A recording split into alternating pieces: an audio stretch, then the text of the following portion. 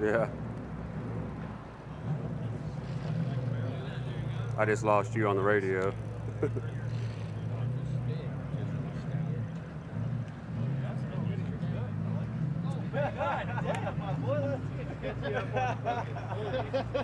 Now you got to get your leg out. Look all pretty. So this is the best. I mean, we've got support here. Support, baby. Zip up. The boots guy on the back of the car. Got the hoodie. The big homie's right here. That's right. That's right. You got it support. I lost you on the radio, so.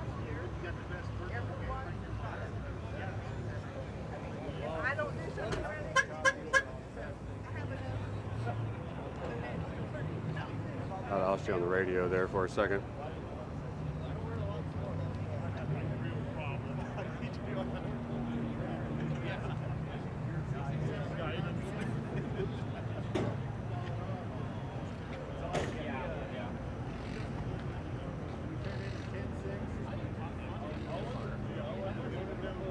It's Minecraft.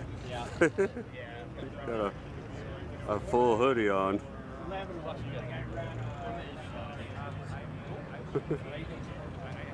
great.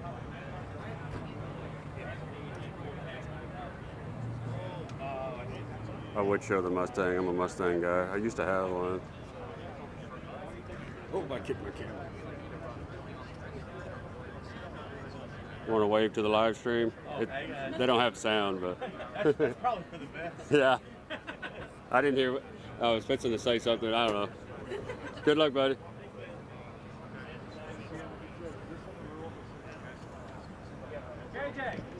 What's that? Yeah. Right by the building right there. Yeah, I know you. Everything is pretty That's a diesel. He doesn't like going sideways to hate it, right? I mean, just got to race people. I guess you look over and see a ball guy in a blue jacket. See your left.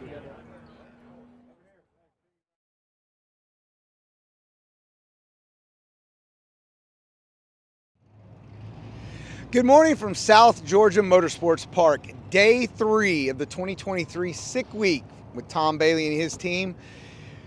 Yesterday saw a litany of issues right down to the last opportunity of the all run. Throughout the night, we lost some heavy hitters. Steve Morris is out. Tom Bailey is out. But the team behind us, and Miss Alex Taylor, the Swedes, we have individuals that are laying down one and dones that struggled throughout some testing as the week started. With today being the day after the longest drive that we've had for Sick Week 2023, at the end of the day today, it's going to be very interesting to see who leaves in the clubhouse and who leaves in the outhouse. But right here, right now, South Georgia Motorsports Park, we're getting ready to kick it off. Sit back, relax, enjoy your day at work, on the couch, and heck, maybe you are even right here. Come out here and see Cletus McFarland, Alex Taylor, and a litany of who's who try to walk away with the helmet at the end of Sick Week 2023.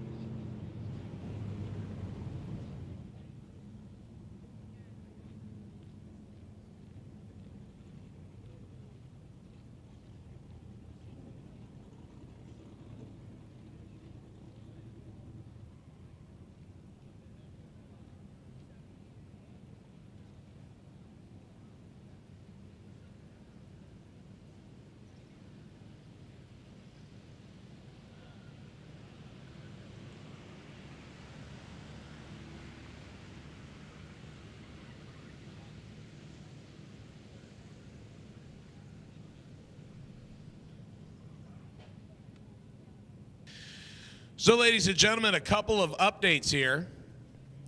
So once again, my A group and B group in slick tire cars. You want to be at the ready because I believe I have about 25 to 30 pairs of C group.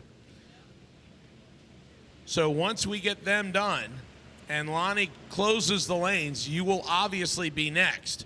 So we want to make sure that you are ready to go as we continue to do a little bit of track prep here. So once again, please make sure A group and B group, if you are on slicks, make sure that you are ready to go.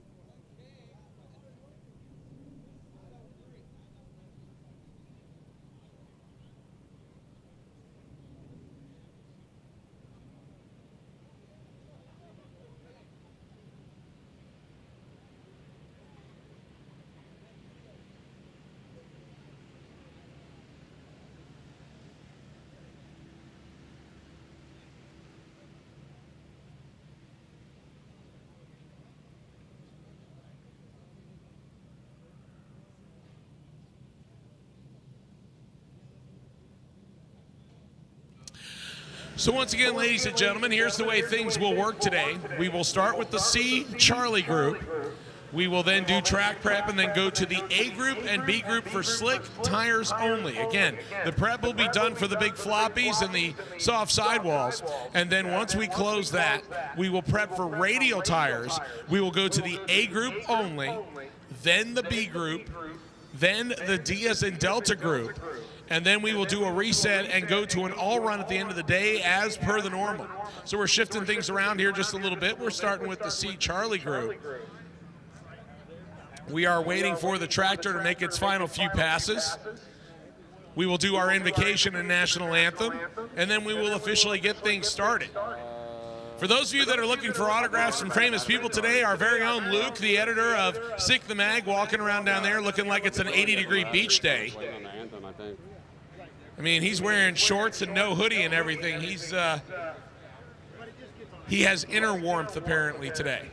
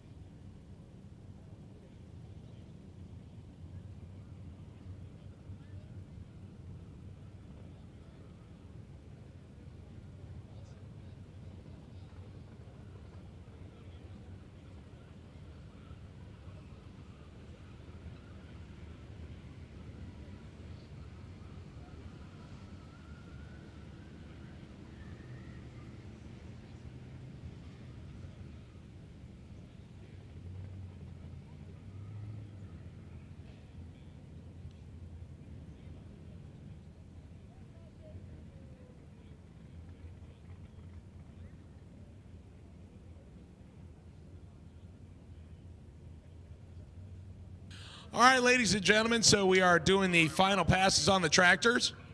We're getting everything ready to go here. Once again, we are starting things a little out of order, so please make sure you make your accommodations accordingly, as we have a full day until 3 o'clock or somewhere close to that, depending on how smooth everything runs, and we'll knock on wood because we've had a good day and we've had a fluid-rich day. We'll just put it that way. So the tractor is getting parked, which means we are ready to go to action. But before we do that, we got a little bit of business to take care of. So ladies and gentlemen, I would ask that you please stand and remove your headgear, as we are joined by Mr. Tom Ratliff from Racers for Christ. Tom is a well-traveled individual, very experienced individual, and because of that, he is going to give a stirring invocation. So I ask that you please remain standing through the invocation, which will be followed by our national anthem. Tom, if you would please, sir.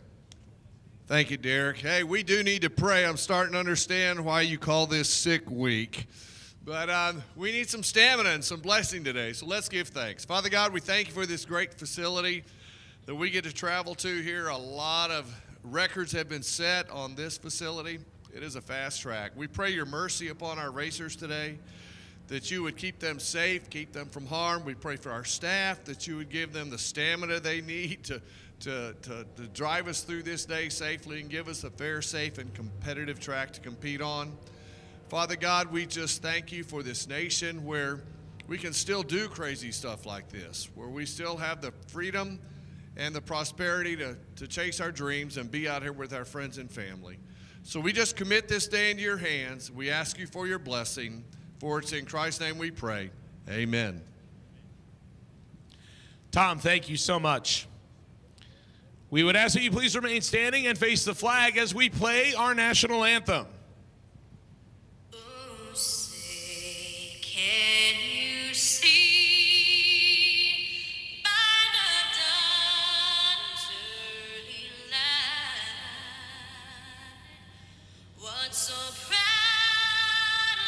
we hailed at the twilight's last gleaming, whose broad stripes and bright stars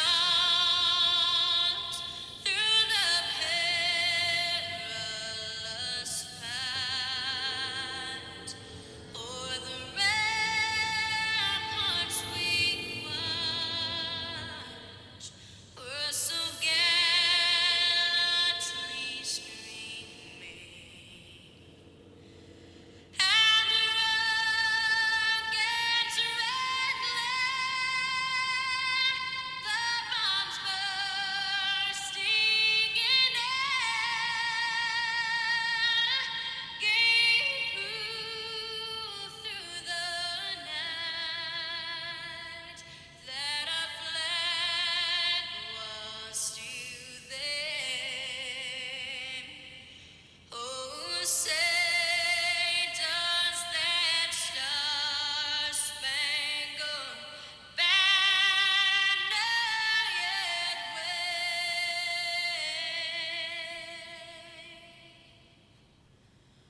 o'er the land of the free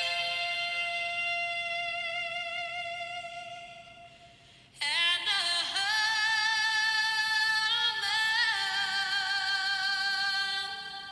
of the brave. All right, ladies and gentlemen, let's go drag racing here on day number 3 of Sick Week, brought to us by Gear Vendors Overdrive, live streamed on Tom Bailey's YouTube channel, thanks to our good friends at Motion Raceworks. Once again, if you are here on the property and you'd like to see all the great camera angles and all the great work that Warren Evans and his gang is doing, make sure you go to Tom Bailey's YouTube channel. That's Bailey. And you can see all the great stuff that we have on behalf of Adam Dory, Don O'Neill, and Sam Shyatt. My name is Derek Putnam. I will take you through the insanity, which is Sick Week here at South Georgia Motorsports Park.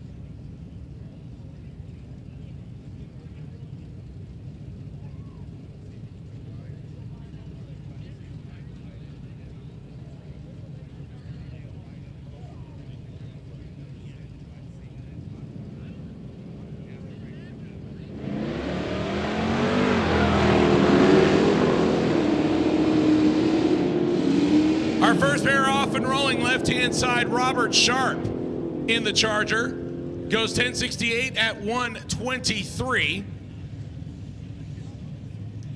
Right-hand side, Michael Turner in the Dart, going 1119 at 119. We will bring up our next pair. Travis Crystal, the 1968 Chevy Chevelle on the right-hand side. We'll match up with the Z06 left-hand side. Z06 belonging to Zach Mogi. And Mogi out in front, 1103 at 124 left side. 1151 at 120 right-hand side. Once again, ladies and gentlemen, all of you that are here on the property, thank you so much for being here for day number 3 of Sick Week, brought to us by Gear Vendors Overdrive. We appreciate it. Our next pair, Mustang versus Camaro. Marianne Young occupying left-hand side in the Mustang. The Camaro on the right-hand side, that belongs to Robert LeBron Frank. And Mary Young out in front, 1024 at 140, 1183 at 122 for the GM product. Once again, a whole lot of people out here on behalf of Sick Week today, so keep in mind, while you are in the lanes, in the pits, so forth, you may get visited by one of our teams, so please make sure that you are set yourself. Take a few deep breaths. We may put you on camera. We want to tell everybody at home about your dedication and your sickness to Drag and Drive community.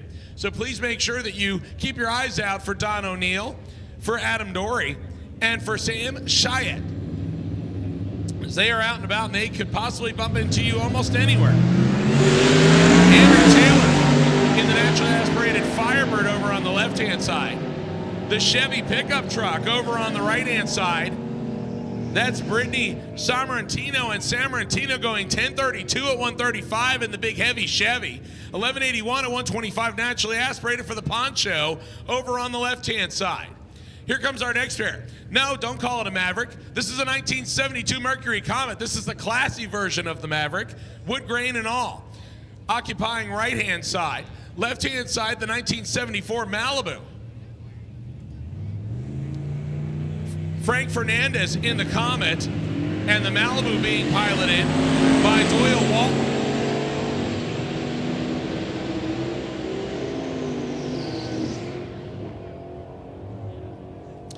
A 1039 at 130 for the Malibu, 1072 at 126 for the Mercury. Attention in the pits, attention in the pits. C Group, lanes will close in 10 minutes. C Group, lanes will close in 10 minutes.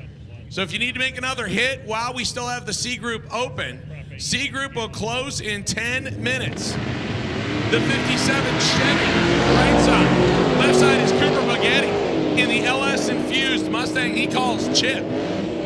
Cooper, left side. 57 Chevy, right side. 57 Chevy goes 1018 at 133. The beautiful Chevy belonging to Stu Hill.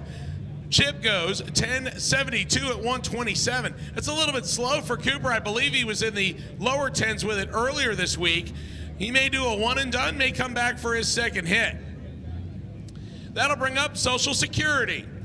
This is Brian Slow, the turbocharged Coyote over on the right-hand side. And the 1965 Nova over on the left-hand side.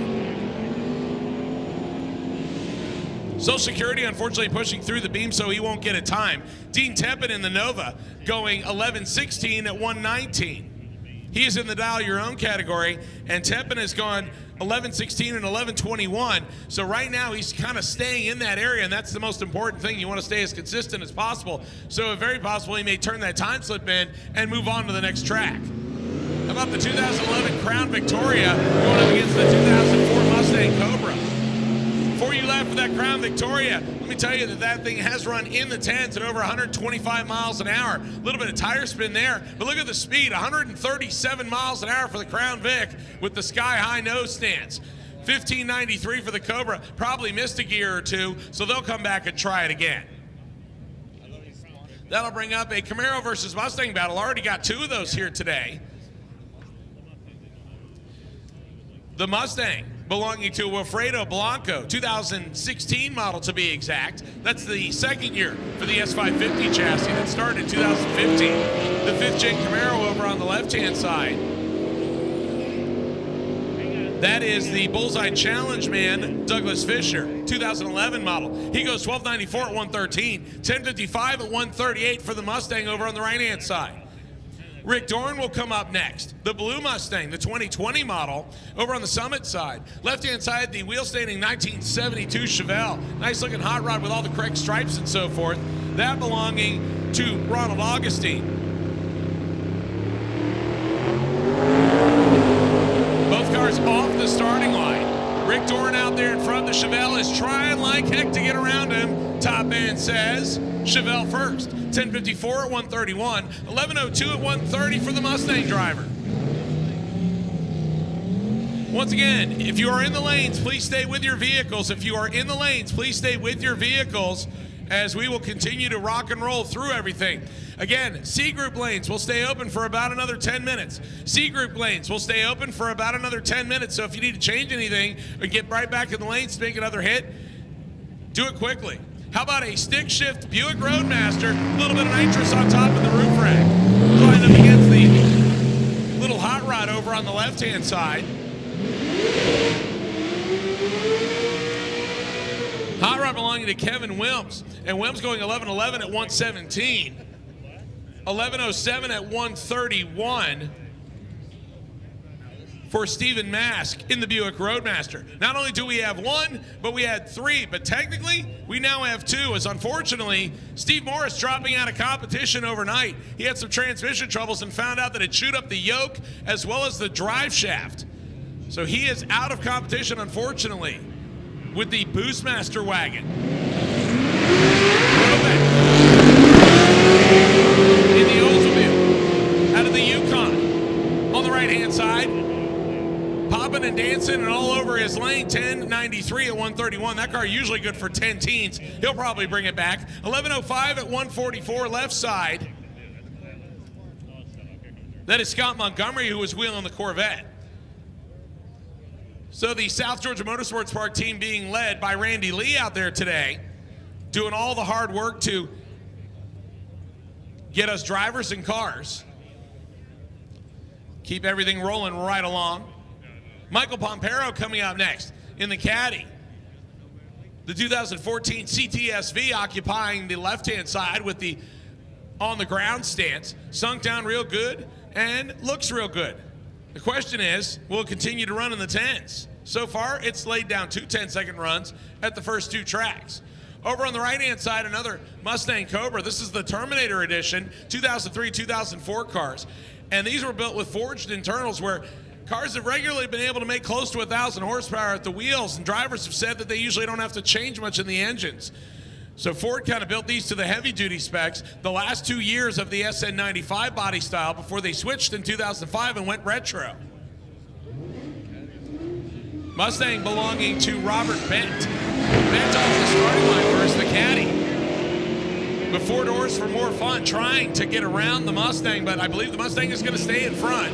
1055 at 136, 1091 at 137. Notice the speeds are almost the same, but the ET about 3.5 tenths difference. It was all in the 60-foot. The Cadillac spun, and the Mustang didn't.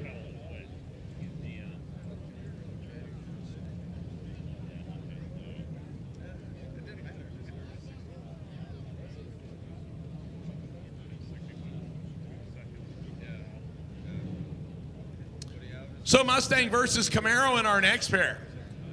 Little notch Mustang over on the left-hand side. That is Stephen Gauthier, 1990 model notch Mustang. And it looks like he's probably going to make a single pass. As unfortunately, the Camaro over on the right-hand side has some fluid coming out of it. So for safety's sake, we're going to back them up. We're going to send the Mustang on a single pass down the left-hand lane.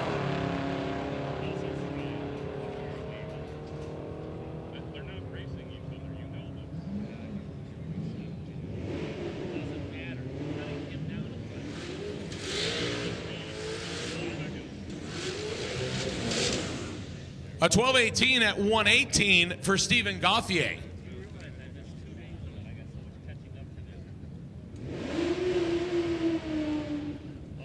Now we'll bring up the Pontiac G8 on the right-hand side. The 6th-gen Chevy Camaro over on the left-hand side. Once again, ladies and gentlemen, please make sure you go over and check out Tom Bailey's YouTube channel. Even if you're here on the property this week, we would want to make sure you go over and like and subscribe. It's where we have all the great live streams, as well as all the videos that we do, both in the pits and on the road. Adam Dory's been getting out there early while I've been kind of chained to the desk, so to speak, and getting me the reports that we put out over the broadcast, letting us know what's going on at checkpoints, who might be having trouble along the routes. And that's the way to check all that out. Ryan Sullivan coming up in the Camaro left side. The Pontiac G8 over on the right-hand side. What a good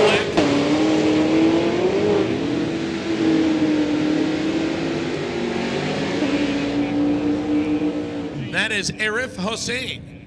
And Hussein going 10:42 at 1:39. Camaro driver going 12:53 at 1:23. Chevy Malibu station wagon coming up next left-hand side, and the full-size extra cab GMC Sierra on the right-hand side. The Sierra belonging to Preston Anderson. The wheel standing wagon, hey, holy cow, that thing coming around. If he didn't have his coffee before he made that run, he is awake now.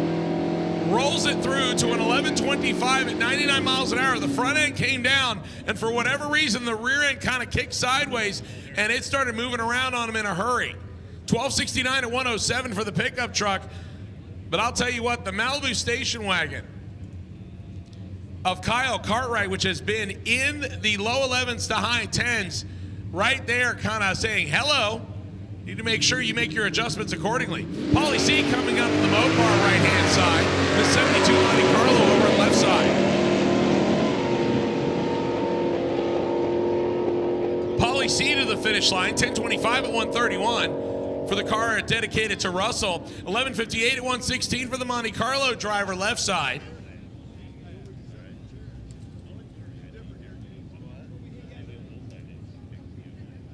That's Ethan Hassler.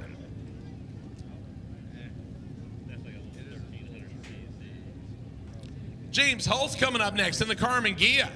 Over on the left-hand side, that's a 1964 model Carmen Ghia. It's been in the 11s so far here this week, an 1164 and 1157. It's a pretty consistent little car. Right-hand side, the 3rd-gen Firebird. That is Bobby Ritt. And Ritt dropped almost 0.2 of a second off his ET, going from the 14s to the 12s on the second day. Right now, the VW showing him the way down the racetrack left side. And the Volkswagen clocking in for a 12:22 at 1:13, 12:03 at 1:13. That's Bobby Ripp's fastest pass of the week so far. Might get into the 11s. So being here at South Georgia Motorsports Park, our one and only stop on this crazy tour called Sick Week.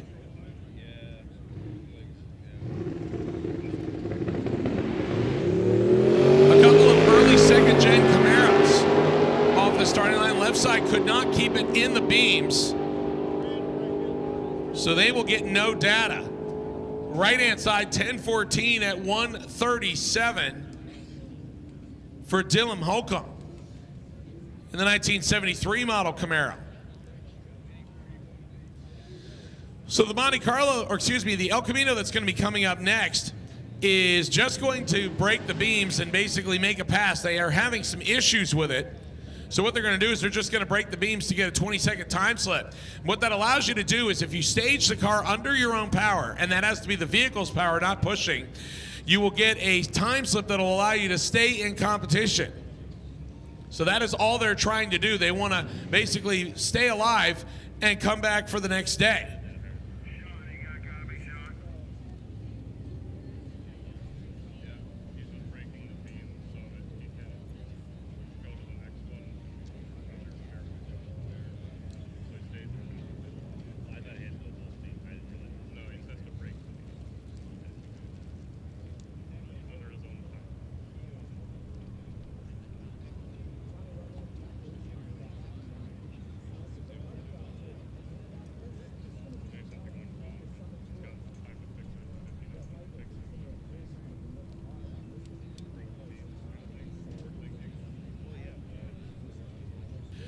So ladies and gentlemen, as we continue to roll the C group through, the C group, we got Kevin McKenna coming up over on the left-hand side. This is one of the senior editors from National Dragster Magazine from the NHRA. He will stage up against Mitch Thome, the 2019 Hellcat Charger in the subline green that would make Stevie Wonder's eyes bleed. I am joined in the tower by Tom Bailey, and unfortunately, well, actually I should say fortunately, Tom actually looks rested.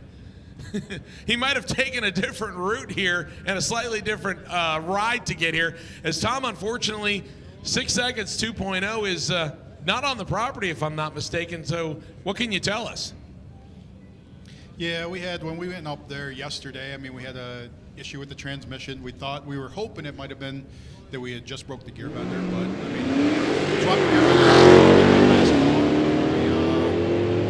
We got the gear vendor in, got ready to make the last call to make a pass, and it was a transmission. We still had no reverse, and first wasn't holding, so kind of just we think the pump might have went out in the trans, but I mean, we'll find out once we get tore apart. So, but it's yeah, unfortunate things, but I mean, that's racing, and had to make a decision on whether or not to fix the car and come make exhibition runs later in the week, or come and be a promoter of the event for the rest of the week. So I chose to come be the promoter and hang out, and then we'll fix it after. But I mean, that's literally just what happens. I mean, you're pushing this stuff hard, and I mean, it's a thing we've actually never broke on the car. We thought we had fuel system figured out, and sure enough, then then we break the transmission, something we weren't even worried about. As a pair of diesel pickup trucks going down the racetrack. Left side's going to get there first. On the brakes, going 1046 at just 83 miles an hour on the brakes. 1321 at 101. So, Tom, we talk about the fact that obviously SICK now has 3 drag and drives, just part of the 23 drag and drives this year. So the good news is you got plenty of opportunities to get 2.0 fixed and back out for something else. The bad news is at your own event, you now stand 0-2. Yeah, correct. I mean, and that's the thing is, I mean, we came out and hoping to run a 5-second pass every day. That's why I was disappointed with Monday and not putting down that 5-second pass. And then I can figure, okay, I can still get a 5-second pass. So obviously that doesn't happen. So I mean, the goals with the car is still freaking sitting there, and the unfortunate thing means I got to put the freaking thing back together and drive it again at some event. So I was hoping to be done with it and move on to another car. C group, your lanes are closed. Attention in the pits, C group, your lanes are closed. Do not enter the staging lanes, please. That means the A and B group for slick tires, you should be getting ready. A and B group for slick tires, you should be getting ready. We haven't called you yet, but we will shortly. So once again, A and B group, slick tire cars only, you're going to be coming up next. A 1079 left side, 1045 right side will bring up our next pair. Tom, we talk about the fact that obviously you started not only SICK, the magazine, but now doing 3 different events, and you've been able to look at them from both a promoter and a racer, following along with some of the racers and actually doing the correct checkpoints and everything this year. After I had some medical issues last year and wasn't able to do them, you really do have to be dedicated and a little bit sick to do these, as we got done so late at Orlando on the first day that almost everybody got into Bradenton on the second day, and it was the next day. It was AM, and so a lot of people were looking a little weary, and we were just getting started. So I guess now the question is what's easier, being a promoter or being a racer? Yeah, I don't know. That's a tough call. I can tell you being both is really tough. But no, I mean, and that's the thing. I mean, the checkpoints and obviously the adventure, I mean, we can't control that traffic out of Orlando. I mean, we sat in that one road or whatever, that John Glenn. I think in an hour and a half, we went 4 miles of that 9.5-mile trek. So, I mean, that was horrible. But, I mean, once you did get south of Orlando, then, I mean, it was smooth sailing. I mean, yesterday you had 75 traffic. Even when we left after I parked my car down the street from Bradenton and we got rolling, I mean, we were stuck in traffic. And I was just thinking about all the guys sitting in that traffic with their car, and me was hoping to be sitting in that traffic with my car, but wasn't the case. All right, attention in the bits. I need a low-pressure tire gauge. If you have one, please bring it to the front of the staging lanes. Our very own Lonnie Grimm could use it. A low-pressure tire gauge. a low-pressure tire gauge. If you have one, we could use it at the front of the lanes. Travis Crystal on this Chevy Chevelle, left side going 11:54 at 119, 10:54 at 139, right-hand side for Marianne Young as she came back around for her second hit. The 74 turbocharged Malibu coming up next, right-hand side. Over on the left-hand side, the all-motor Firebird Formula, the third-gen car.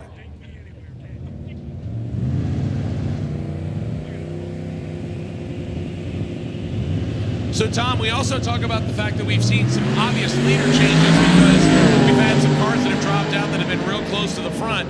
But as soon as two people drop out, like you and Steve Morris, we immediately have Michael Westberg, and then Mikkel Borgren finally makes a decent pass. Alex Taylor has made 2 6-second runs in a row. Steven Gustafson actually blew his own driver door off yesterday. And both him and Michael Westberg both going in the 640 range. So even if you wouldn't have gone out, you would have had some tough competition. Yeah, no, that's a big whatever possible, just go down with a single set of injectors, and we just didn't make the call in time. And then after I heard them run both 640s, which is freaking awesome, I'm like, well, I definitely wouldn't have been able to compete with that with one set of injectors. I would have ran out of injectors. So, like, I mean, but seeing all those cars and seeing how everybody's doing, I mean, that's what's awesome. I mean, love the competition and love how close those guys are. And I mean, it's crazy. I mean, we're in the U.S. and we got 2 Swedes battling it out for the lead now. Attention in the pits, attention in the pits. I need A and B group slick tire cars only. A and B group slick tire cars only to the lanes at this time, please. A and B group slick tire cars only to the staging lanes, please. Rick Dorn coming back around in the blue Mustang GT. That's the car on the Summit side. Left-hand side, the Terminator Cobra. That is Jordan Flasner. 2003 model Cobra. He gets there first, 11:14, 126. 11:47 at 111 for Rick Dorn over on the right-hand side. That'll bring up the little hot rod of Kevin Wilms on the right-hand side. And the 2016 model Mustang over on the left-hand side. That is Wilfredo Blanco. So, Tom, you've been around this for a while. Obviously, we know that Stefan Gustafsson has been doing this and has some track record. Obviously, again, he is the defending Sick Week champion. But how about Michael Westberg? I mean, guy has been struggling, had to rebuild the rear end, had to rebuild the transmission. This is the last time he will be on U.S. soil for the foreseeable future as the truck has been sold. He's going to build a new vehicle to run Street Week over in Sweden. So if you were going to pick one, who would you pick? Oh, I think definitely a Swede's going to win that. So I have no idea who to pick because I mean both of them were just willing to battle and do anything to make it happen, live through the week. I mean Michael went through similar stuff on drag week. I mean just kept coming back, and I mean definitely who. With the rain out on Friday, if he would have made an extra pass on Thursday with how my car was running, I mean, he would have taken the overall victory there. So, I mean, he's definitely killing it. I mean, the other thing, too, it's awesome. These C group cars getting to go first in the morning here. So, get that run in. They can easily get 2 runs today because they can come back for the all run after. I feel like we didn't get all the C group cars here, though, this morning. So, did we? I don't know. I didn't think that was my job. I'll let Tanya tell me how good the list looks. As Rovek going back down the left-hand side out of the Yukon, he drove 5,600 miles to be here. 10:14 and 132 for the Oldsmobile-powered Oldsmobile. Over on the right-hand side, Mr. Sullivan in the 96 Camaro having his troubles. He got backed off on his first time down the racetrack, and a 22-second time slip is not what he wants for the car. Normally in the bottom 12s while he stick shifts it down the racetrack. So he'll probably wait for the all-run session if it's not too terminally wounded. So Arif Hussein coming back up again for another shot in the G8 and the 2014 Cadillac CTS-V over on the left-hand side. So as Tom said, we are starting with the C group here today. Michael Pampero will provide competition, even though technically these are time runs. You're not really facing anybody unless you want bragging rights. And since both of these cars sporting the LS Supercharged power plant, it'll be interesting to see who does what. The G8 spins, I can tell you that. You know what's funny, too, is Greg, my co-pilot, brought it up to me on the way here. He's like, with the reaction time thing, maybe there should be some award, like if somebody gets treated by a slower car and they don't win the match or whatever, that there's some point system. So you mean like that one right there where an 11:21 gets ahead of a 10:92 because of the better light? It's as if we set it up for you. Yeah, there you go. That's actually a perfect situation in some way, just for like those bragging rights you're talking about. How do we implement that into it? Well, like you said, with a lot of the people that are coming out here and doing this, some of them have only done really test and tune. Because let's be honest, I mean, competitive bracket and index racing, that's not really in a lot of people's wheelhouse. So what happens is a lot of people just run test and tune because it's what they feel comfortable with, and it's where they could get their friends to come out because, again, it's a non-threatening environment because there's not the pressure on you, so to speak. So when you come to a drag and drive, there's already so many factors involved that really ratchet that up. So for a lot of people, the reaction time difference really kind of adds a new wrinkle into it. As a matter of fact, Audrey Beeler, who is running the 68 El Camino, actually stated publicly that the reaction time thing wasn't something she was aware of until she ran your race last year. She had run Rocky Mountain Race Week a couple of times, and of course the reaction time didn't make any difference. Now she has to worry about it. Well, and that's the thing. And you say something she was aware of. You act like she was nice about it. She was a big proponent of, why the hell are you doing this? I can't do this. And I said, you know what? One way or another, we're going to turn you into a racer. So, because there was a lot of complaints last year when I was the first event to institute a 1-second rule to get better side-by-side racing. And, man, there was a lot of haters. But you know what? They turned them into racers. Oh, absolutely. And again, like you said, the biggest thing that it was done for is, again, to combat somebody leaving, say, within 1 second of the tree going green and then the other car sitting there building boost for 10 seconds. It's not a very good show. So looks like one of the Levinstats having trouble with the CRX right there. Paulie C going down the right side and left before the tree was activated, so he won't get an ET on the Mopar. But unfortunately for the PFI Speed Camp, something happening right there as the Honda CRX that last year at Gainesville had the engine spread out over the pit area like a yard sale, and unfortunately it just barely made it to about the 60-foot mark, and looks like something going wrong here. Those are the two brothers actually that are competing this week in that car, as Brent Levinstat is actually behind the wheel for the first time. I think Cletus released him from his contract of being a passenger and said, yeah, you can actually go out and get behind the wheel.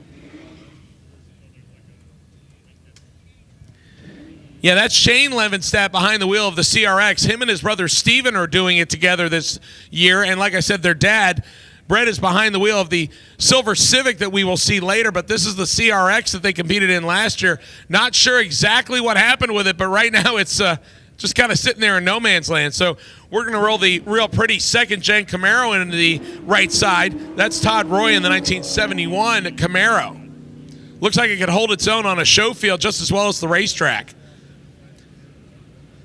And something going wrong with the clocks, unfortunately, so we will not get a time on that one.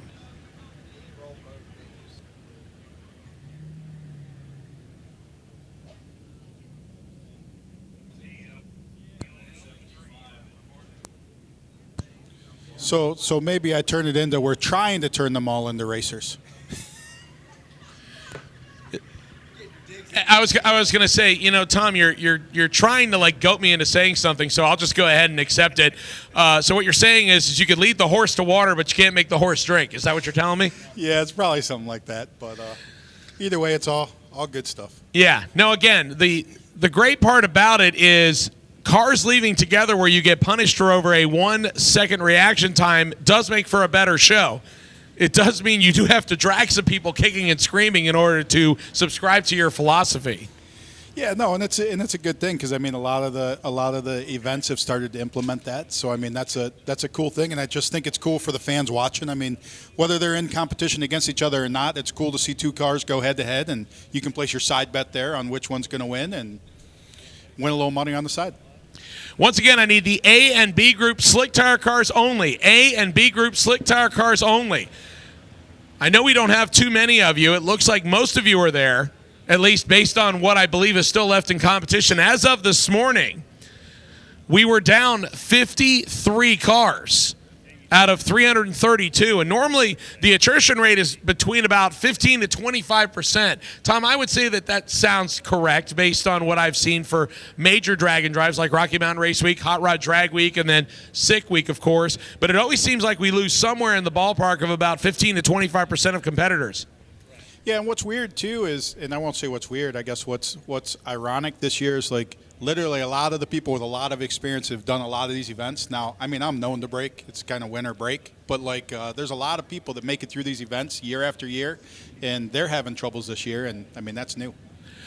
Yeah, and oddly enough, like we talked about, the two Swedes that are now going to be battling for the title, I mean, granted, we still have 3 whole days to go because they haven't made a pass yet today. But one of them came within 0.02 of a second of beating you last year at Drag Week. So you were able to do okay at Drag Week, but so far, again, not doing okay at your own event. I almost wonder if it's somebody saying, hey, listen, you're not supposed to do good at your own event. You're supposed to be the promoter, not the racer.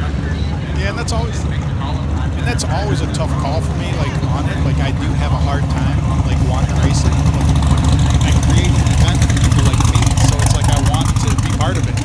Right, exactly. You talk about the fact that you basically changed 2 major things in the drag and drive community. Number 1, superior track prep at every track.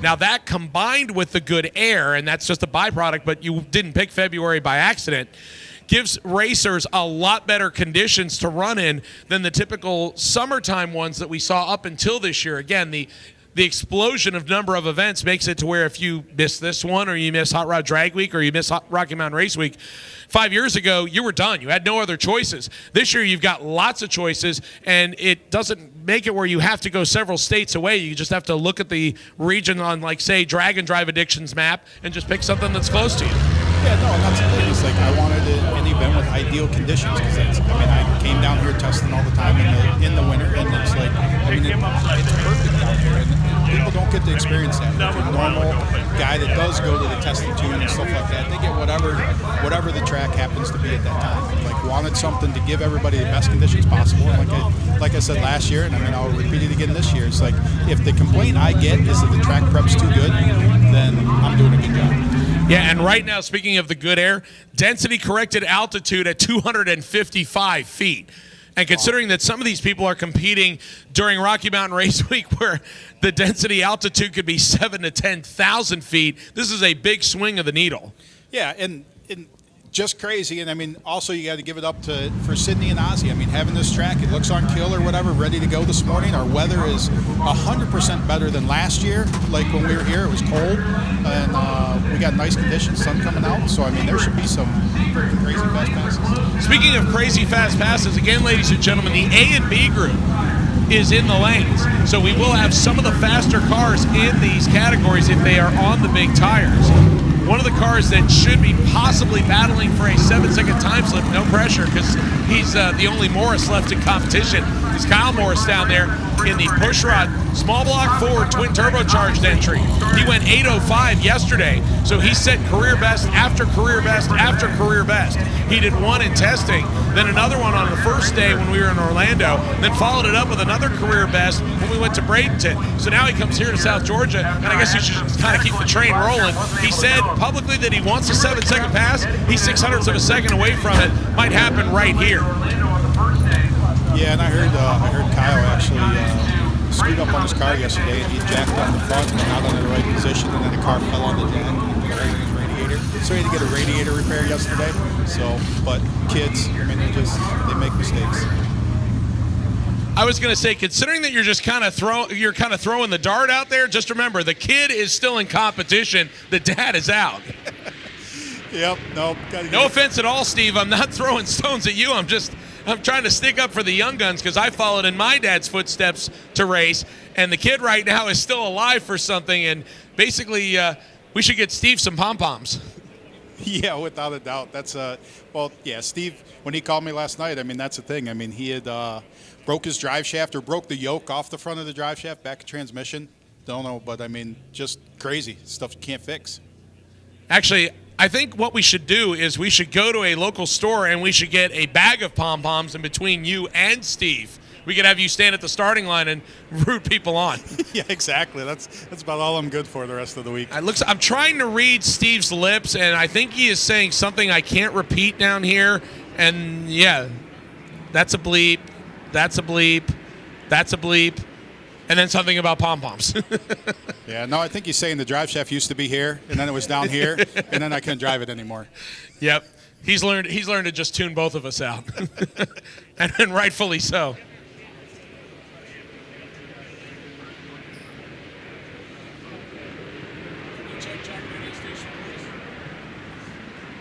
So, ladies and gentlemen, some of the other people that are in the staging lane, some of the faster cars that you might want to pay attention to. Again, Tom Bailey's YouTube channel.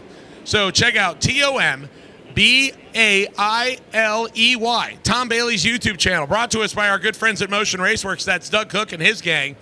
As we got some of the fast cars coming up, including Jerry Sweet, Alex Taylor, and I even see Brian Goldstone, and it looks like we got the Sac Nova all the way at the back, too. So we've got 6 and 7 second capable hot rods, as well as the naturally aspirated Disco Nova. And the Disco Nova is what some people would call the 75 to 79 models. And in the case of Mr. Sweet, I could say Disco Nova because it's got the paint job that it looks like it would match from the disco era as well.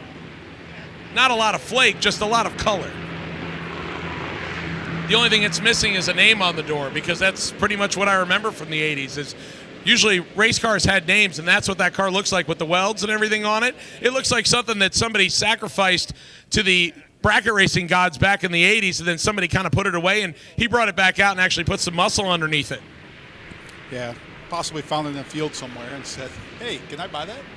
Well, that's what Tony Angelo did. He found the 1974 Firebird that he basically rescued and brought to Sick Week with no track time at all. It only had some dyno time on it.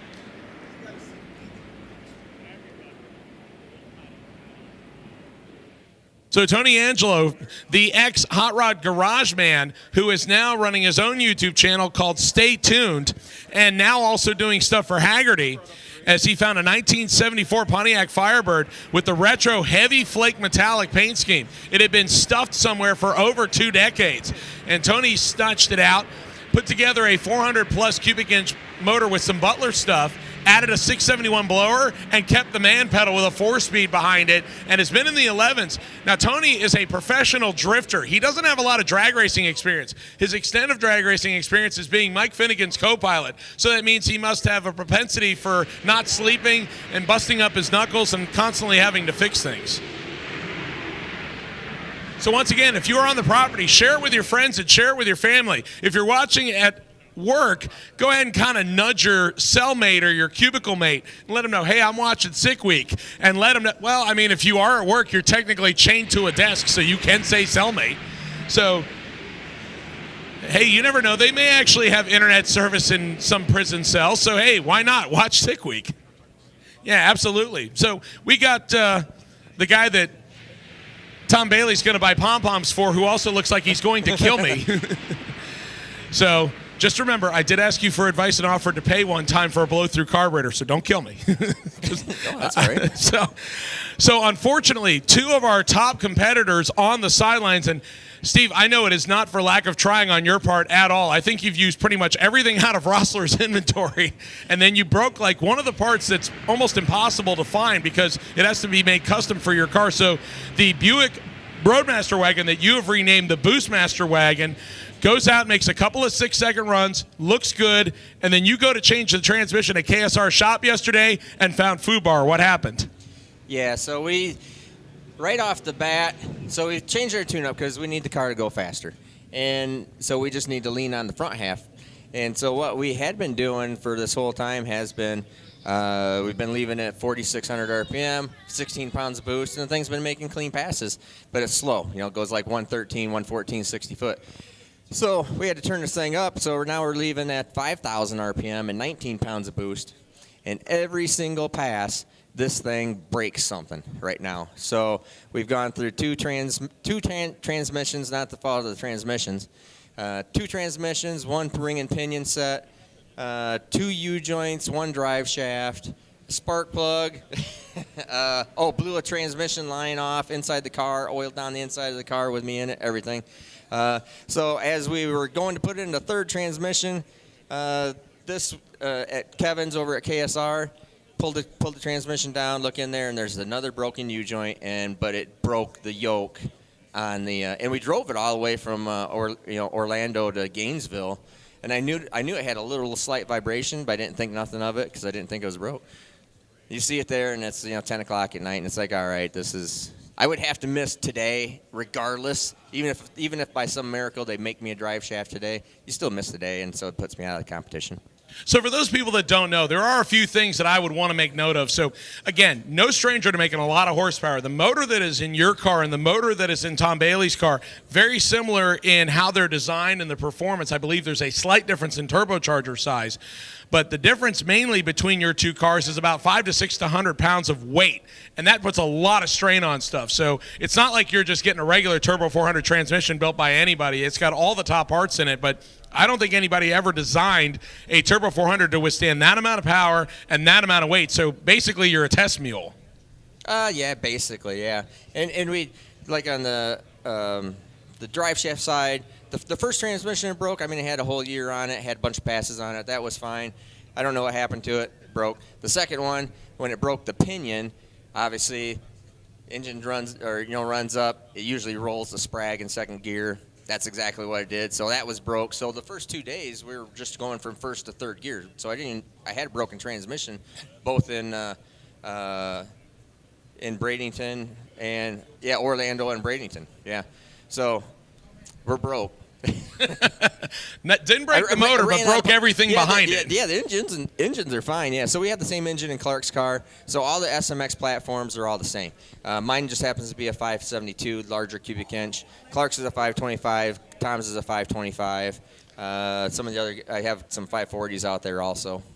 Now yours on not even the right boost level made a little over 3,200 horsepower on the hub dyno at Fuel Tech before you got down to Bradenton, and that was the first white flag where the transmission said, "No mas, we're not good, we're not happy." Said that's enough. And Lewis there at Fuel Tech is he's crazy. He is all about, wow, this is going to make a lot. This is going to make over 4,000 horsepower. Let's turn it up. Let's make 60 or 70 pounds of boost. I go, no, well, I need to make it through sick week first, and lo and behold, still didn't. So I mean, tons of power on the table. Looking forward to going faster. Just got to get some parts to live. So you just keep on finding the next things that break. And that's exactly where I'm at. And your problem that I would say that comes from that is once you find the limitation of where you can make everything work, then you're going to keep turning the knob up to find more power because that's what an engine builder does. Oh, yeah, absolutely. That's exactly where I was at. I was at a level where it was going 650s and it would not break, and tried going faster, and now it breaks. So Steve Morris, unfortunately, is going to be a cheerleader, but at the same time, you get to watch your son compete, and that can't be all that bad as he's on the cusp of a second time slip. Yeah, he's doing great. Proud of him, and he's getting ready to roll. So I'm going to go down there and watch him right now. Steve, thanks so much for coming up and joining us here in the tower. Steve Morris, ladies and gentlemen. Look forward to seeing him out on Dragon Drives again this year. A couple of potent players coming to the starting line. So for those of you that are not on the fence or in the grandstand, I suggest you go find a spot. We're going to run some of the quick stuff. Jerry Sweet coming up the naturally aspirated Nova on the left-hand side. Right-hand side, Alex Taylor, the 1955 Chevy. Big block Chevy with a couple of real big turbochargers, and she is looking for another one and done. She hopes to run a 6-second pass over 200 miles an hour and get on the road to Gainesville Raceway. Can she do it right here? Let's bump in and find out. Off they go. Alex Taylor, a little bit of a wiggle. Top end says 699 with a 9 at 206 miles an hour. Her third straight at a different track. 6-second pass. No, 699. 699. She just barely got in there. 1 thou slower, and it would have been a 700. So Alex Taylor, 343. 6-second passes at Orlando, then Bradenton, now at South Georgia Motorsports Park. And more than likely, I'll bet they pack it up and they go to the next racetrack. And again, the reason I have the excitement is because they have gone through practically everything in the arsenal to get there. They were down to their last shot at Orlando, and they made a 696 pass, then followed it at Bradenton with a 690 pass, now a 699. The car was moving around a little bit on her in the lane, but she held on to it, kept the loud pedal down, and was rewarded with the time slip she wanted. An 846 at 160, not a bad pass for Jerry Sweet over on the left side. That's about what he's been running, and he had a front row seat to what Alex clip off her third 6-second pass. She had 0, ladies and gentlemen, 0 6-second passes in Drag and Drive competition before this week, now has a trio of them. Let's bring up our next pair. Brian Goldstone coming up the 1973 AMC Javelin. Big block Chevy, 557 cubic inches of it to be exact. with a pair of hair dryers underneath that long hood. He is running in the unlimited iron category near the top right now. Goldstone, 674 and then 669, his first 2 time slips of the week. He will line up with Jason Sack, also in the unlimited iron category. The difference between unlimited iron and unlimited is it must be a VIN factory car with a steel roof and quarter panels. That's the difference. Sack relying on LS power, 427 cubic inches of it with a hair dryer big enough to lose an arm in. That's the Orange Nova over on the left-hand side. He wants something in the low 7-second range. Brian Goldstone in the black and red Flamin' AMC would like something in the 660 range. And he bumps through, unfortunately, and will send Jason Sack on a single pass. Drives it through the tire shake. Sack on a good run left-hand side. Scoreboard says 7:08 at 196 for Jason Sack. I believe that is his new personal best. 7:08 for the single turbo LS. 196, a 1:10 60-foot time, 4:56 at 1:56 to 8th mile. And Sack rolls it all the way through and runs 7:08 at 196. That will probably also be a one and done.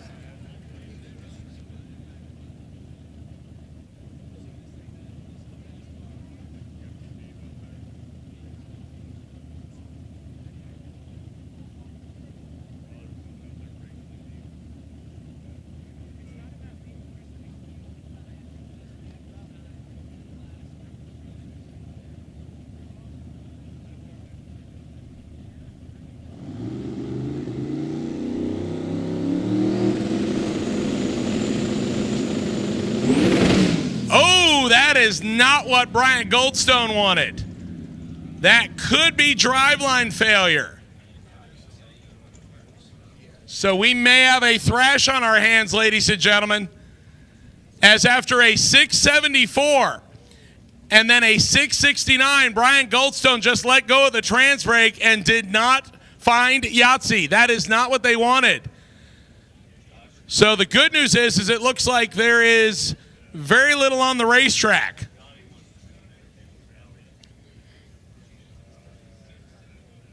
So Brian Goldstone will go back to the pit area. Now, the good news is he staged the car, so he is still in competition. The bad news is a 20-second time slip is all going to eliminate him from contention for unlimited iron, and that's not what he wants. So I would be willing to make you a bet there is going to be some thrashing going on in Goldstone's pit here in just a little bit. So thankfully, like I said, there is very little parts or fluid on the starting line, so we immediately will roll the next pair into the water box. How about a 1969 Cougar? This is Robert Bartram. This is the upscale edition of the Ford Mustang. They had in the wood grain and all the extra chrome. And a little bit of nitrous on top for Robert. Robert so far has been 875 and 873. He's been pretty consistent so far. Obviously, we know the racetrack is there, so he's wanting to try to nail that number down just a little bit more. He'll line up with the beautiful split-window 1963 Corvette of Chad Noel. Noel has been a 10-second player so far here this week. As that car is set up on cruiser mode, that thing is in real nice condition, and as I mentioned, a 10-second player with the big tires out back. Little bit of tire chatter there for Robert. The Mercury on a pass, down right side. 884 at 154, so he's about a tenth of a second slow from what he ran previously. A 997 at 136 for Chad Noel. I believe that is his first trip into the nines, so not a bad pass there for him.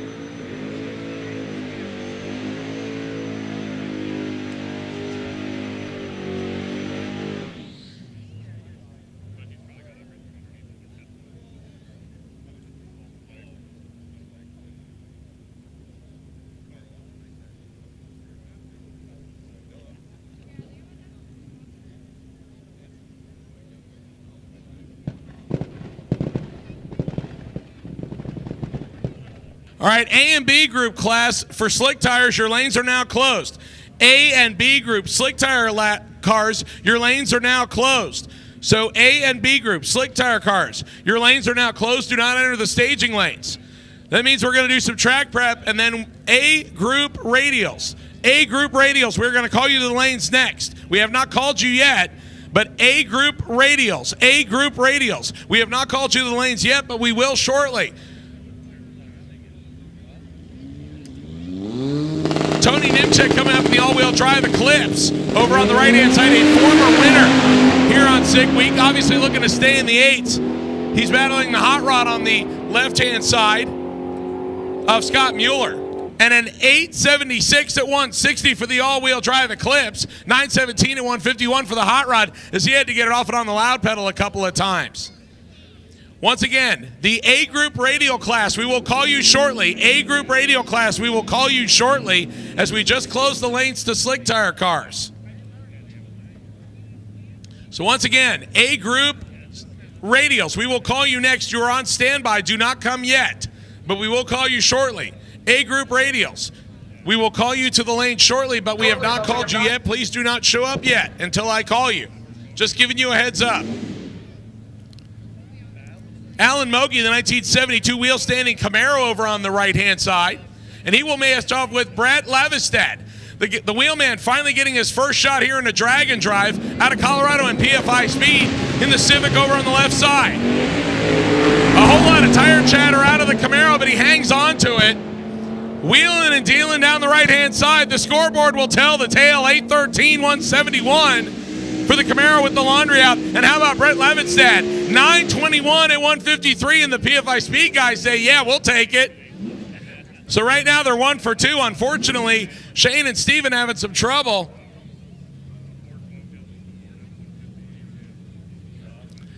And we will roll our next pair up.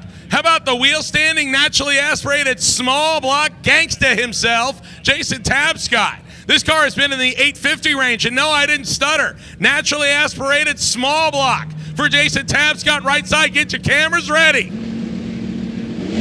And there he goes. He's got the front end tied down, though. He wants 8.500. Can he get it right here? Top end says 855 with a 9 at 158 for Jason Tabscott. And the truck getting sideways at the top end.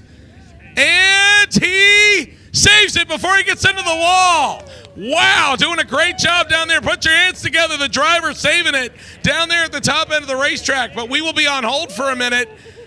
I have to wonder if maybe they turned it up a little bit too much and the head gaskets came loose and put some water underneath the rear tires, because normally not going to get loose down that far on the racetrack. And that makes me think head gaskets.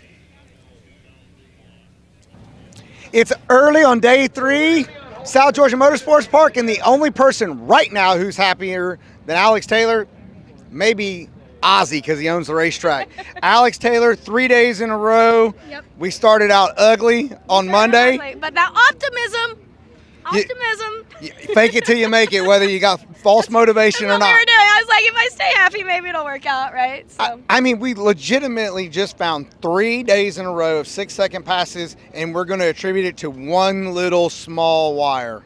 That's what we're going with. And you know what? It's working right now, so I'm not questioning it. You know, we'll look at more stuff later. But today was a 6 by the hair of our chin. Literally, it's a 6.999 at 206. So we slowed down, still ran a 6. I'm okay with that. Well, now that's after completing the longest drive for Sick Week. Now you're getting ready to go on the shortest drive. Are we going to hang around, or are we just going to get out of here? The competitive side of me, like the ET, I'm like, I want to go faster, tells me I want to make another pass. But the side of like, oh, we have a drag and drive, we got to complete the event, you know, kind of thing, says let's get on the road. So I don't know. I'm gonna run it by, talk about it. Probably hit the road. I mean, Dad, can we get a steak? Did we not earn a steak? That's 3 in a row. I mean, right? Steak. I'm with you. I'm totally with you. Yeah. All right, hey, going for 4 tomorrow. Gainesville? Yeah, that's the plan. So we're going to try. So. All right, tell everybody that's at home where they need to follow you. So if you want to watch, my stuff is Alex Taylor Racing or Riding with Alex Taylor on YouTube. All right, guys.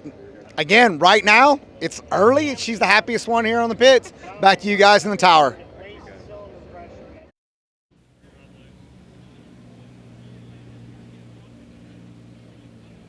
All right, ladies and gentlemen, so getting everything cleaned up on the top end. We were on hold there for just a minute while we had an interview with Alex Taylor, who just ripped off her third 6-second pass at each track. So again, Alex Taylor came into Orlando running 6s in testing, had gone over 200 miles an hour on a drag and drive, but had never run a 6-second pass on a drag and drive, and now she has 3 of them. So obviously, Alex in contention for a 6-second average. That would be the first and only time that she has ever done it. She has 2 racetracks left to go, and obviously the 55, after all their struggles, is finally treating her right. So once again, if you would like to check out all the great stuff that we have going on behind the scenes, as Don O'Neill, Sam Chiat, and Adam Dory down on the deck interviewing racers in multiple locations and getting us all the details, go and check out Tom Bailey's YouTube channel. Over 5,000 people are already watching it this morning. So obviously not a lot of work is getting done somewhere because somebody's not paying attention to their spreadsheet. They're watching drag racing here at South Georgia Motorsports Park, and rightly so. So once again, I have called A group radial only, A group radial only to the lanes, not A and B. I have called radial for A group only, radial for A group only. If you are on radials and you're in B group, you need to stay in the pits. If you come up, we may send you back. Again, South Georgia Motorsports Park has smaller staging lanes, so we are calling A group and B group separately. So A group only on radials. I need you to the lanes at this time, please. SICK the Magazine is giving you the chance to win a Supercharged 2012 Chevy Tahoe. Custom wrapped in SICK colors and equipped with an Edelbrock Supercharger and Mickey Thompson tires, this is the sickest Tahoe in the world. There's all kinds of ways to get your chance to win. You can get 30 entries by buying an annual subscription to SICK the Magazine, or an entry for every $5 spent on merchandise at SICK Week or online. But be quick. The opportunity to receive entries will close on February 28, 2023. No purchase required. Terms and conditions available at sickthemag.com.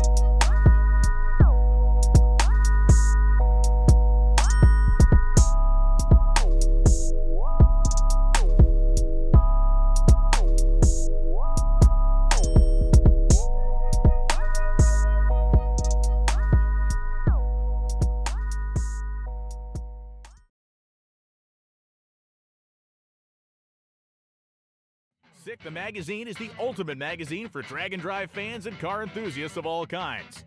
With over 200 pages and coffee table book quality, every issue of SICK the Magazine is packed full of amazing street machines that can race just as well as they can cruise. Get deeper into the SICK world of drag and drive by subscribing today. And remember, every annual subscription to SICK the Mag gets you 30 entries into the Supercharged Tahoe giveaway. Terms and conditions available at sickthemagazine.com.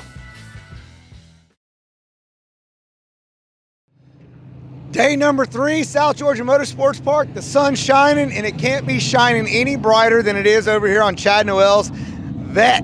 Tell us about your car. 63 split windows, got a 6.0 liter LS2, basically a stock motor with a Edelbrock supercharger. And it's been running terrible all week, and we had 3 burnt spark plug wires last night. So I think it's going to run pretty good now. Decent for what it is. Well, I spotted you day 0 in Orlando. I mean, out of nowhere, you and your girlfriend, I mean, it stands out. The trailer, everything about it stands out. How long have you been interested in competing in SICK Week and drag and drive events? I did 09, I did drag week and finished small block power at a third. And man, I've hot rods and street cars all my life. All right, so are you a vet guy through and through? Camaro guy. I've had probably over 250 first-gen Camaros. So what has been the allure to come back or change over, if you will, to the vets? I never could afford Corvettes. Okay, all right. And my dad was a Corvette guy, so I rode in Corvettes all my life. So these cars I grew up around, never could afford them. So Camaros I could always afford. And so I had Camaros. Now I have 57 Chevrolets, which next year I'll have for Sick Week. I have a twin turbo 150 car, small block, which it has all of Bob Rieger's old stuff in it. So Bob Rieger, years ago in the old Pro Street days, ran with Musey and all them, and he had him crying pretty good because he had a small block twin turbo car and he was kicking their butt, and they had these big nitrous motors, and he bent the rules all up, and they didn't like it because he was running over them with a small block. But no, it's just cars. I love cars, and I have a shop, and I actually do Jerry Bird's probe. Every time he wrecks it, I put it back together, and that's quite often. And I just did Randy Williams' car. So I just, like I said, street cars is what I like. If I can't drive it on the street, I don't want it. All right, what's your goal today, South Georgia? To finish good today and go home or go to the next track. I think we can go 950s or 960s with it, which, like I said, it's a stock motor, it's air conditioned. We're cruising down here at 90 mile an hour, 14 miles to the gallon with AC on. Folks, just one more aspect of Sick Week. Drag and drive competitions, husband, girlfriend, man, woman, son or daughter, generational, GM person. With air conditioning. I have Fords and Mopars. Oh, too. no, he ruined it. He ruined it. Yes. No loyalty. Anyway, back to you guys in the tower. All right, ladies and gentlemen, we were doing a little bit of interviews and commercials. Again, as I mentioned, there will be some downtime here where you don't hear me on the PA, and honestly, some people are probably relieved of that. But during the downtime, we are more than likely doing stuff on Tom Bailey's YouTube channel. We've already had a pin interview from Alex Taylor that went $6.99, and while I'm talking about that, for those of you that are on the internet now, I don't actually have that up on my computer because I have a hard enough time walking and chewing gum, and I'm failing miserably at that today. If you try to add in an internet chat room, I'm going to completely melt down and look like an aluminum puddle. So I have been told by a couple of people that the internet chat room is ablaze with people thinking that Alex Taylor went $6.49. We actually have a bulb out at the top end of the racetrack in the right-hand lane. It was a $6.99. Trust me, Alex is not going to improve from a $6.96 to a $6.90 and then go a $6.49. That is a massive improvement if you were going to try to justify that. Plus, her speed has stayed consistent. 205 at one track, 206 yesterday at Bradenton, and then 206 here. So again, Alex is one and done. She has publicly stated it on our interview that was just done by Don O'Neill. She is one and done. She's packing the car up and heading for Gainesville Raceway, and that's where we'll be tomorrow. Like I said, though, don't go anywhere because we still have a lot of people to run. We have called the A group for radials, and A group only, no B. B, I need you to stay in the pits. Otherwise, you will be in trouble. I need A group radials only to the lanes, and we have some slick tire cars to go. Tom's going to go down and shake hands and kiss babies. So for those of you that would like to see some of the great stuff that we have available at the SickTheMagazine.com merchandise trailer, that is available right behind the Tower Side grandstands. We also have the specific South Georgia Motorsports Park t-shirt for the event. Yeah, we do a different t-shirt for every different track this year. Big shout out to Garrett for creating all the artwork on that. If you would like to go get one, now's a good time to do so while they have your sizes available. Go over and do it now because so far we are 2 for 2. We have sold out of them at every other track we've been to. Tomorrow we will also have a special edition one at Gainesville. So like I said, if you want one, go do it right now. Don't wait.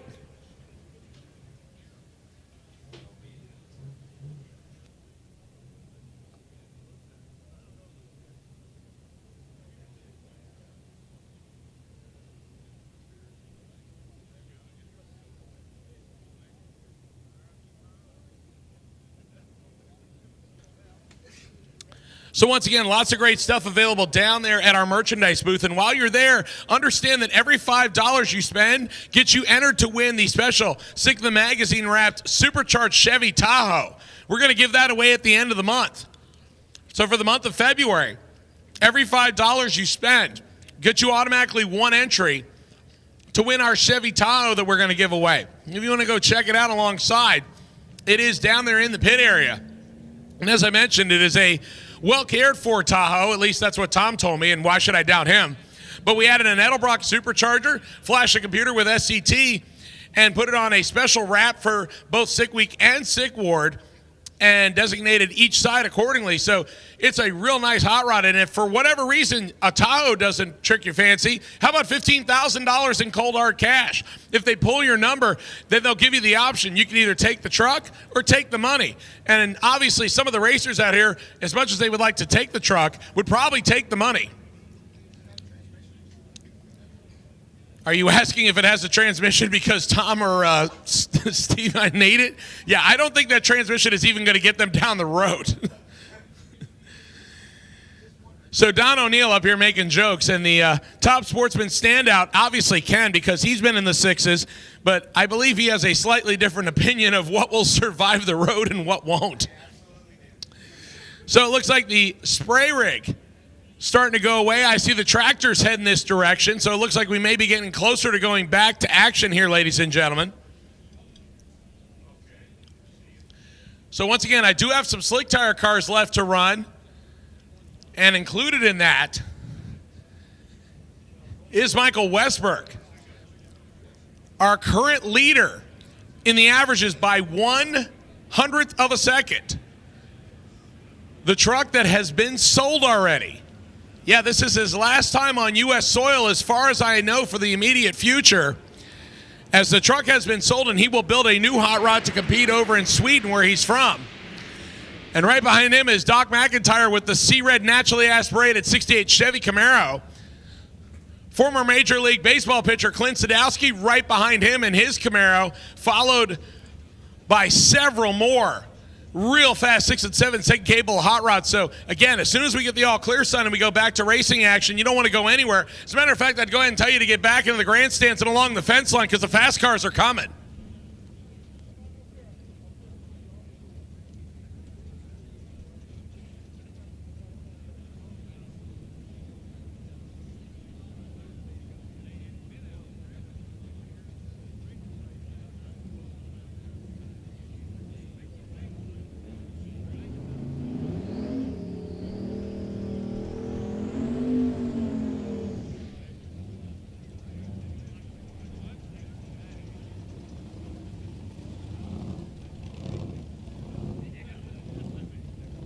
All right, ladies and gentlemen, we're back to action, and I have a parts call, first one of the day. Somebody looking for a MagnaFuel 750 Pro Turner fuel pump. If you have access to or know where to get a MagnaFuel 750 Pro Turner fuel pump, please come to the top floor of the tower, and I'll get you the gentleman's information.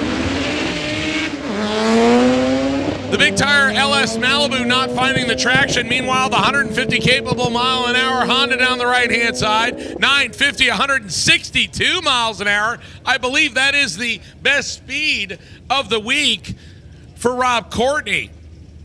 Yes, it is. Rob Courtney going 937 to 941, but 159 miles an hour was his best speed, and he just ratcheted it up by about 3. And unfortunately for the Big Tire Malibu, who so far has also been kind of the one-and-done category, that was Evan Erkwitz.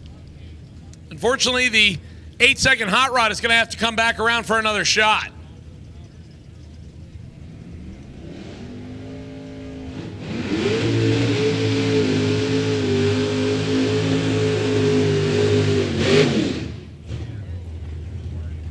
Bill Dangler Spangler coming up left-hand side, the Pro Dial Your Own winner. And I just made that one up. So, Bill, if you don't like it, come to the top floor of the tower and blame Adam Dory. No, I'm just kidding. Adam didn't tell me. So I just looked at him, and he looked guilty enough as it was, so I just went ahead and just threw the blame right on him. The naturally aspirated 1968 Camaro over on the right-hand side.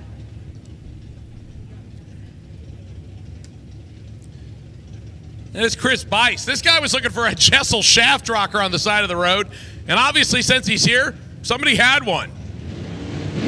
He broke another one. Naturally aspirated cars, I hear, are never up on valve train. At least that's what Jason Tapscott tells me.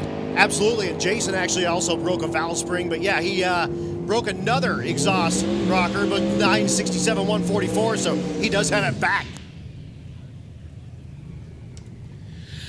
All right, ladies and gentlemen, our next pair coming to the starting line. All eyes left-hand side, Michael Westberg. The LS turbocharged S10 pickup truck. Now, as I mentioned, let me reset the stage for you. Westberg, yesterday, his new best pass ever, not 9, what am I saying? I'm about 3 digits off. Apparently the caffeine hasn't hit my brain yet. 6:52 at 2:08 first day. Yesterday, 6:40 at 210 miles an hour. New best time, new best speed. But he is just barely ahead of Stefan Gustafsson, another Swede. So now with Tom Bailey out of the equation, the number 1 and number 2 spots fall to the Swedes. So the gentleman that needed the Magna fuel pump, I have it in the tower.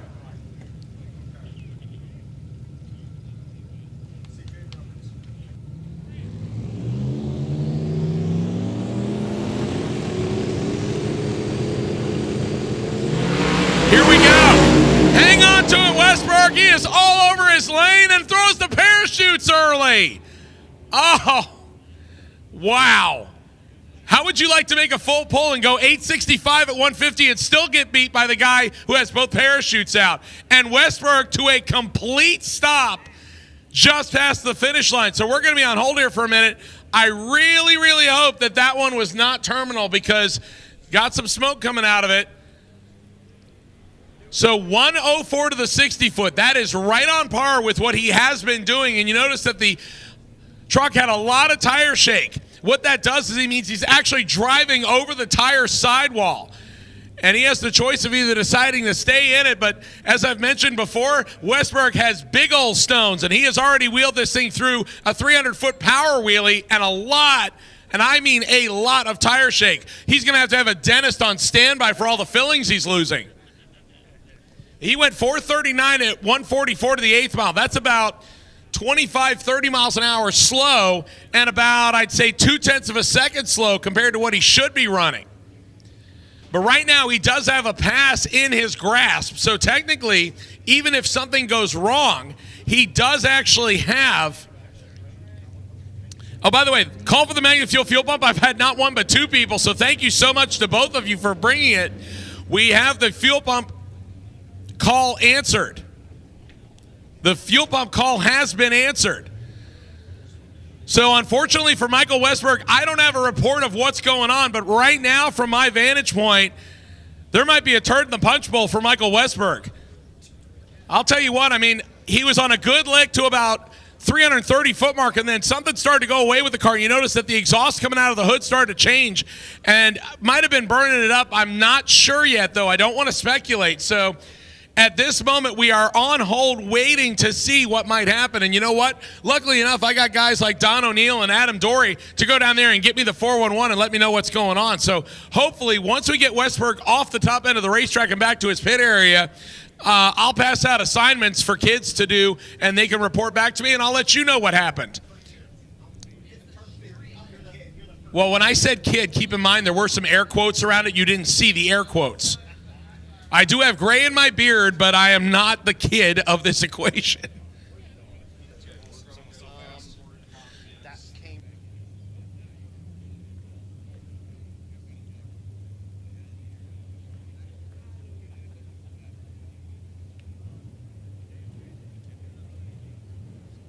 So CJ Roberts answering the call for the Magna fuel pump. Thank you so much, CJ. And by the way, if you would like to get with the driver that needs it, he is down by the VP Racing Fuels trailer. So just go over, find the guy that more than likely has his fuel system blown apart like a yard sale, and I'm sure that he will make sure to get you correct payment information, considering what your price needs to be, and don't gouge him too much accordingly.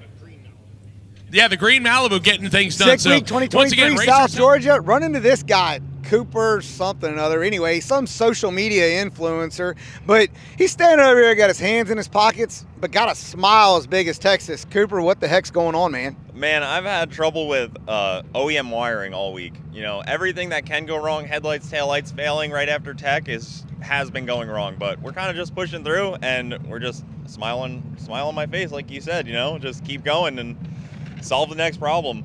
So how was your drive? Yesterday was a long, grueling drive for everybody that made it. What time did you get in? We got in around 1, and it was just that. It was 3,000, 3,200 RPM, trying to go 70 miles an hour, just cruising, just trying to tone out that you just did that for the last 2 hours, and trying to just keep checking the GPS, like, am I getting closer? Am I 1 minute closer? Come on. It was rough. All right, so today, excuse me, this is the shortest drive getting ready to come up. What's your plan today? Are you going to make a lot of runs and try to improve your average, or are you're going to try to get done and get out of here so you can go sleep? So with C Group, we've always been in the end. So today, now they're running us first. So if I can make one run and head out, I will be more than happy to get to the hotel early, because I haven't gotten to the room early once. We were at 3 a.m. the first night, 1 a.m. the next night. Like, maybe it's getting better. Maybe I'm working up to like maybe midnight tonight. Maybe midnight. All right, so you're gonna get. Let's be optimistic. You're gonna get out of here. You're gonna get to Gainesville. Where are you gonna eat dinner at tonight? I don't know. Maybe they got like a Texas Roadhouse in Gainesville, get a steak. And depending on how I do, if I'm, only winners get steak, only deserving, right? If I run my dial in, maybe I earned it. Well, you can have steak. You can either have Texas Roadhouse or Steak and Shake. Yeah, Steak and Shake is probably more of what I've earned. All right, tell everybody where they need to be following you. Yeah, so check me out on Bogetti Studios podcast. I've interviewed a lot of the racers that are actually here and announcers and stuff, and hopefully you'll be on soon next week. See, he just dropped that. I was going to try to close with that, but he robbed it away from me. All right, guys, sit back and relax. We're going to get ready to get started on the racetrack. All right, guys, Adam Dory back with Stephen Willingham from New York. Brand new build. Tell us about the car. All right, so it's a 86 Grand National. It's got a 5.4 liter LS. And that's a D-stroke 6 liter. Nice. 102 millimeter turbo. All the doodads. And first in the world 3D printed intake manifold. Look at that. That's cool. That's cool. On Haltech? On Haltech, yep. Haltech Nexus. And you normally run 6th Gen Camaro? Yes. I decided to park that up for a little bit and try to play with the big boys, I like it. And of course the G-body. Yes. The G-body. Everybody loves G-body. Absolutely. G-body or nobody, That's right. What class are you in? I'm in the 6th Street race. Nice. And where are you sitting right now? I think I'm in like 6th place. I had a couple of good passes, but yesterday I had a little issue with the transmission, so I had to turn in the 69. Okay. But it's okay. 869. 869, yes. What's your best pass so far? 836. 836. Yeah, so brand new car. First pass was an 885. Second pass was an 850 with a 4. Third pass was the 836. Very nice. Yeah. Nice. And then 860. And then 869 yesterday. Yep. Awesome. So looking for something in the 830s here, hopefully? That's 50. It should be 50s. 50s? Yeah, it should be 50s. Nice. Just to try to stay in the top 10. Awesome. That's very cool. Well, hey, thanks for riding with me a little bit here. Appreciate it. Yes. And good luck. Thank you. And I will get you a couple of days from now, and then we'll see if you get those 50s. Got you. Hell yeah. Thank you. See you.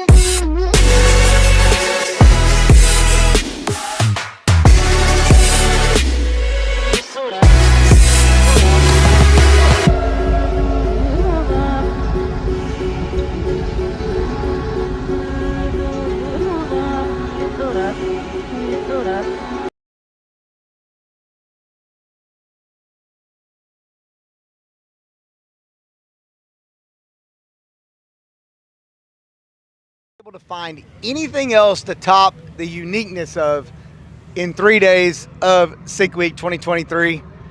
Dude, you look tired, but I hope that me interviewing you with this unique piece that you've put together can at least put a smile on your face. For sure, yeah. We had what should have been maybe a 4 or 5 hour drive turned into 4 or 5 hours sitting still in traffic most of the time. There was like 3 wrecks trying to go to a bypass road to get back on 75, and then there was something going on 75. Like leaving the track though, the alternator died on us, so we had to fix that, so we were late leaving. Got to the hotel at about 1:30 a.m., got maybe 5 hours of sleep. Did some maintenance on the car this morning, so just got everything finished up in time to get up into lanes. Now, when I met you on Monday actually, you told me that you were going in the 6s. Maybe in the 8th. But when you look at it, people at home are going, first off, what is it? It's a 1964 Triumph Spitfire. It's been doing good so far. You know, I'm proud of it. Nice and straight, even with the small wheelbase, it still stays pretty straight and narrow. So we're gonna wait for you to show everybody at home that the Triumph works. Back to you guys. All right, ladies and gentlemen, back to action here with a couple of early 30s hot rods. Let me get to put some names and stuff with it. This is Bill Bolas, 1932 three-window coupe. That's the black car over on the right side. He's been a mid-9 second player here in the last couple of days. And when I say here, I just mean Sick Week in general, because he's obviously been at 2 other racetracks before now. Staging up against Tom McGilton. McGilton, the 1934 model Ford Coupe, the red car. He's been in the 970s and 960 range. So if they leave together, this could be a side-by-side matchup. Both of them leave together. Unfortunately, over on the right-hand side, he went left instead of going straight. Side-by-side as they enter the speed trap. 957 at 141 right side, 969 at 137 left side. So both of them on par with what they've been running. Here comes Robbie Dowdy. Talk about I don't want to say thrown together trailblazer, but it has definitely been an interesting put together trailblazer. Apparently he decided he didn't have enough stress in his life, so let's blow this thing completely apart, put a full roll cage in it, make it legal for 9-second competition, and then let's swing a fresh motor into it as well. He's over on the left-hand side and already run his career best, 970s, yesterday. He's lining up against Kyle Morris. Kyle looking for a 7-second time slip right now on the right side. A little bit of tire spin, so he may not get it unless the beans are put to it. Good 8th mile time, though. 8:15 at 179. That is not a bad lap for Kyle, but as I said, it spun the tires a 134 60 foot off the starting line. So unfortunately, it's not the ET he wanted, but it's not a bad ET. An 978 for Robbie Dowdy. So back-to-back 9.7-second time slips for Robbie. Probably going to pack it up and head to Gainesville Raceway.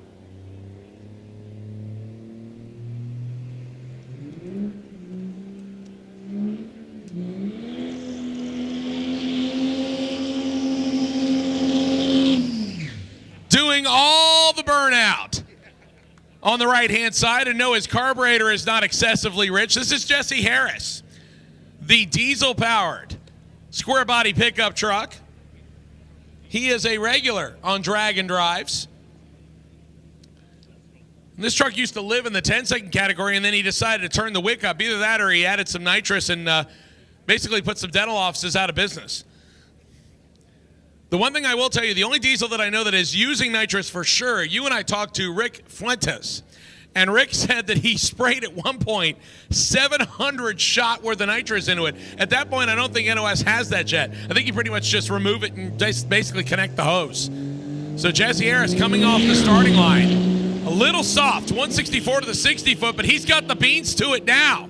Looking for a 9-second time slip and gets 9:11 at 146 miles an hour for Harris. And I believe by a long shot that is going to, oh, I'm sorry, yeah, see, I'm looking at the top end scoreboard, that top digit out again. So, yeah, I just wanted to see something that quick. Sorry, 971, not 911, 971. I'm looking at the screen now, 971 at 146, and that's about right because Jesse Harris went 957 the first day and then had problems yesterday and went 1056. So the 971 sounds a little bit better. Maybe I was thinking about that 700 shot of nitrous. More in the wheelhouse for sure, absolutely. But, hey, I mean, we can hope. If you took a picture of the top end again, it does say 911 on the top end. So if you took a picture of that, I wonder if that counts. Can you, like, actually claim that one?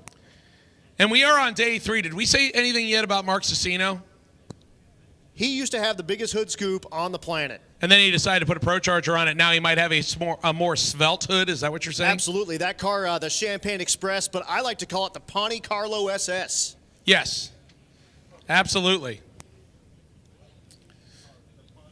Well, everybody always called it a Monte Carlo because nobody uses a Grand Prix because it's the luxury edition of the Monte Carlo. Let's put every bell and whistle, every bit of wood grain you possibly can in it, where it also usually they came from the factory with a bench seat that you could fall asleep in. That's because Cecino is a man of means, because he, really likes to have all of the plush with the 8-second time slips. And again, 8 seconds with the nitrous combination, now the ProCharger combination with that car, Gen 1 small block for power. So we hope to see Cecino back. He was with us last year and actually at this track here at South Georgia Motorsports Park, unfortunately suffered an engine failure, but the engine failure, that pushed the ProCharger in the program there for the Champagne Express. So we hope to see Cecino back out here, and big shout out to him. And his co-pilot was Greg Hurlbut as well on that ride. So Mark and Greg, I'm sure you're watching on the live stream. Big shout out to you guys. Hope to see you guys very soon. Yeah, based on what I saw in Sick the Mag, I believe that they are not too far away from having that car tidied up and ready to go. As a matter of fact, it may already be done, as there were some photos of it with the new ProCharge combination. I know that the biggest thing for him is because of the parts availability, he was waiting on some parts to come in, and that was really what pushed him behind schedule. Please make sure you keep the area in front of the tower clear. That is our hot car / broken car lane, so please do not stand in the middle of the concrete next to the burnout box, because you may have a car coming through that may not be able to hit the horn in time before you get moved involuntarily. But look back there in the staging lanes at what we have coming up here. We got the Soccer Mom car. We got John Dodson with the Malibu coming up here very soon. Yep, I see Randall Reed right behind them. Robert I see the Williams. Weapon X for Robert Williams. Yep. Andrew Doppita with the 750 Limited New Edge Mustang is back there.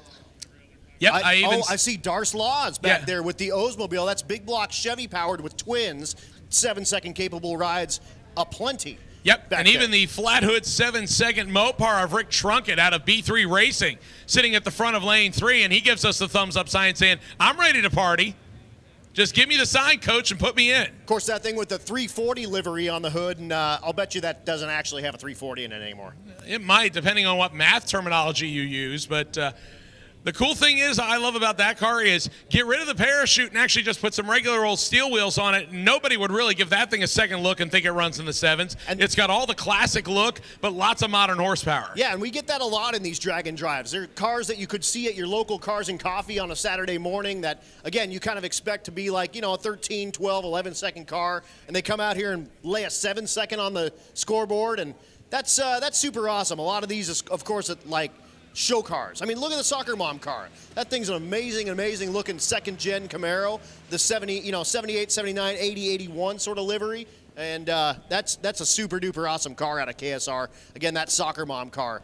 But John Dodson, of course, flat hood on the Malibu. It's carbon, but you paint that thing, and it doesn't look anything different than like about a 14 or 13-second Malibu, and the thing will put you 750s all day long. Yeah, hopefully John doesn't take it the wrong way when I say that is painted what I would call grandma blue, meaning unassuming and nice and svelte. And again, if it didn't have the funny car cage and the real nice wheels on it, everybody would just go, sleeper, probably runs 13s, maybe runs 12s. Just belt out a 770, 760 every day. Yeah, no big deal. Yep.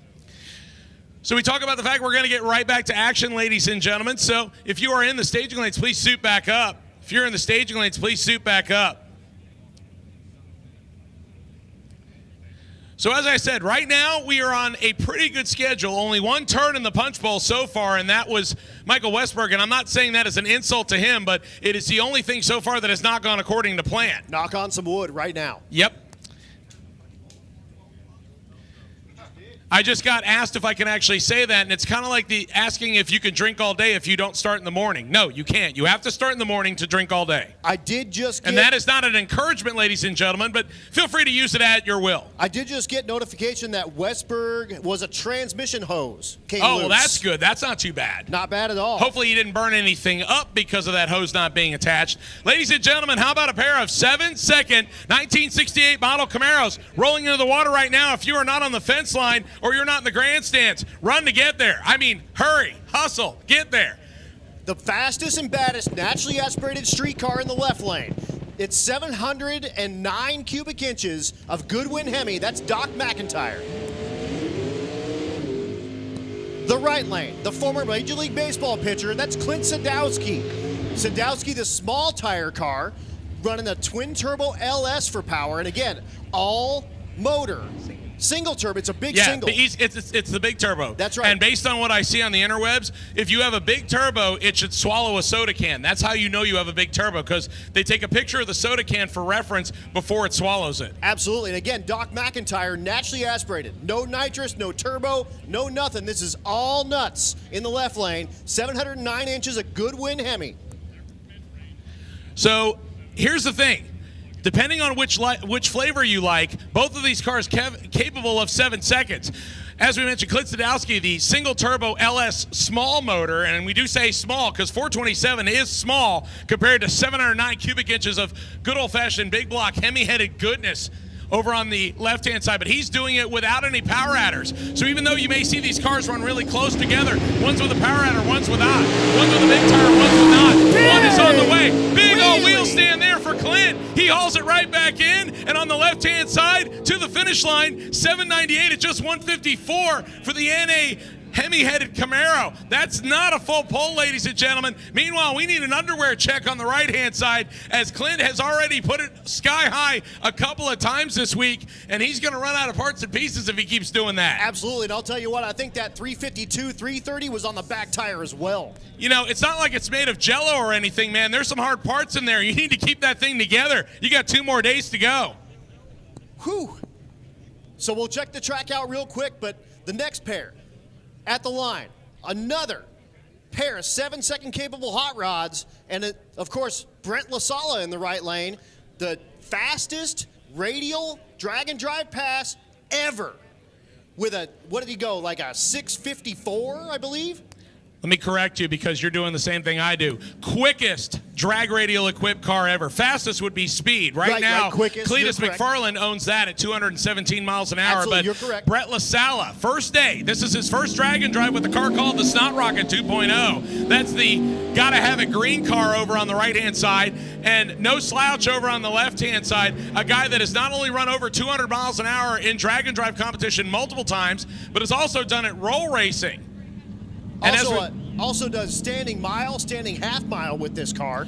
And as Steve Morris alluded to earlier today, this car has one of his SM setups in, well, I should say in, well, actually, yeah, he's got it covered with the hood. At one point, some of it was exposed, but now he's tightened it up real nicely. That's Clark Rosenstengel. So, Brett LaSala right now, one of the quickest cars on the property, 652, followed by a 655. Looking for 6-second side-by-side passes coming here. Again, they have to be faster or quicker, I guess, than 1 second on the reaction time. So hopefully we have a side-by-side 650 passes coming at you right now. LaSala bumping in, and the tree turns green. Here we go. Rosenstengel having trouble, and Brett already has to pedal it, but the Snot Rocket to the finish line. 735, but look at the speed, ladies and gentlemen, 198 miles an hour, but I'm going to make you a bet that that is not going to be what he turns in. He's going to come right back around and try it again. And when I say right back around, I don't mean like in 5 minutes. He's going to come back and try it again. Not what he wanted, though. You notice the pedal happened, and unfortunately for Clark Rosenstengel, that thing got in and out of shape as he just came away from the starting line. Hadn't even made it to 60 foot yet, and it was bouncing around like a hot dog on a basketball. It just doesn't work. Did you just say a hot dog in a basketball? That's right, I did. If you're trying to play basketball with a hot dog, it just doesn't work. If you're playing, it's like trying to put a barn door in an outhouse. It doesn't work. If you're playing announcer bingo down there at home or in the stands, you can mark off hot dog and a basketball, ladies and gentlemen. I don't really think there is a bingo, but I believe we might create one here. No, actually, Adam Dory already has a drinking game. Adam, if you could please elaborate on that and let us know. So yes, at Rocky Mountain Race Week, during the live streams, we do little ad hoc drinking games. And if you've watched any of the Rocky Mountain Race Weeks, it's not anything I pick. It's something that the fans out there pick. And, you know, every time it's just something different, and it's just whatever I am saying that week a lot. And I do it subconsciously. It's one of those deals. But for 1 year, it was that's cool. So I'd see a car make a wicked pass and say that's cool, and then everyone would say drink. So everyone would do shots. The next year it was that's neat. Apparently I changed cool to neat.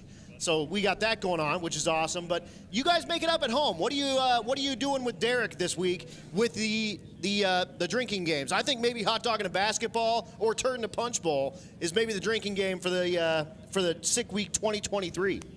I don't really think I use the same expression very often except for holy cow, but I need to change it because obviously I'm not the first person by any stretch to use that. I will say that I did emulate, for those of you, well, no, I really shouldn't say that. We're in Georgia. Let's just skip ahead and talk about the car that's sitting in the water box. This is Michael Westberg, the LS and Big Turbo infused 1987 Volvo station wagon. You went, excuse me, wait, what? Come back on that one more time. I didn't hear you. Yeah, 87 Volvo station wagon. And before you point and laugh, let me remind you, this Volvo station wagon has been 670s at over 209 miles an hour. Now, not this week. The struggle bus has had a lot of front row seats, and Borgren was right at the front of it. Absolutely, and this is one that we saw in the tech lanes, and you looked at me and you said, hey, could you imagine calling somebody and asking for a carbon fiber hatch for a Volvo wagon? Oh, yeah, hang on one second. I'll get that shipped right out to you. It might take a week's time. So, unfortunately, this thing has had not only the transmission apart, but it's also had the engine blown apart as it went on the dyno, and unfortunately, the heads did not want to stay down, so resurfacing and new gaskets and a whole bunch of other stuff. And considering these guys came in from Sweden, that is not how you want to start your vacation, ladies and gentlemen. We always tell you it's the hardest vacation you'll ever take when you do a drag and drive.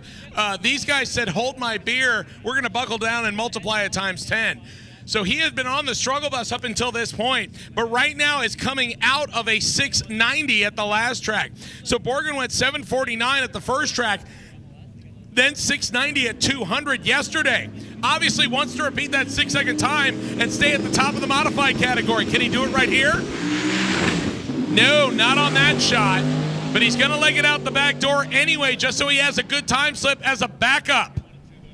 An 8:35 at 172, not a bad lick, but again, about 1.5 seconds slow and about 30 mile an hour slow. I have a hard time saying an 8:35 at 172 is slow, but when you know what Borgren is capable of, yeah, that's no good. I mean, again, it is a backup pass. That's what he's going to use it for. He's not going to use it as his go-to pass. He's going to use it as the backup pass.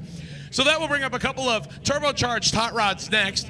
Over on the right-hand side is Bradley Arnold, 1987 model Regal T-Type. Yeah, this was considered kind of the undercover version of the Grand National. The Grand National all in black, looked all business, and this is the more svelte, if you will. They made these in multiple colors, but it still had the 3.8-liter V6 underneath the hood, and based on the sounds of it, Bradley has tossed that in the trash and replaced it with the good old LS single turbo. On the other side, Soccer Mom being piloted by Kevin Smith, and Kevin Smith did not get into the beams where he wanted to be, so he's going to sit and wait while Bradley rockets down the right side. How about 745 at 186? I believe that is Bradley's best pass of the week. Yes, indeed. 754 and 758. So now I have to wonder if maybe he's not tech to run faster than 750. So as good as that pass looks, that's just as good as a 20-second pass if he's not legal to go quicker than 750 on the cage certification. That means he's going to have to come back around and try it again. Meanwhile, we do get Soccer Mom back into the beams here, and we'll get Kevin Smith another shot, and we'll send him as a singleton.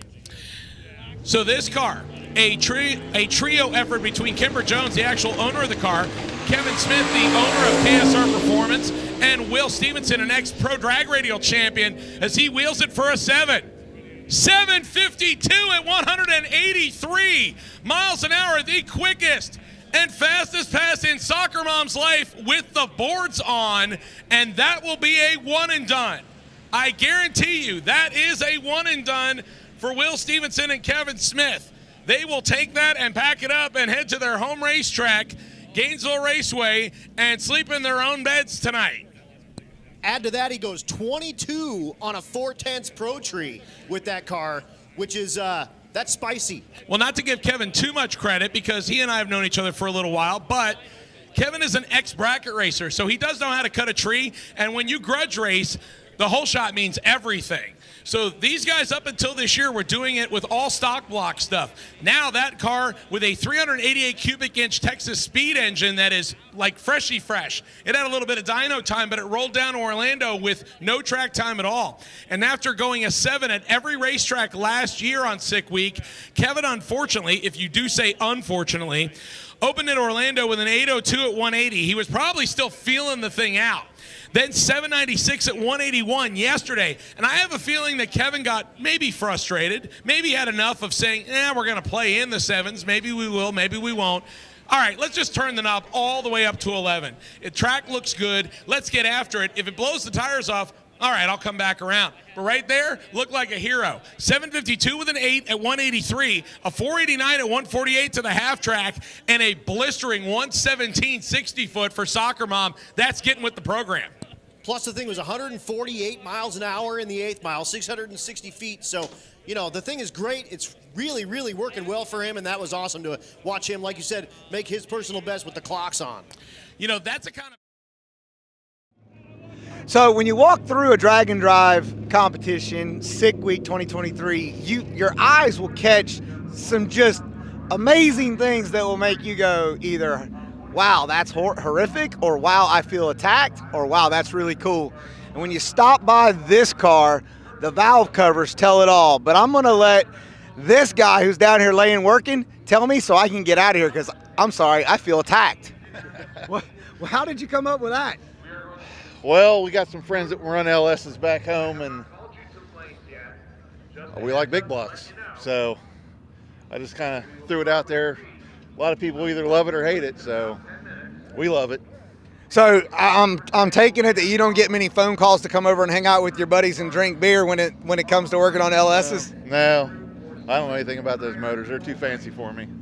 Tell everybody at home where you're from. Cincinnati, Ohio, just north of Cincinnati. What? How big? It's just a little big block. Little bit. Over 500. Over 500? All right, do we do some no time stuff? A little bit. Okay, that's cool. Hey, single 4-barrel nitrous, big solenoid.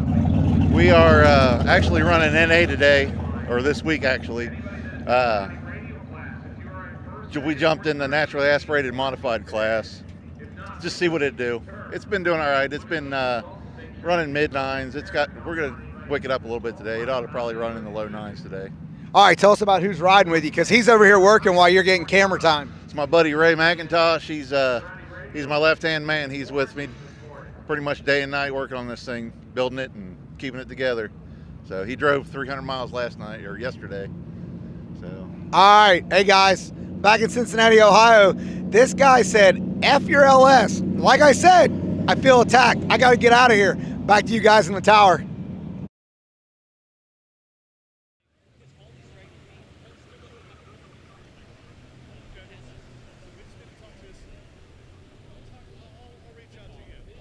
All right, ladies and gentlemen, a little bit more track prep action going on, but we've got a lot of really quick cars in the staging lanes right now. Like I said, if you are not in a good spot to watch, I would highly suggest you get there. As Devin Vanderhoof's car being piloted by Jordan Tuck, the quickest and fastest 235 tire. That's only a little 26 by 8.5 inch tire. He has gone 468 and then followed it with a 463 at 166 miles an hour on the Mustang convertible. He will come out first, and then also Eric Yost, a back-to-back 740 car, and he was on the front bar of the struggle bus, and then came out to run back-to-back 740s in a car that he kind of reintroduced to the population after 6 years of sitting on the sidelines. And then right behind him, you know him, you love him, Cletus McFarland, the El Camino known as Mullet. Already a pair of 6.7 second time slips as he kind of battled his way out of some attrition at both tracks, as he has struggled to find the hook sometimes, because that car with a whole lot of Steve Morris power, sometimes it'll work good, sometimes it won't. And speaking of sometimes it'll work good, sometimes it won't, the 235 tire, this is like an on-off switch. There is no medium. You better find the hook. If you don't, the run is junk. He'll line up with John Dotson in the 79 Malibu, so a couple of really quick hot rods are going to come to the water box right here. So as we mentioned, John Dotson, a drag and drive veteran, and this car used to be set up for the 850 category. And then the Texan said, you know what, I've had enough. I really do enjoy the kind of slightly more eluded cage and the factory bench seat and everything. He decided he really wanted to go quick, so he put a 750 legal cage in this car. He took the pickles out of the jar and said, here, I'll put it on the dashboard. Let's see if you can grab it for $100. And go ahead and drink. Go ahead and drink. and he has been in the 770 range here. So he'll line up with the guy, like I said, we're not going to be really looking at the scoreboard. I'm going to tell you what he's going to run because he really wants to go to half track because he's little baby tires on it. That's really what he's looking for. Jordan Tuck over on the right-hand side, piloting Devins, real nasty. Fox body convertible. So John Dodson left side, he is looking for the full pull. Right-hand side, Jordan Tuck looking for the half pull. That just sounds weird. I don't know if I want to say half pull anymore. I might use something else. So John Dodson, the Malibu, 778 and 772, his 2 passes. So again, he's got himself a turbocharged LS bracket car. Right-hand side, Jordan Tuck, 468 and 463. I mean, absolutely just ripping their hearts out in the Rowdy Radial class. Can he do it again right now? He is hooked up. 130, 60 foot as the Mustang moves. 460 at 171. And he runs it out the back door to a 732 at 150. Coasting on the mile an hour. A 766 at 181 for Dodson. His best pass of the week so far. And I guarantee you, ladies and gentlemen, those are one and dones on both sides. Next pair complete their burnouts. Of course, Eric Yost. Yost, the, patina wrap.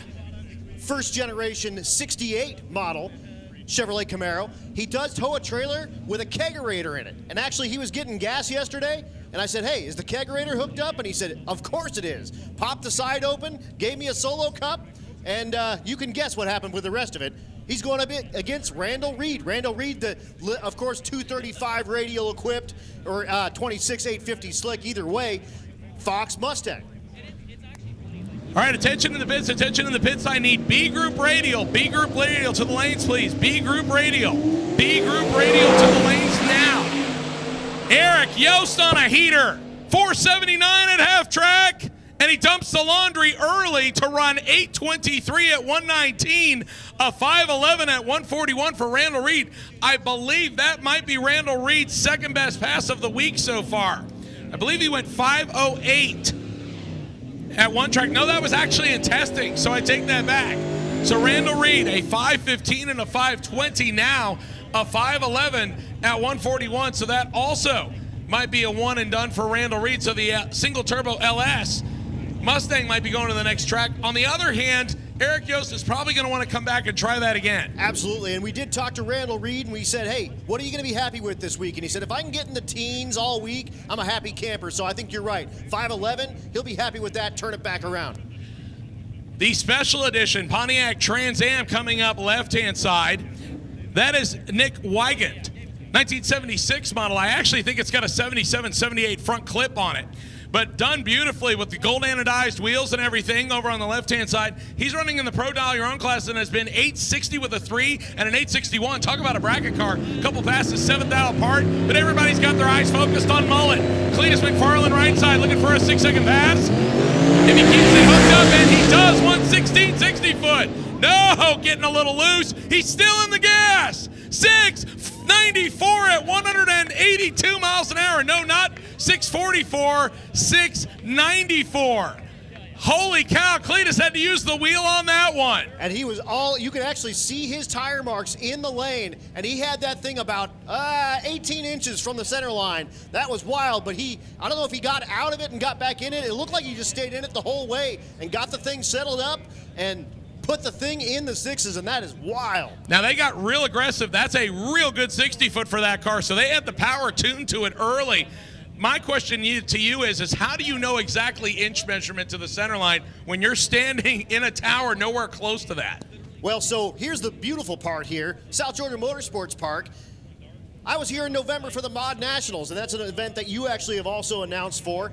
And unfortunately, or fortunately, either way, I got to do a little bit of track prep out here. So I drove the tire drag machine, and I'm very, very familiar and intimate with the racetrack here at South Georgia Motorsports Park. So 18 inches. Lay it down. Pickle. Drink. I think we would have to pretty much just drink because you're sitting here trying to tell me 18 inches on a tire dragger. But, of course, you were working with TJ Bailey. So my buddy TJ over in Texas, if you're going to work with him, you pretty much do have to have some issue. That's right. He's El Prepe, if you've ever raced down there at Texas Motorplex. Look at the lanes absolutely get packed with B group cars. So A group. We have officially sealed your lanes. A group. The lanes are closed for A group radials. Do not come to the staging lanes. A group radial. The lanes are closed. Do not come to the staging lanes, please. A group radial. Lanes are closed for you. Do not come to the staging lanes. So after Cletus getting a little bit loose down there, we are double checking the racetrack and the tire dragger going down. So I wonder if Cletus, based on the 60-foot alone, ladies and gentlemen, again, pure speculation on this, I have to wonder if maybe he got a little bit of fluid out of it because he was pushing a lot of boost, and that might have been what kind of kicked it loose a little bit. And then when he reset and pedaled it, it kind of reset the boost curve, and then maybe he was able to make it through the second half, obviously, in a little bit quicker time without having any additional fluid come out from underneath it. Possible, who knows? I mean, we'll see what happens. Down here with Tina Pierce, taking a little breather here as you were all strapped in, ready to go. You've had a pretty good week so far for Sick Week 2023. I understand we got a little something extra if you decide to grab hold of it. Well, I mean, if I can, I would love to make a 6-second pass here, but a good clean pass is all I'm looking for at this minute. So on a scale of 1 to 10, 2 days in, what are you going to give yourself as far as a scorecard for you and your husband so far? Well, every day I've had a personal best, and so I'd like to keep that going. I did not hit my 200 mile an hour each day, so just a good run is really all we're looking for. All right, well, we'll let you sit there, take yourself a little breather, and we're looking forward to seeing what lights up on the scoreboard. Back to you guys in the tower. As Adam and I are up here in the tower, I'm going to probably send him down to get me some pit reporting here in just a minute. And I will go through the rest of the A and B group here for radials as we continue to prep the racetrack. We'll absolutely do that, but I look down there and I see Doc McIntyre. Hey, Doc, are you turning in your time slip? Are you done? Yes, he's done? He's done. Wow. Turned in his time slip. He's going to turn that car around and hit the road. And when you say turn it around, he goes, "Dear Lord our Father, please let all my valve springs survive to Gainesville." Absolutely, and he gives us a thumbs up. Yep. Yeah, of course, Doc McIntyre, the actual doctor, was a pediatrician and now actually is a medicinal marijuana doctor in Missouri. I was about to say he's basically schooling everybody in how to do naturally aspirated drag and drive setups. He's been doing that for about a decade. Yep, exactly. So ladies and gentlemen, again, I have called B group radial to the lanes. A group radial, your lanes are closed. If you're not there, please keep them in the pit area. We will call you for the all run. A group radial, the lanes are closed. B group radial, your lanes are open. So A, keep them in the pits. B, come on down and play. And Derek, I'll tell you what, full staging lanes, I'm going to go out there, I'm going to get you some interviews, and thank you so much for letting me chop it up here. All right, guys, we're down here with Rick. This one's going out for the guys at Hyperactive. Rick, tell me about your week. My week is going good. We're having no problems with the car.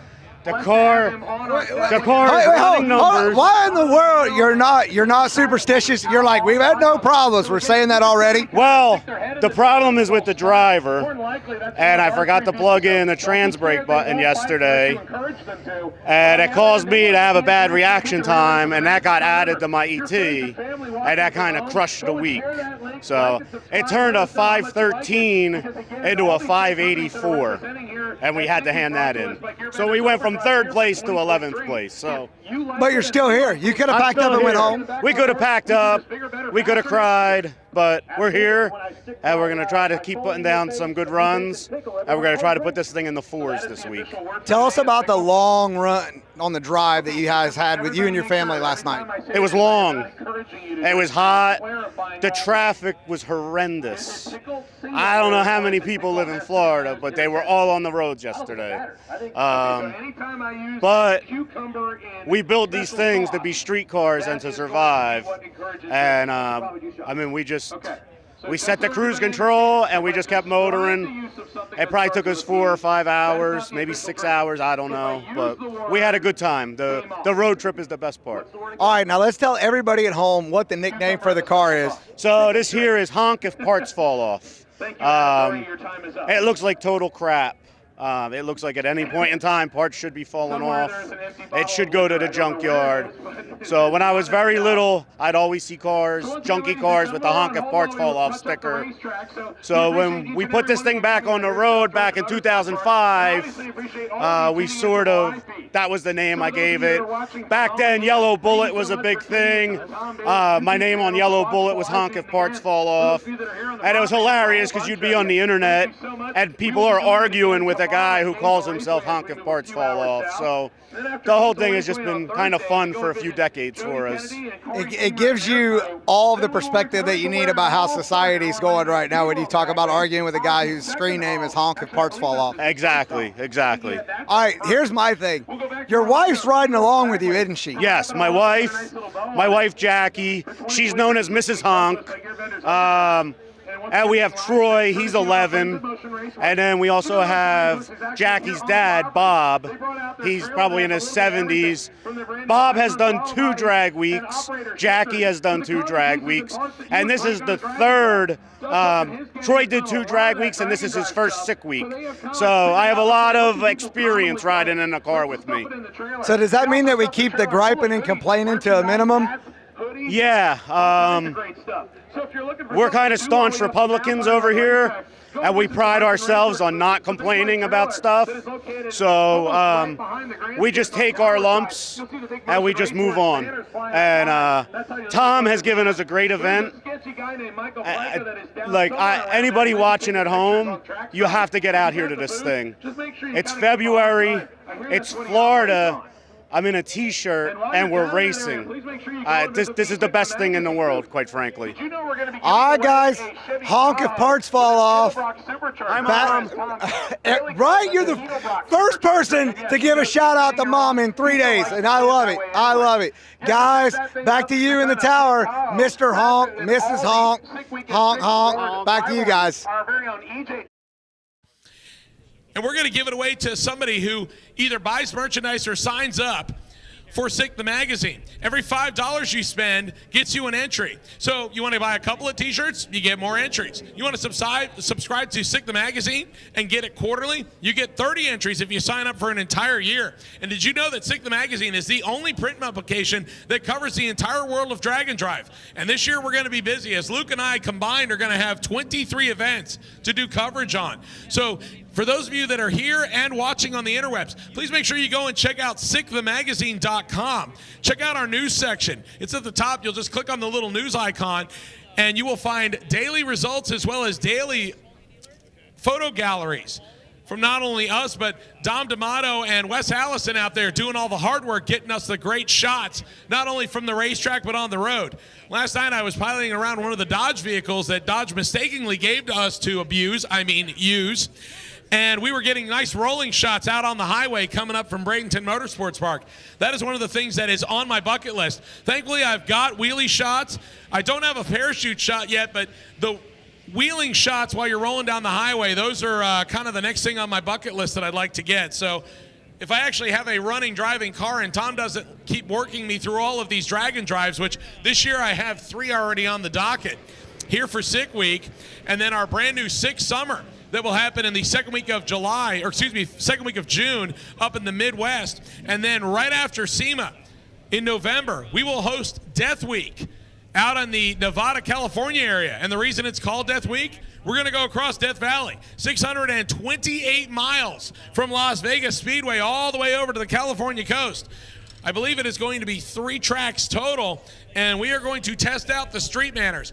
No room for posers here, as Tom Bailey is going to try something that nobody else has done, and we'll see what kind of kickback we get, and if it's good enough to continue to have it for the second year. But once again, Sick Summer and Sick Week selling out real quick, under 10 minutes each. So we will continue to rock and roll on those. And lots of great stops and lots of great cars and trucks out there on the roads in the last couple of days. All right, guys, Adam Dory back. Tell us your name. Yeah, my name is Wyatt Stingle, out here with my 1970 K15 Duramax powered race truck. Getting ready to go up this morning, see if we can't run a new PB with this thing, and sweet. Just out here enjoying the week. Awesome, man. What class are you in? We are in the Dial Your Own. I don't Okay. have my NHRA license, so we're capped at a 10.0. Okay. So yeah, we're running into the 8th and letting off and coasting out the back somewhere in the 10s, hopefully. Nice. What's it been running in the 8th? So we ran a 6:30 the first day, a 6:20 yesterday at 122. This morning we've got a little bit more on the hit and leave. We're gonna see if we can't get it down into the 6s, maybe a 590. Awesome, man. That's super awesome. Where are you from? We are from Tampa, Florida. Very nice. And yeah, Sweet, dude. out here with a couple friends, so love it. Looking forward to it, man. Hey, thanks for bringing the truck out. Any sponsors or anything you want to get a shout out to? Yeah, big thanks to Extra G Performance, Nitrous Express, Air Dog, DHD, Tycon, Prime, HCP, Vibrant Performance. We got a lot of guys helping out on the truck, and wouldn't be able to do it without them. So big thank you to everybody that's a part of it. Awesome, man. Thank you so much for your time. I'm just going to do a quick walk around, and good luck today. Yeah, thank you guys. Absolutely.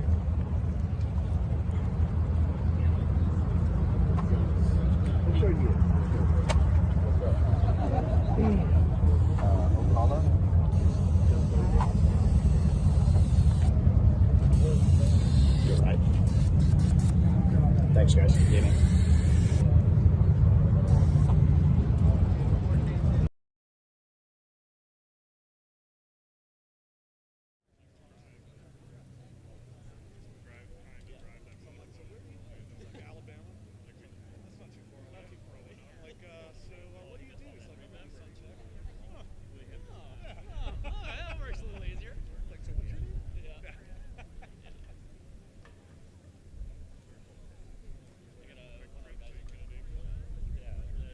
So I was about to have a parts call, and it got answered in the tower.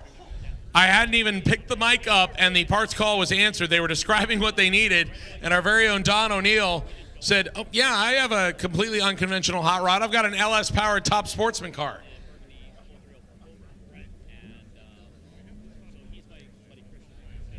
So a Ford versus Chevy battle sitting down there in the water, or behind the water, to be 100% technical correct.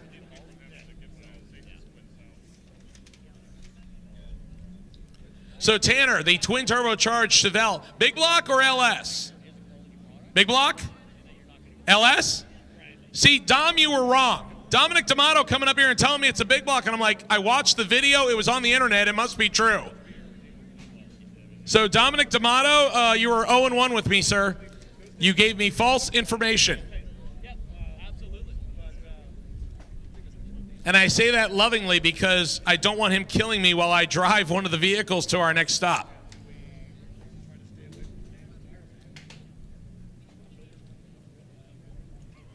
And something tells me that Tanner had absolutely no influence whatsoever from Doug Cook to switch to an LS. His crewman's saying, nope, not whatsoever. Hey, listen, don't get me wrong. The LS power plant is great.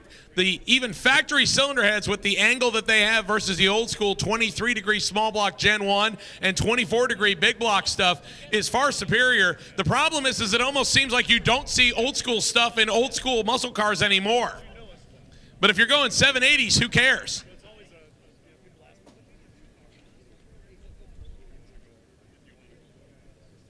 Here's the good news. When you have a twin turbo car, you don't have to worry about running out of nitrous. Because when you switch to turbos, you don't have a bottle to refill.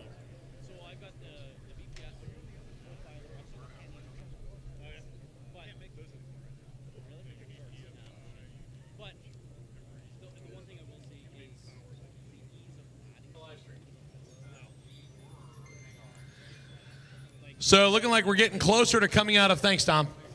It identifies, oh wait.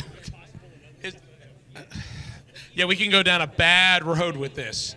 I was told that it is no longer transmission fluid, it is now called non-gender fluid. And again, wrong road to go down this early in the day. I'll just go ahead and say pickle so people can drink after that comment.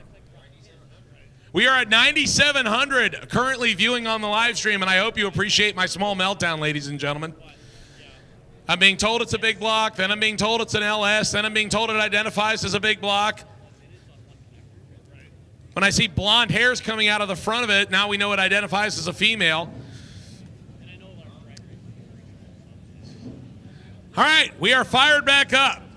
Let's get that live stream up, ladies and gentlemen. Everybody, please tell your friends. Go to the Tom Bailey YouTube channel, like, subscribe, and leave a comment. Even if it's what Warren would call an interesting comment. Because apparently we have no shortage of those.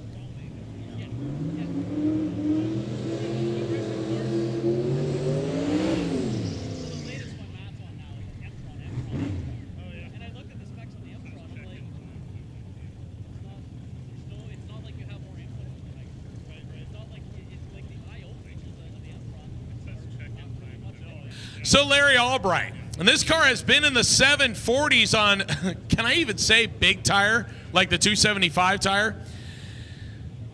Now on the little 235 tires.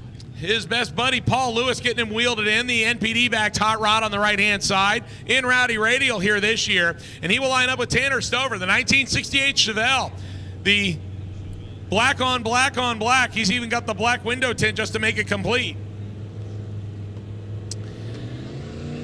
And his crewman almost looked like he was getting stuck to the starting line. Now we're waiting on Larry to bump in. Let's make it a party. Both of them hooked up good. Here we go. Right-hand side, 5:02, 145 for Larry Albright. And a 7:79 at 174 for Tanner Stover. Once again, lops another 1/10 of a second off his previous best, and that will more than likely be a one and done. But on the other side, the closest car we have seen to the fours in the Rowdy Radial class, except for Devin's Mustang, a 5:02 at 145 miles an hour for Larry Albright. And Paul is happy. And Paul, I'm going to say that's a one and done. We're getting it on the road. That is your new number 2 car as far as Quick ET. Speaking of Quick ETs, here come a couple of cars that could possibly lay down 7-second runs. I believe there should be fresh underwear for Clint Sadowski after that moonshot wheelie last time. The 68 Camaro with the single turbo LS on the right side. Left side, that is Tina Pierce. Tina being taken care of by her husband, David, making sure he checks everything over on that potent Chevy 2.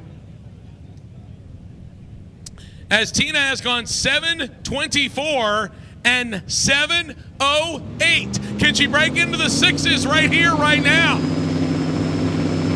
Boost loading, we're ready. Both of them hooked up good.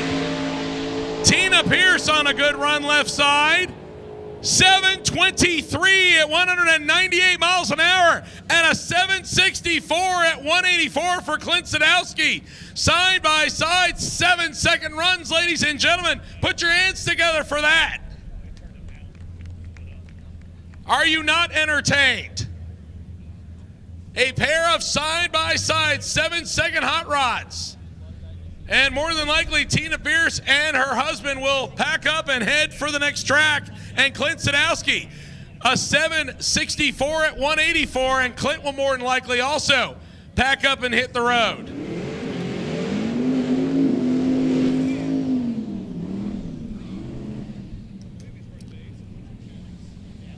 The beautiful 67 Pontiac Firebird of Jim Trettel. 798 and 786 out of this hot rod so far. So he's looking for a 7-second time slip. The blindingly orange Mustang over on the right-hand side. That is Jason King. An 836 and an 840 for Jason King so far.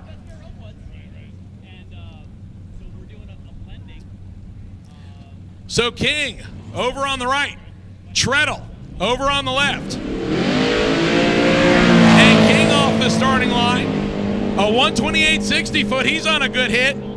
Right side says 825 at 167 miles an hour. His new best pass by over a 1/10 of a second. He really peeled the orange on that one. And Jim having some trouble in the Firebird and will coast down the racetrack to a 17-second time slip. That is not going to be what he wants to hand in. So more than likely, we will be seeing that green Firebird back around for another shot.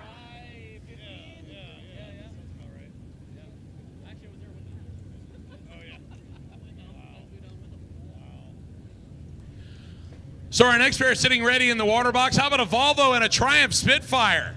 If you want some interesting and unique hot rods.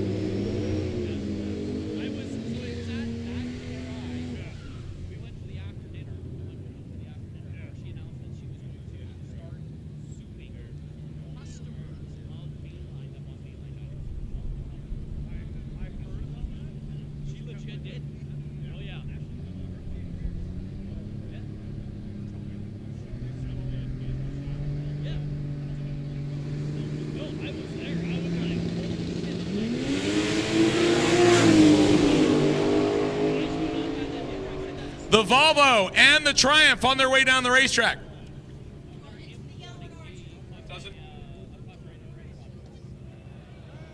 A lot of smoke at the top end, ladies and gentlemen. We are going to be on hold. Everybody, please stay where you are. And unfortunately, we have fire. Somebody going over the wall. The medical staff on their way. So everybody, please stay where you are. We will be back as soon as I have more information on that one. Unfortunately, the Volvo, as it got towards the top end of the racetrack, having a lot of smoke come out of it.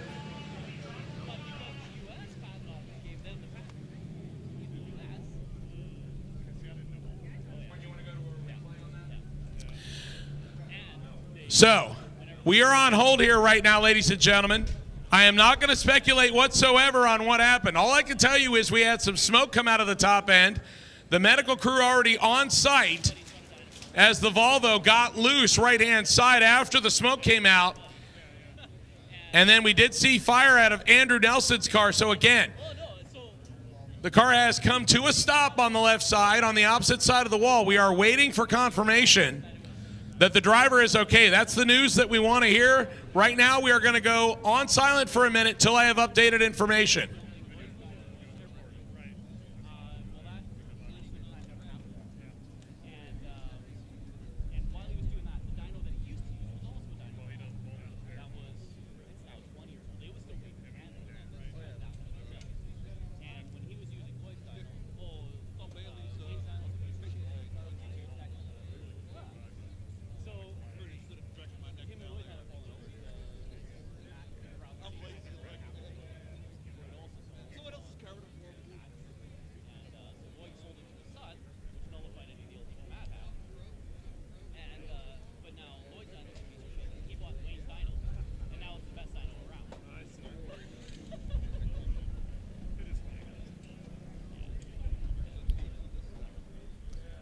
So once again, ladies and gentlemen, the South Georgia Motorsports Park EMT staff on site, they are at the car, and I am waiting for word.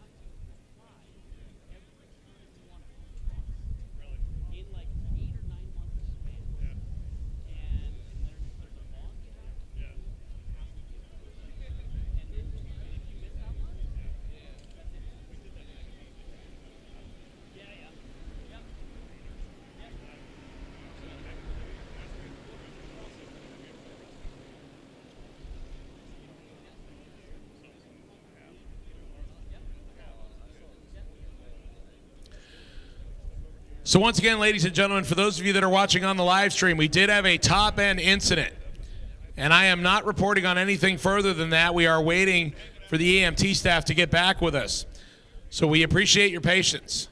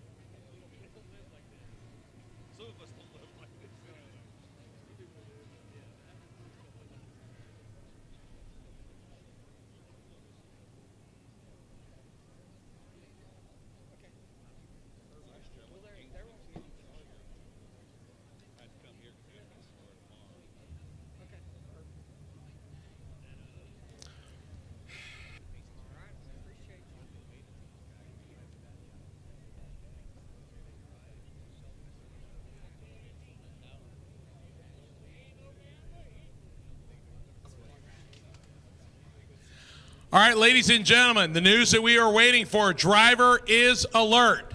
Driver is alert. So put your hands together. Driver is alert and actually asking what he ran. So he's alert and has a sense of humor. So we will wait for further details, but the fact that the driver is alert is good news.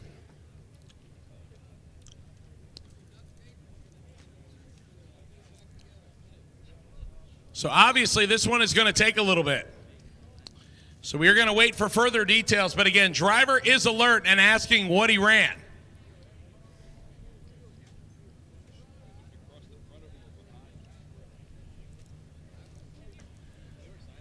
So once again, right now, we are going to be down for a little bit. I believe that we do have some stuff that we are going to run on our live stream. So right now is a good time to go and visit the Motion Raceworks trailer as well as the Sick the Magazine trailers. As we're going to have some time, go over and grab yourself an official event t-shirt for South Georgia Motorsports Park. We're going to run some stuff on our live stream brought to us by Motion Raceworks, and we'll be back with you here as we get more details in just a little bit. Sick the Magazine is giving you the chance to win a Supercharged 2012 Chevy Tahoe. Custom wrapped in sick colors and equipped with an Edelbrock Supercharger and Mickey Thompson tires, this is the sickest Tahoe in the world. There's all kinds of ways to get your chance to win. You can get 30 entries by buying an annual subscription to Sick the Magazine or an entry for every $5 spent on merchandise at Sick Week or online. But be quick.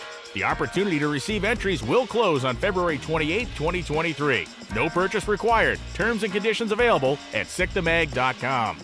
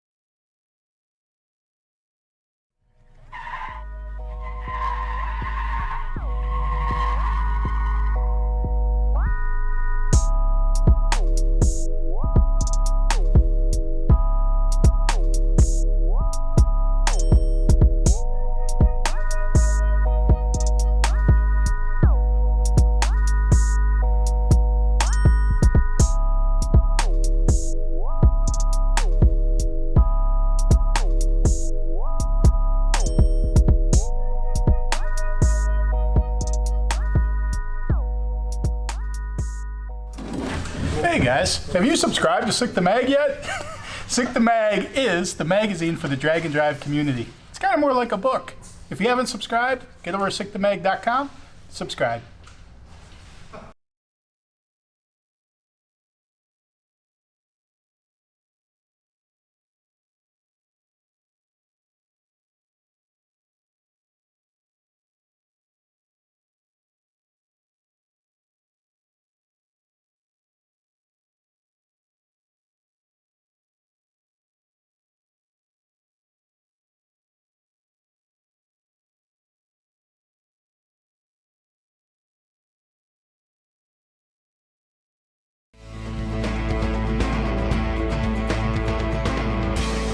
We're here with Kevin Smith from KSR Performance and Fabrication.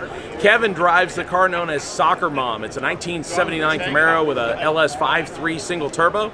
He did his first drag and drive this year at 2022 Sick Week. Kevin, we're going to talk about your racing experience, and obviously you do a lot with fabrication and so forth, but the Sick Week 2022, that was your first drag and drive, correct? First that I drove, yeah. So I did a few with, Cletus McFarland and racing with Mullet. Going to be doing another couple of them next year with him. He's going to start it off at Sick Week, I believe, again with Mullet again in 2023. We're racing Soccer Mom again 2023 for Sick Week. So also going to be trying to do some of the other ones. I don't know if we'll make all three of y'all's races, but definitely going to do two of them. And then possibly we'll have my own car that's coming later in the year, but we'll see. It's been a 15-year project. No promises on that one, but we're finally working on my own car again, so that's exciting. But yeah, Soccer Mom's a car we've been running for a long time. More drag racing style deal, but then I did some of the Sick Weeks where some of the drag and drive events with Cletus, and I'm like, man, this is a lot of fun. Like, this is really a lot of fun. It's not only the racing, but the camaraderie between the races and driving down the road with your buddies, and it's just cool to see some of the stuff on the road, because you guys look out the window when you're driving down the road these days, everything on the road is boring. But when we're out on these events, so much cool stuff, stopping at cool places, hanging out, doing burnouts. Thought about not saying that, but whatever. Doing some burnouts on the street, all that kind of fun stuff. And it's a lot of fun, and the friends and the family you really make along these events, I think, is just as good as the racing. The challenge is racing, but then surviving on the street is a big part of the fun, as well as helping people out and going out to dinner with a bunch of people, and it's literally a traveling circus of fun that we get to go do. So yeah, it's looking forward to it for next year and doing several events. So you mentioned the fact that you've experienced Drag Week from a different perspective. You did it from a spectator seat versus, or a crew member seat versus a driver seat. What were the impressions that you had between both experiences?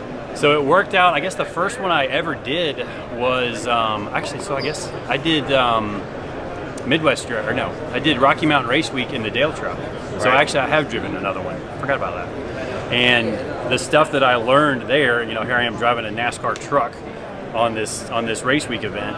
The stuff I learned there actually helped me with building Mullet, adding in a lot of different things and tricks that, we oversized the radiator, and we made sure we had some extra, way oversized the transmission cooler and different things here and there for that. And then now that's helped us with what I had to do for Soccer Mom, and then we've got two other drag and drive builds going on right now, not including my own car. So it's been great to go on them first and learn, which for those of you guys that maybe you don't have a car yet, jump into the Sick Ward and you can come along for the event and get the experience of it without having the expense of building a race car for your first time and then finding out, I need to go back and change all this stuff because this didn't work. So you can go along for an event and learn, and then come back and use what you learned to then help you out with your build to have a successful first trip, because it's not a lot of fun breaking down every day, even though we did that with Soccer Mom. But so I'm not a great example of that myself, but Soccer Mom, we literally 2 months before the event, we were like, hey, let's do it. So we didn't get everything just right, but maybe this year will be a little bit more successful, even though we finished third still. So we still survived and finished third in our class last year, but we've got some other stuff in the works for this year, and hopefully do a little better, go a little faster. So So for some people may not understand the fact that obviously you've been tied to Cletus, you've done stuff for him, you ran Soccer Mountain this year. I've known you for a long time. You have an extensive racing history. Can you share some of that with us? Yeah, so actually started racing way back with Derek here. I mean, shoot, that was 2001, 2, like way back. We were bracket racing at Gainesville. Derek was in the class above me because he's a better bracket racer than I am. So, but yeah, we go way back. Started with my first car, which is the one we're about to start back building again. And so I got my car in 1995, and it became, it was my daily driver, turned into a drag car, bracket raced it for a couple of years, won a track championship in one of the entry-level classes, and then took it down to make some changes to it, and then that snowballed out of control, and here we are 15 years later, and I haven't had my own drag car. But I also, in that same time, built a business, started building a family, all that other stuff that goes along with that my own car wasn't really a priority. I got into some road racing stuff, and then got hooked up with some other really good people along the way, and have had a pretty fun career with some of the stuff we've done so far, and just hoping to keep it rolling as long as we can, really. But yeah, it's been a fun adventure with all kinds of different racing that I've gotten to do so far. So your business was established before you did your first drag and drive. Oh yeah. How would you say drag and drives has affected your business to this day? Thankfully, with the help from Garrett and Cletus, like, that put me on the map really with the drag and drive builds, because Mullet came out, and I mean, it won its first event. We had a few teething problems, but literally, I think that car had made 10 runs before we went to Midwest Drags, I think it was, and we won the class out there, and then now he won Unlimited at Midwest Drags, and then won Unlimited at another event. I can't remember which, but that helped put us on the map. And one of the builds we've got going right now is pretty serious. It'll still be a small tire car, but I'm anxious to see how fast we can go with it. It'll be a twin turbo LS to start with, and then he's got a deposit on a Steve Morris SMX for a year down the road. So that'll be interesting to see how that goes. It might be another one you see up here with the big dogs, running the unlimited class, but we'll see how all that goes. And it's been a nice addition, because to completely engineer a car and build a car for a specific event is really nice, and having the experience that we've had along the way, and you kind of know where to go and what to do. But there's always things you learn, but it's nice to have a blueprint for where you go to kind of build the project off of, I would say. So. Now, you talk about the fact that you've done several drag and drives, you've done several events, you've had a lot of great experiences. You talk about how it kind of brought you back to your childhood, where you see more cars like what you used to on the road. What's been your most memorable experience from a drag and drive? Ooh, I don't know. So I would say probably Sick Week was the most fun I've had, just because that was me and Will on Sick Week, which I know Derek knows Will here, but Will and I go back a lot of years racing. He used to have an Outlaw drag radial car, which you just showed up and raced it. You didn't get to enjoy the car away from the street. And driving through, Sick Week came through our home area in Gainesville, so getting to drive out through some of the countryside where we all grew up and drove around as we were growing up was a lot of fun. And like I said, I think Sick Week's probably been my favorite event so far. The drives weren't near as difficult as some of the other events, and not that like the drives are difficult, but when you're driving all day, it takes some of the fun of the hangout away. And I think that was kind of Tom's idea with Sick Week, was a little bit shorter drives, so there's more time to hang out and have fun after the events, or after the drives, I guess I would say.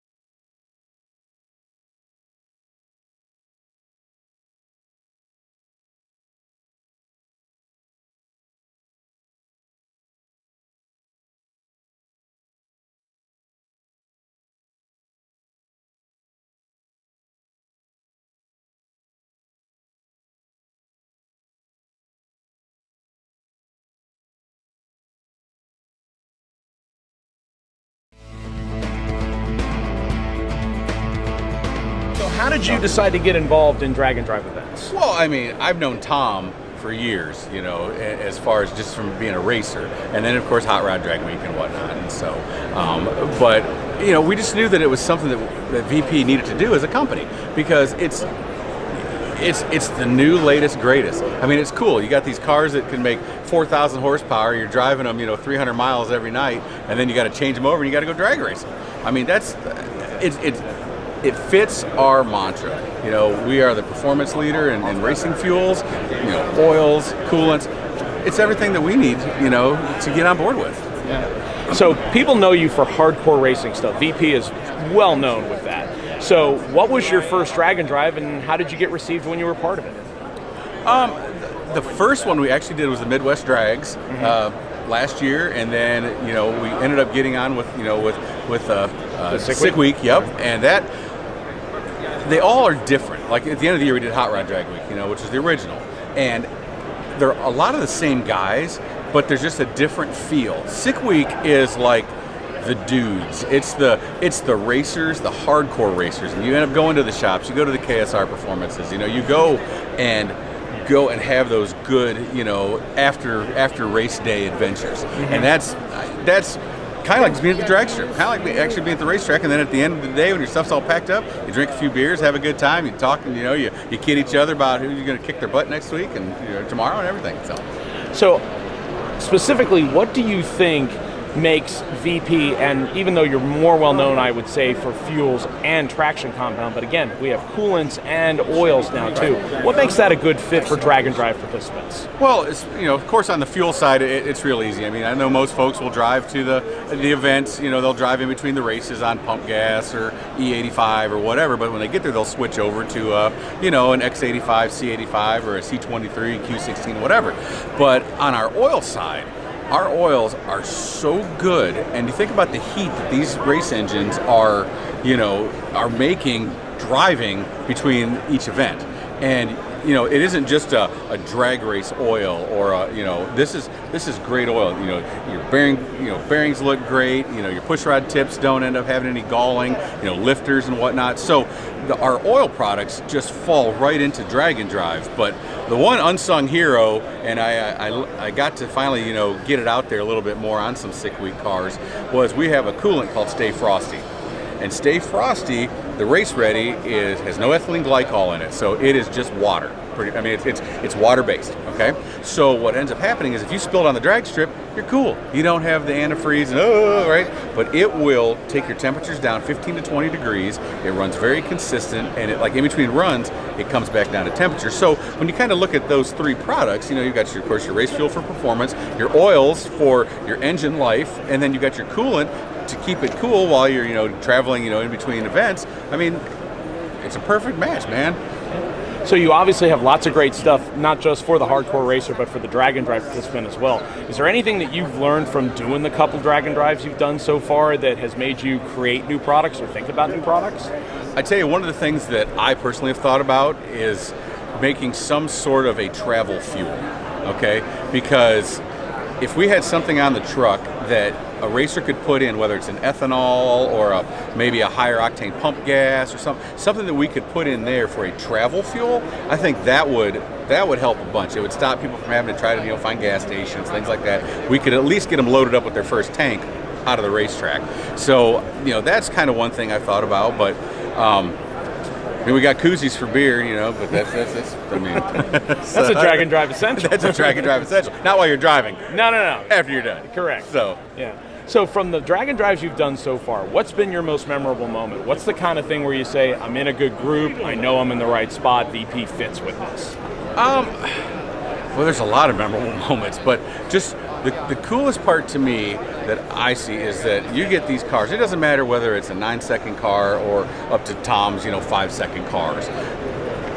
The work that goes into it and the passion that goes into it to have to get these cars switched over each time to race and then to drive to the next event.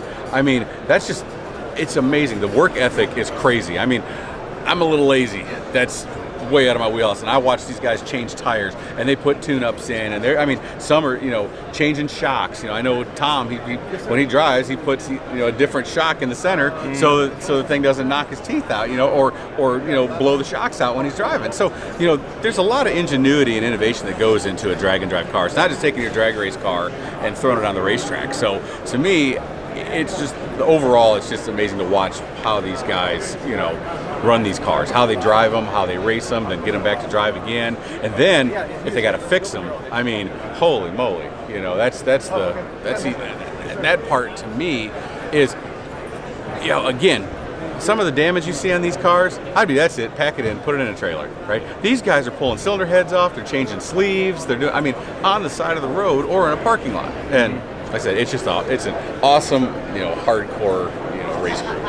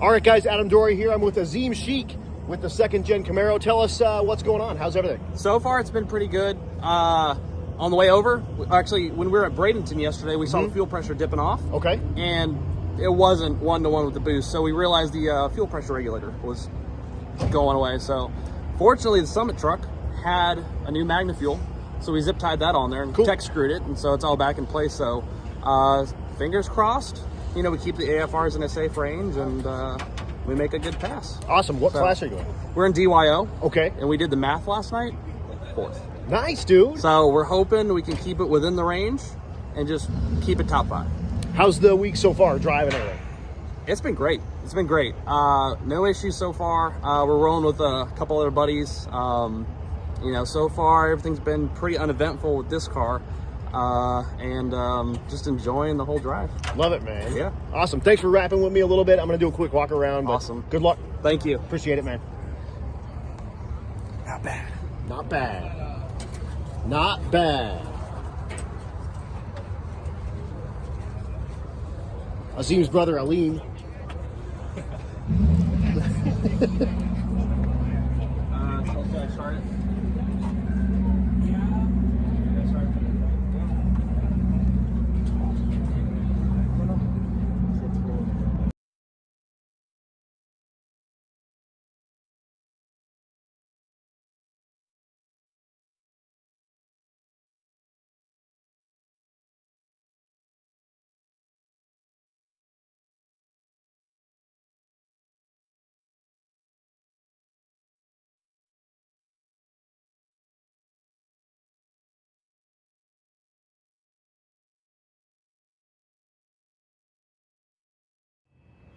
South Georgia Motorsports Park, day 3, and this is the only Morris left on the tour. And so, Kyle, I mean, you got to be sitting here going, oh, no pressure on me, Dad. I got to carry the flag. Yeah, that's right. No pressure. But I'm still going to try for that 7 and try to make it through the week.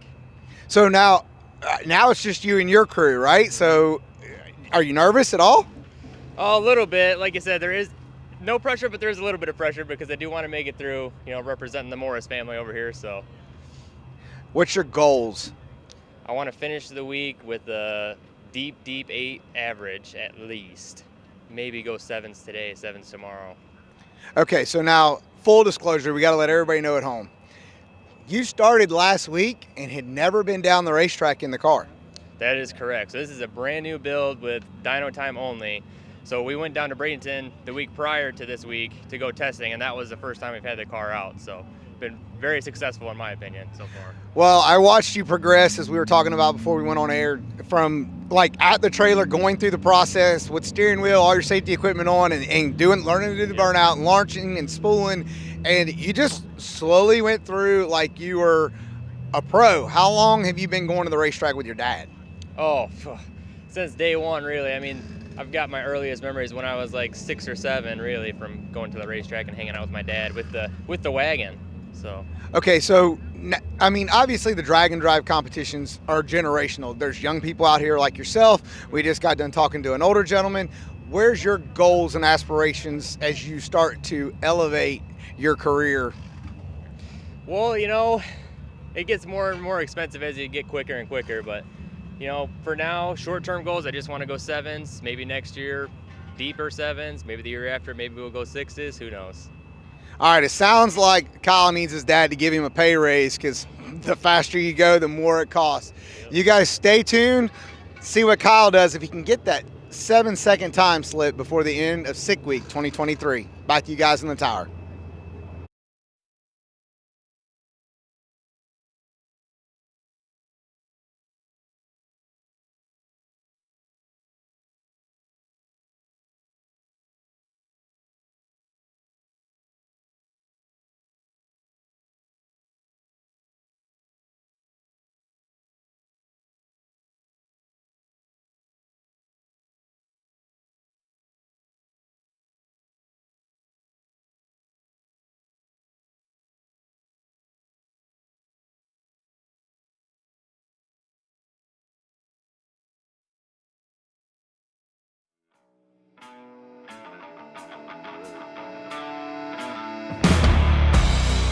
People are always asking us how we come up with all the ideas for products that we're constantly releasing at Motion Raceworks.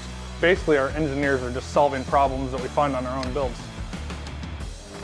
From there, we take that idea, engineer a solution, combine some American-made material, and put it into production. We machine our parts to perfection so it's easy for you and us to use them and make power with them. Our parts undergo extensive testing so that by the time they get to your car, we know it's something that you can count on to perform like you expect.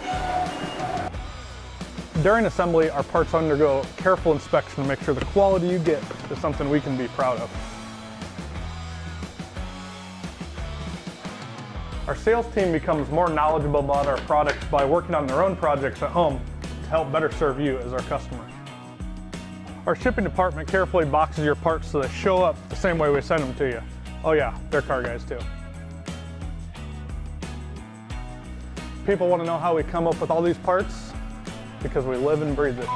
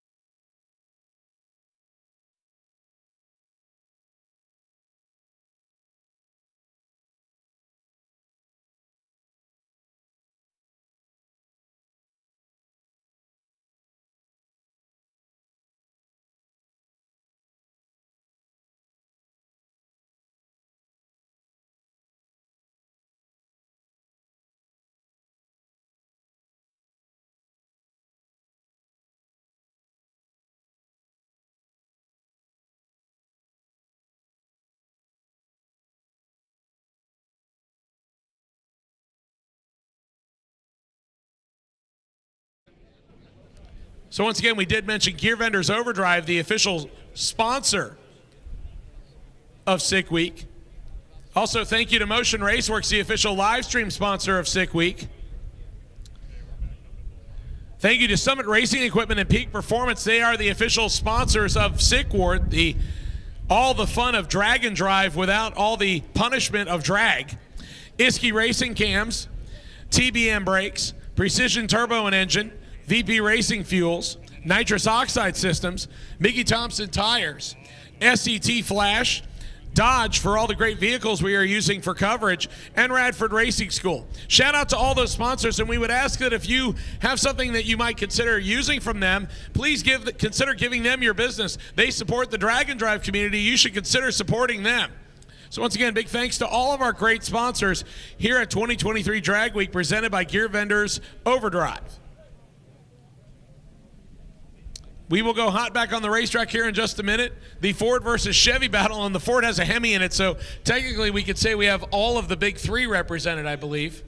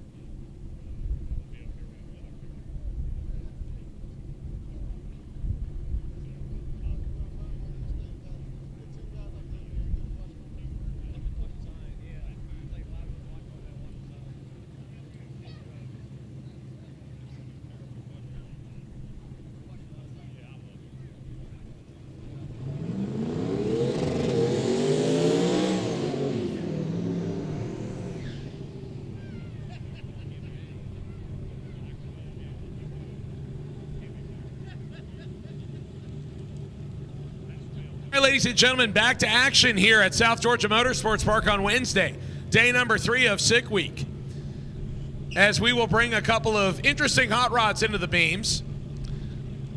Right-hand side is Bob Hess Jr.'s car, the 82 Mustang out of B3 Racing, sporting the Gen 3 Hemi underneath the hood. Left-hand side, the Chevy Nova.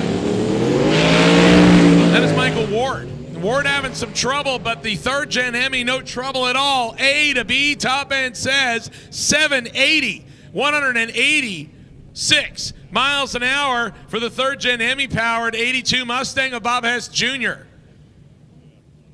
So 780 at 186, a good run right there. And unfortunately for the Nova of Michael Ward, that one did not really go anywhere. He is just past the 330 mark. The car came off the starting line with a 1:40 60-foot time, which is not bad, but probably a little off of what he expects. And the car just fell silent after that, so not sure if it hit some kind of a safety sensor or something.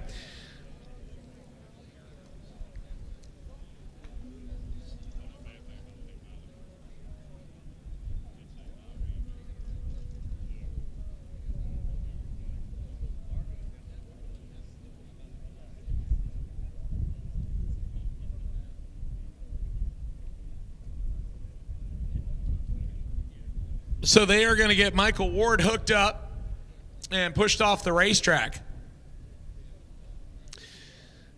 And we will go back to competition as soon as the racetrack is clear. We have Weapon X sitting down there in the water box. That's Robert and Debbie Williams, longtime drag and drive participants. Robert is definitely sick. He has way too many drag and drive capable cars. When he put one of them in chassis jail, instead of just waiting for it like a normal human being, he built another one. And by the way, if you're curious as why your local auto parts store doesn't have any vents, I think Robert bought them all. He put them on the hood and then decided he needed some more on the fender, so I think he pretty much took them all out. His co-driver this week is Matt Donovan, a guy who literally did everything he possibly could to get to Sick Week.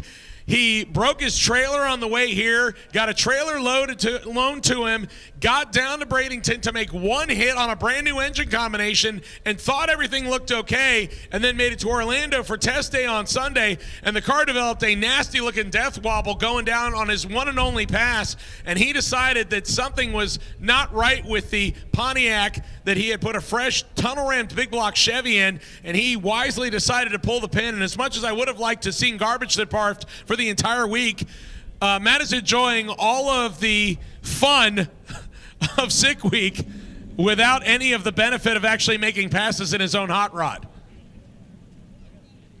So we get the call, track is clear, and load back up, and Robert Williams will do the burnout opposite Brett LaSalla.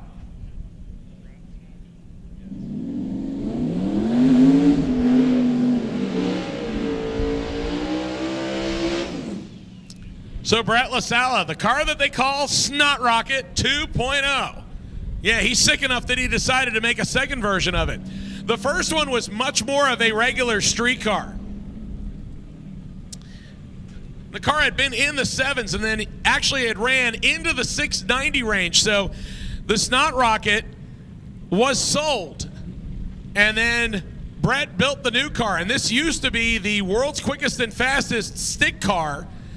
And he converted it and has gone in the 650s twice with it.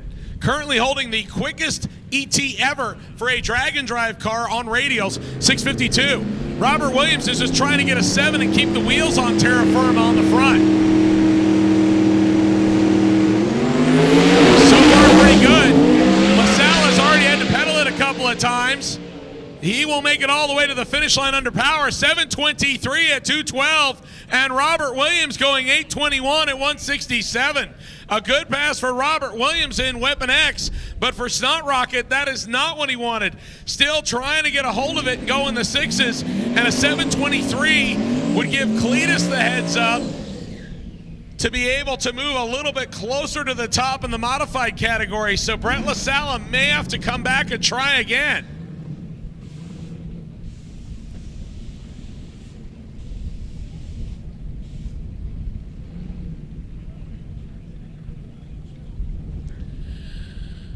Our next pair of cars to the starting line. Andrew Dobita coming up right-hand side, the LS Infused single turbo Mustang. He's looking for something of 7.50 and a little bit slower.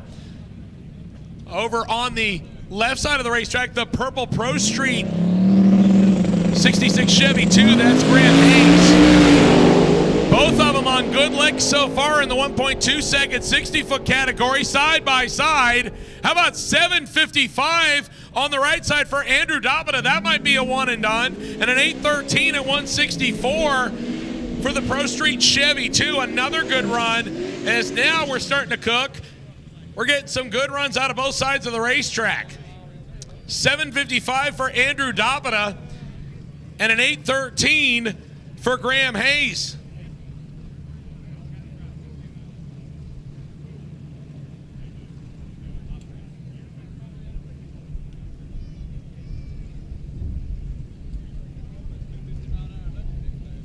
That will bring up one of the leaders, ladies and gentlemen, overall. This is Stefan Gustafsson, the patched up C Corvette. 643 at 210 miles an hour is what he ran with this car yesterday. And he's lining up with Dave Deal in the Mustang on the right-hand side.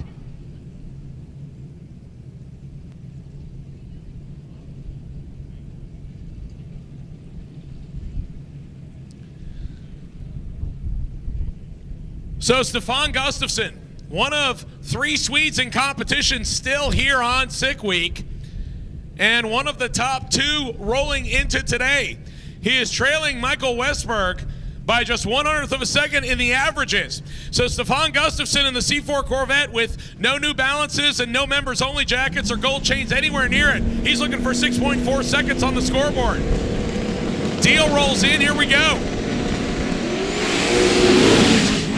And both cars have to Once again, showing Stones of Steel left side, 699 at 186, pedaling and bouncing around for Stefan Gustafsson, but he gets the 6-second pass that at least will get him on the board, but way off the potential of the car. As I mentioned, 643 at 210 miles an hour for Stefan yesterday.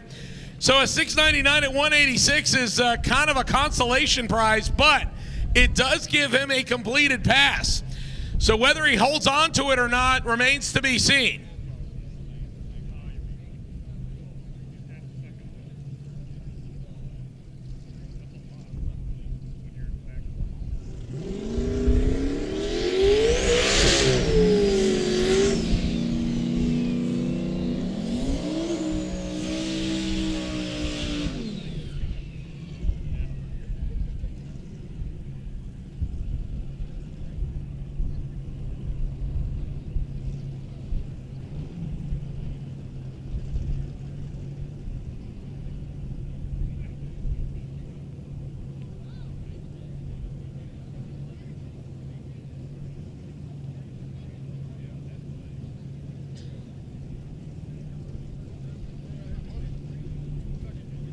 Richard Flint, the Pocket Rocket Honda S2000 with the LS single turbo car, over on the right-hand side, looking for a 7-second time slip. And he will stage up against the Buick T-Type. Over on the left-hand side, I believe that is Bradley Arnold. Yes, the 87 T-Type. So a couple of mid-7-second capable hot rods on the starting line right here. Let's see what we see out of them.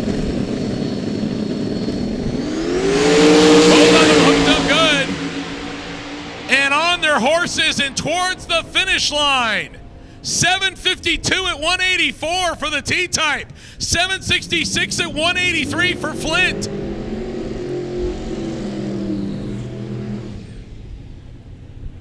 A couple of good runs right there, ladies and gentlemen. 752 at 184 for Bradley Arnold. 73 in his first 2 days.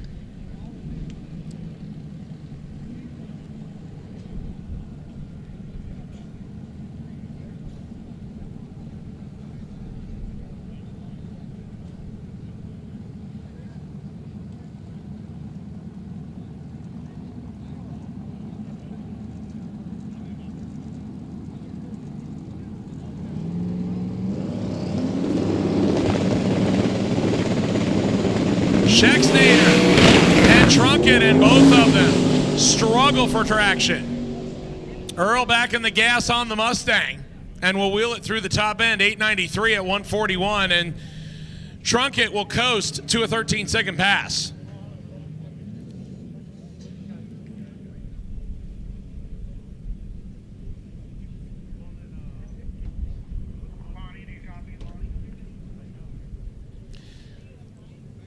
That will bring up the little Chevy Love truck on the right-hand side. That is Robert Robinson. And he's staging up with Matt Moore's Mustang. So a couple of cars in the Rowdy Radial class, a little 235 limited tire class. This is an 8th-mile setup where basically the only rules, you run a 235 designated tire or a 26 8.5 tire, and we will measure it. And this is, again, only run to the 8th mile, so I will give you the 8th mile digits.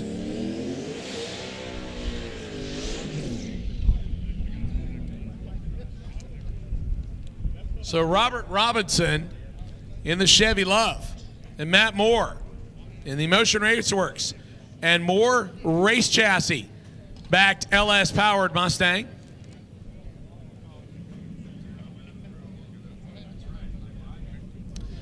Once again, ladies and gentlemen, if you're standing in front of the tower, you need to clear that area. If you are standing in the concrete area in front of the tower, you need to clear that area immediately. That is used for a hot car and broken car area. Everybody needs to clear that area. If you are not up against the fence, you need to move, please. Everybody, please clear that area. That is the hot car and broken car area. Everybody, please clear that area. So it looks like we may have a single pass, not sure yet, as we are waiting for word. No, actually, it looks like we may be pushing everybody back. May have some cleanup work to do. Yep, the tractor is officially coming out. So, ladies and gentlemen, we're going to be on hold here for just a minute while we clean everything up. So, again, there's lots of places to sit and watch the action here at South Georgia Motorsports Park. So, again, please make sure that you do not block the concrete driveway in front of the tower. That is our hot car area.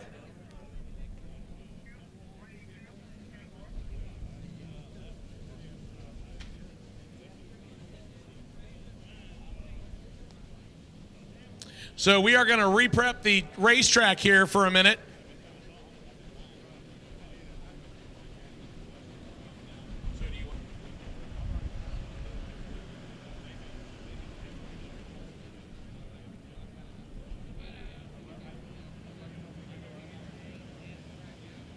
All right, ladies and gentlemen, so while we do some cleanup work on the racetrack, Adam Dory, our crack pit reporter down there, well, we have Don O'Neill. He's the professional. Adam's the crack guy. So anyway, I mean, he's the guy who talks about drinking in the middle of the day, so it has to be a crack guy.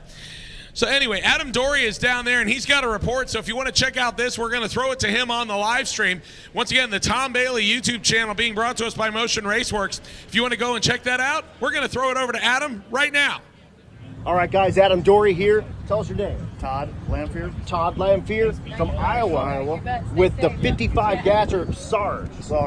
Absolutely. And small block Chevy, supercharged. Yep. And what do you got going? Running the valves on this thing? Running the valves, 300 miles, loosened up a little bit, just doing a little maintenance. Yep, yeah. And we ran like all highway yesterday, so 65, 70 miles an hour. 65, 70 all day long. What's it got for rear end gear? It's got a 350 gear, power glide transmission. Yep.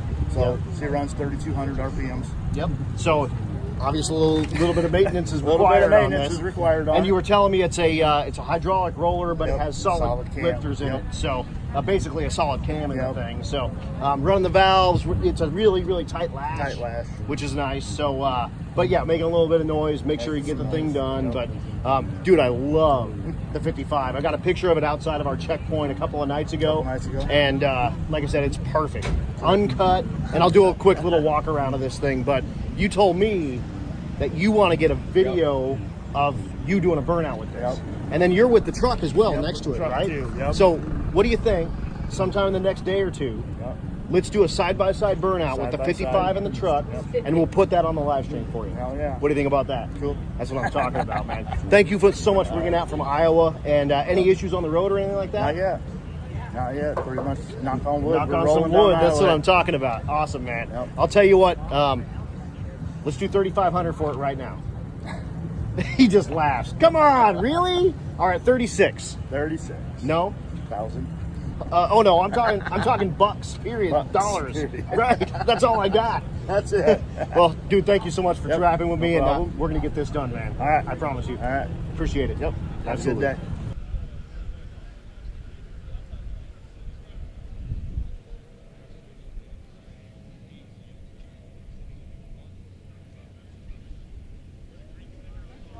All right, Adam Dory back. Tell us your name. So I'm Jacob Davis from Sally's Speed Shop in Noonan, Georgia. Awesome. And you've got the El Camino. What class are you in? Yeah, so I'm in Dial Your Own because I'm one of the slow guys and I was just showing up to have fun. That happens. If the car runs 12s all week, I'll be happy. We might put nitrous on it in the next couple days and see if we can get kicked out on the final day because I can only run 1150. If I run faster, I've never been kicked out of a drag strip, so I would love to. It would be fun. Goals, right? Yeah, that's a good Goals. goal in life. That's awesome. And where are you sitting right now in your class? So I have no idea. No There's idea. like Who 80 cares? people in our class. I'm here to have fun. Right. I'm here helping everybody I can. I've helped a lot of people with their cars. This thing's dead and that's reliable. I actually towed a guy off the side of the road 6 miles to the drag strip with his S10 with his trailer behind it, behind this. I love it.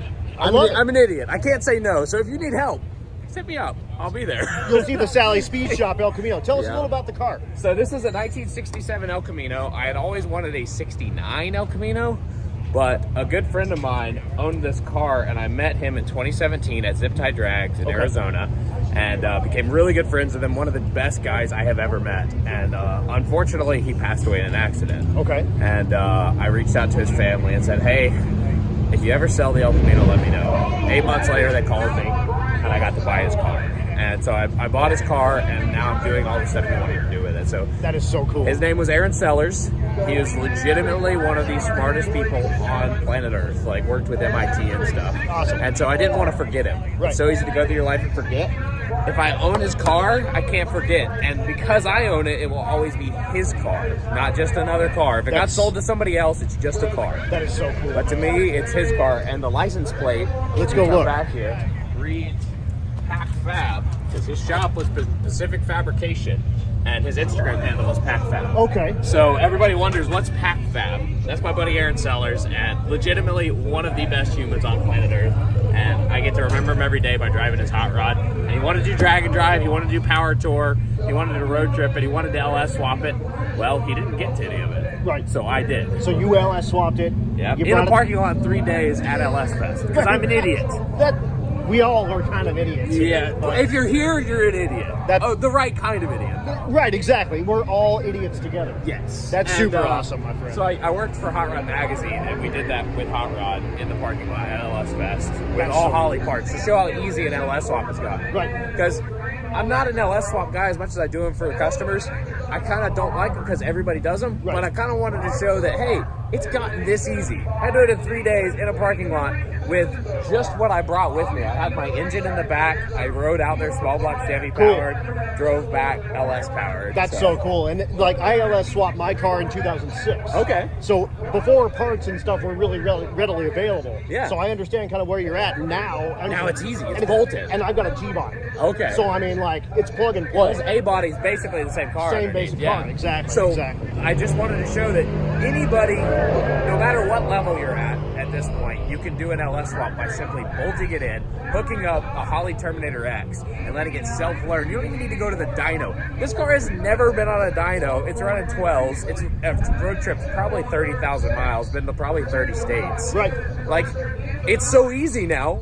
Go LS swap your car and have fun with it. That's right. So easy. An idiot can do it. Yeah, and I'm an idiot. And But, we're idiots. Absolutely. But I'll walk through the rest of the car. So it looks like a beat up old El Camino like on the outside. Right. But underneath, it's a hot rod. It's full QA1 level 3. Cool. Tubular control arms, double adjustable coilovers. Very nice. It's got 6-piston bare brakes all the way around. Hell yeah. With a full floater setup in the back. Ooh. So full floater 9-inch Very with nice. a 389 gear. It's got a weird transmission combo for what's in this. It's a Turbo 350 GCI Street Fighter with a gear bender. Wow. And the thing rips. It was a street strip car, and I've kind of turned it into a Pro Touring car. So next on the list is a T56. Very cool. And power steering, because it's manual steering with a bench seat, and it's literally a full-blown Pro Touring car underneath. So it's really dumb. Well, my Malibu is also a T56. So Okay. you're now starting to talk my language. Yeah, and 6-speed's so much more fun, and even though I'll be slower out there, I will have so much more fun. That's exactly. And then I get to hang out with the stick shift guys. Yeah, And plus- those guys are extra stupid. Oh, yeah. Because they break everything. Right, like Rich Guido. I mean, he's got a T56 He's a in that. legend. But that dude's, talk about an idiot. Yeah, he He's road trips down from Canada on snow tires Yeah. and then races his 8-second GTO. 3,000 miles one way. When I talked to him yesterday, he had 3,600 miles on that car. I thought I drove a lot. Rich, you're on another level. And he went 857 yesterday.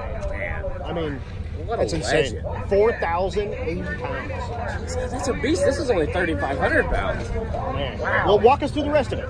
That's pretty much it. It's a beat up old El Camino. It used to be Marina Blue. Okay. It was painted white in the 80s. I want to paint it, but at the same time, I don't want to paint it. What do you guys think? Should I paint it? Should I leave the front end black? It was white when I got it, but then I was setting up a 2-post lift. And That happens. Yeah, that happens. But, people dig the black front end, funny enough. Hey, whatever, man. So under the hood, we have a 6-liter LQ4. I bought for $700 off Facebook Marketplace out of a church van. Nice. Legitimately, this is a church van motor, and I put 799 heads on it. It's all full. Drivers, go Holley, ahead and suit back full up, please. injection Drivers, Holley go ahead and parts suit with back their up, please, headers. as we're going to go back to action here. Drivers, go ahead and suit back up, please. The rings for boost if I want. Drivers, go ahead and suit back up, please. We're about to come off the racetrack with the equipment. So not very complicated. Right. On paper, it's 500 horsepower at the crank. I've never dynoed it. The Bud Dyno says that's pretty accurate. Oh, yeah. It moves out. Hell yeah. And, I kind of tried to make it simple and clean, but still usable. And so I drive this thing almost every day. I put engines in the back for my shop and take them to the machine shop. Like El Caminos, best cars ever. Or trucks? Truck? Utes. Utes. All right, so racetrack, Like we're going to come back off here in just a minute. The two Utes. Yeah, the two Utes. We're going to go back to a couple of small tire body radial cars. So my buddy David Wakesman from Sharpsburg blew up his 4th Gen Camaro on day 1 with the best pass he's ever made in his life at 8.99. Nice. He wanted 8, but he melted a piston. So he's got a nitrous kit, and he's coming down here today. He's going to ride shotgun with me the rest of the week, and he's bringing the nitrous. So maybe I'm going to melt my pistons too. Because that's smart. Because we're idiots. We're all idiots. So once again, 2 of our rowdy radial cars, the 8th mile setups. Robert Robinson over on the right-hand side in the Chevy Love Truck, and Matt Moore from Moore Race Chassis left side in the LS-powered Motion Raceworks back Mustang. So I haven't even topped my best. As they are giving the signal to fire. A low 12, but I've been sucking. So the driver mod needs to happen. I'm not used to it because I haven't driven it.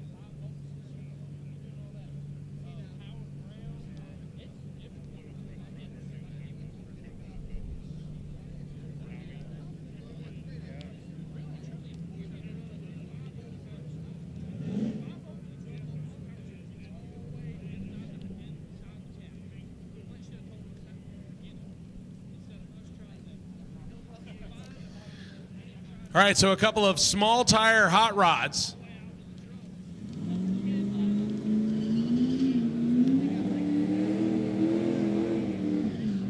Once again, Matt Moore out of Moore Race Chassis. The LS turbocharged 235 equipped Mustang Fox body over on the left side. And Robert Robinson in the 1980 Chevy Love Truck, as he gets some water on the tire so he can do the burnout he needs to.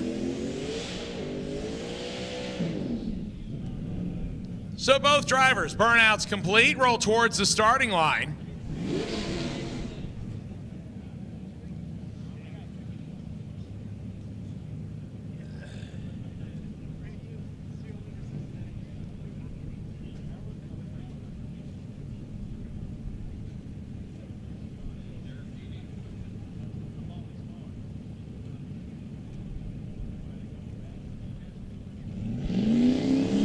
All right, both of them pre-staged. Turbos are build and boost, and we are ready to go. And both of them hooked up good. 130, 160 foot left side, 135 left side, 526, 138 for the Love Truck, 547 and 134 for Matt Moore. Not bad passes in either lane, but probably not what the drivers actually would want. Actually, a 526 is not a bad pass for the Love, but I believe it has been quicker than that, as both drivers probably went to the starting line with the power back down just a little bit, as we're starting to get some more heat in the racetrack. And on those small tires, they leave such a small window to be able to get aggressive on the starting line that they want to make sure they make it from A to B in good fashion. That will bring up Honk if parts fall off. Rick Steinke next. And Frank Romano, the 3-pedal bandit himself on the right-hand side, the naturally aspirated big block 555 Chevy.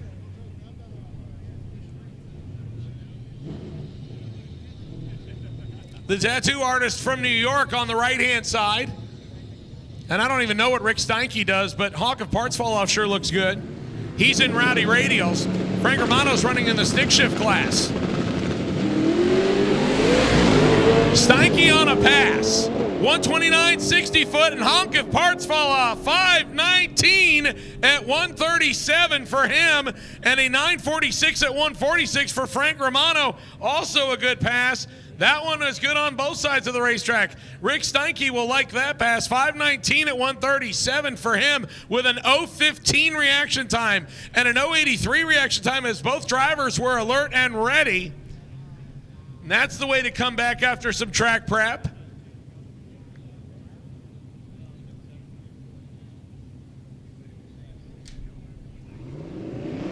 All right, attention, ladies and gentlemen. If you have lost a key, we have had one delivered up here to the tower.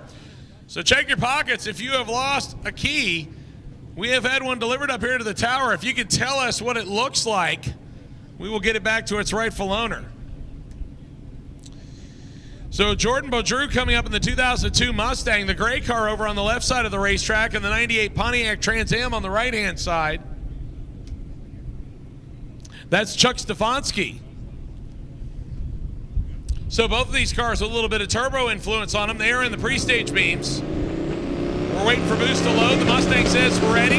Trans Am says ready. Let's pull the trigger and go. 130, 60 foot left side, 135 right side. And they're both going to make full poles, top end of the racetrack. 850 with a 7 for the Mustang, and an 874 at 162 for the Trans Am. And chances are that Beaudreau is going to hand that one in. 850 with a 7 for a K-Class. He's not legal to go any quicker than 8.500, so that is more than likely a one and done for Jordan Beaudreau.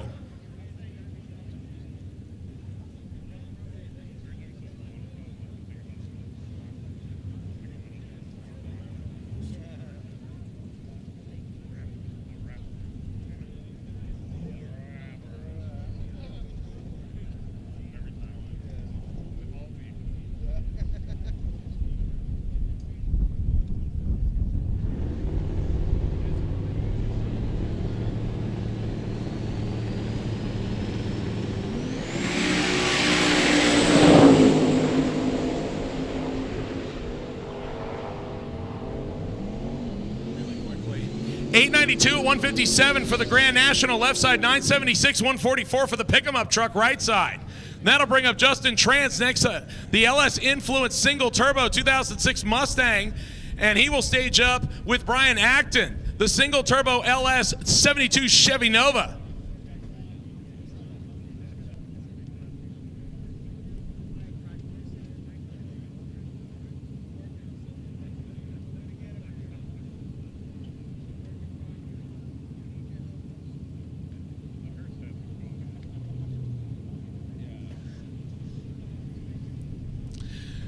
So the vinyl top equipped Chevy Nova coming up over on the right-hand side, and Dustin Trance, a former Drag and Drive winner for Hot Rod Drag Week over on the left-hand side. Both of them looking for that 8.50 magic number.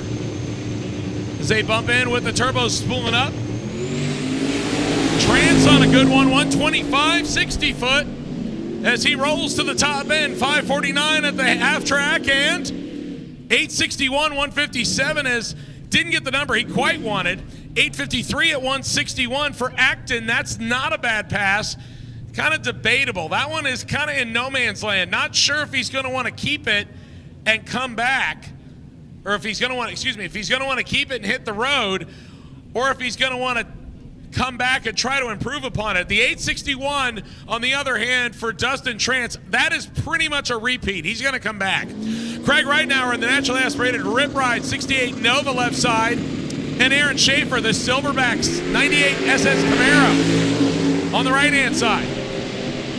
Schaefer looking for the 8.50 number as well, and goes 852 at 164 for Schaefer, and 946, 144 for Craig Reitnauer. That's a good pass for Craig, and he might pack up and head for Gainesville based on that pass. On the other hand, Aaron Schaefer, that's not a bad run, but he may or may not come back and make another one. That is not quick enough to automatically guarantee a one and done.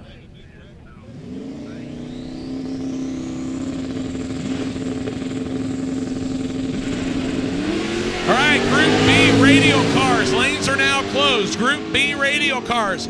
Lanes are now closed.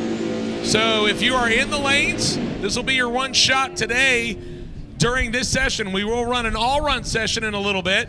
But Group B radial cars, your lanes are now closed. Group B radial cars, your lanes are now closed. Do not enter the staging lanes. Once again, Group B radial cars, your lanes are now closed. Do not enter the staging lanes. 910 right side, 967 left side, and we're just going to roll two more right up there. The butternut yellow 1967 Chevy Nova coming up right-hand side. That is Kevin Parton. He's been in the 850, 860 range. He is a Street Race 275 car, so he's looking for 8.50. He'll stage up with the Pontiac Firebird, also looking for 850. That's a nitrous Pontiac in the Pontiac. Randy Bellahar Goes 959 at 147, 889, 156 right side for the Nova. That is not indicative of what either one of them are able to run, as both of them are soft on the 60-foot, so it's very possible they may come back around and make another hit. We will see what happens on that one. Like I said, when I'm talking about one and done, ladies and gentlemen, what I mean is that drivers are going to come out here and make a shot that is so good, either close to their index or a fast enough pass that they're just going to decide to go ahead and load it up and head to the next racetrack, because it's not necessarily the racetrack passes that'll hurt you. It's the drive between racetracks. It is not a straight shot.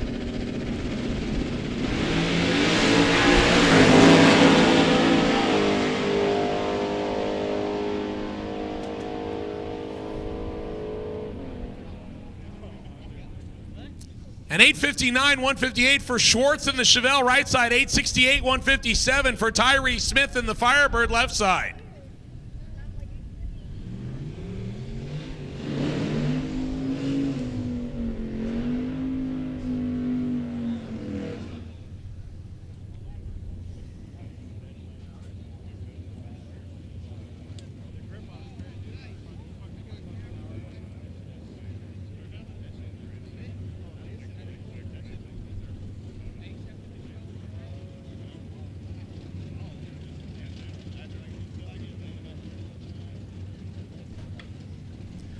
All right, up next, Scott Brown in the 53 Chevy he calls Capone. He's running in the Rowdy Radial class. Little LS Volvo station wagon on the left-hand side, and Capone. A lot of tire spin and some more, as Capone kind of shakes the tail feather. Volvo to the finish line left-hand side at a coasting 11:36 at 87 miles an hour. And Brown also not the run that he wanted, so he'll come back and make another shot.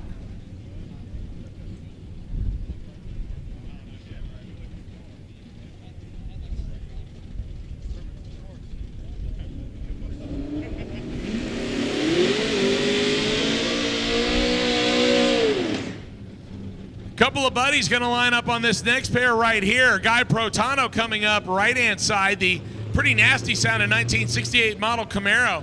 He'll line up with the beautiful 1967 Chevy 2 Nova of Brian Carney over on the left-hand side.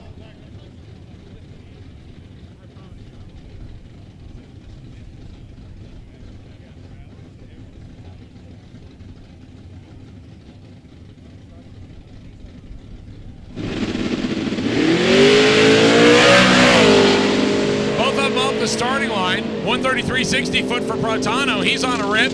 Top end says 887 at 152 for the Camaro, 1029 at 132 for Brian's Nova. I believe both of those are naturally aspirated big blocks. Our next pair to the starting line. Sheldon Root, the 62 Pontiac Arcadian. Yeah, this is a Canadian-built car, the Acadian. The mix of Chevy Nova and a little bit of Pontiac influence. Right-hand side is Colin G. He's also running the 235 Rowdy Radial class. Right side with tire spin. Left side for Sheldon Root. 479 at 152. In Rowdy Radial, that is going to move him all the way up to the number 2 spot in Rowdy Radial. 479 at 152, ladies and gentlemen. Playing second fiddle to the convertible Mustangs 460, but that is within reach.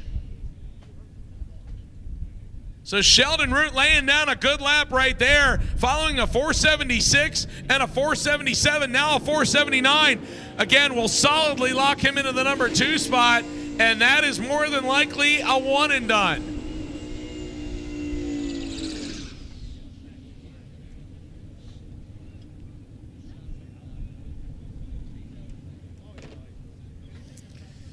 All right, here comes our next pair. Little Wicked 6-speed twin-turbo LS 33 replica street rod on the right-hand side. This thing has used up every bit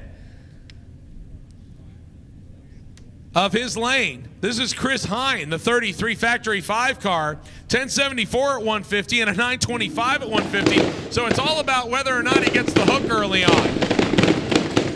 Staging up the Monte Carlo over on the left-hand side.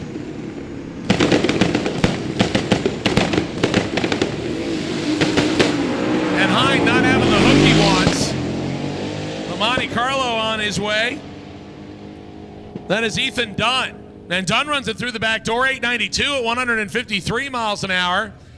And the Street Rod, 1007 at a blistering 158 miles an hour, using every bit of that steering wheel in that car.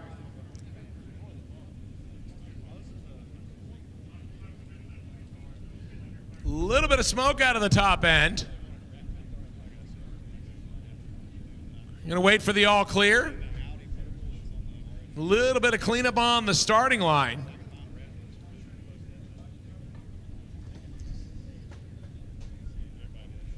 So up next, right-hand side, that 1320 chick, Joanna Iacobelli, and her husband, Brian Reed, standing out in front of her. As she is on her first drag and drive ever. Here with her supercharged Mustang GT on the right-hand side. Little Chevy Love Truck over on the left-hand side. And we do have a couple of Love Trucks now after not seeing too many for a while. And now they're all coming out of the woodwork. This is Dustin Cadle.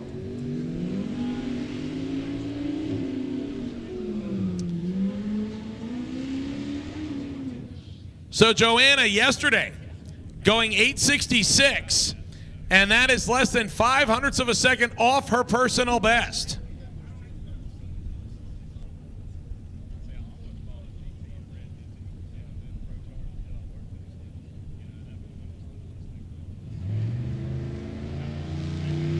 Boost loading on the pickup truck. Joanna in and ready. And Joanna comes off the foot brake once again. The pickup truck on a 139 60 foot. Both of them working their way towards the finish line. 922 for the pickup truck. 878 at 165 for Joanna. Not a bad pass there for that 1320 chick. Brian kind of goes, it's okay. Not bad. Again, they went 866 yesterday, and the car is so violent off the starting line that I think they're just trying to tame it down to make sure that it makes it A to B under power. And that is a decent time slip, and they can turn that in if they want to, and they can go to the next racetrack. Mark Manner coming up in the gorgeous 1970 Chevy Chevelle, and Lance Disharu, the 84 GMC they call Banana Pudding. Mark Manner to the finish line. 862 at 158. For the 1970 Chevelle. That's a good lick for him. He'll probably turn that in. 998 at 150 for the big pickup truck. And Lance hangs out the laundry.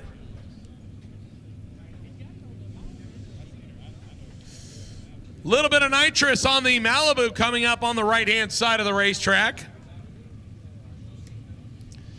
That is Michael Good, 81 model Malibu.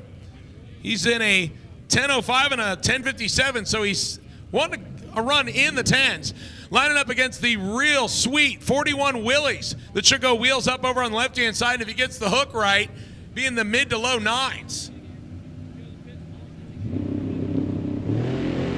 Once again, front end coming up just a little one that time. The Willys that honestly looks like it could hold its own just as well on a show car field to the finish line first.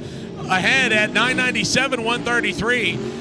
1006 at 140 for the Malibu. That will bring up the Ford SVO. This is a 1982 Mustang, and they didn't come out with the SVO until 84 and a half. So technically speaking, this is a clone. I can say I don't know too many people that clone an SVO. They didn't make too many of them. Obviously, the 4-cylinder is long gone. And Raymond Houpé, a 20-second time slip and then a 990 so far hasn't shown what the car can really do. Edward Schwartz, single turbo LS over on the right side in the Nova, and Schwartz having some trouble. That car normally good for 860s, 870s. And Houpé to the finish line. A 1042 at 145, so he unfortunately continues to struggle. And Edward Schwartz, again, will have an ET, but not really what he wants. 1685 at just 60 miles an hour for him. So Schwartz more than likely will probably come back and make another shot at it. And as soon as we get the racetrack cleared, we will go to our next pair, including the Canadian Chuck Norris man himself, Richard Guido. How about a 2-ton 1965 Pontiac GTO? And for those of you that are Pontiac enthusiasts, yep, it's still got the engine up front. A 1,484 rear-wheel horsepower, single-turbo, Pontiac-powered Pontiac that he drove from Canada over 3,000 miles of snow and slush to come down here and play on Sick Week. It does still have the man pedal intact on the left, and he went 875 yesterday, a new career best for Richard Guido. He will line up with the 5th-generation Camaro over on the left-hand side, the orange car belonging to Terry Angel. Angel been in the high 11s and low 12s and about to get taken to school by Richard Guido. And Guido wasted no time at all. The black Pontiac on its way to an 8-second pass right side, 877 at 164 with the laundry out, and that is going to be a one and done more than likely for Richard Guido. A 1073 at 119 for the Camaro, his best pass of the weekend, but a couple of bus lengths behind Richard Guido.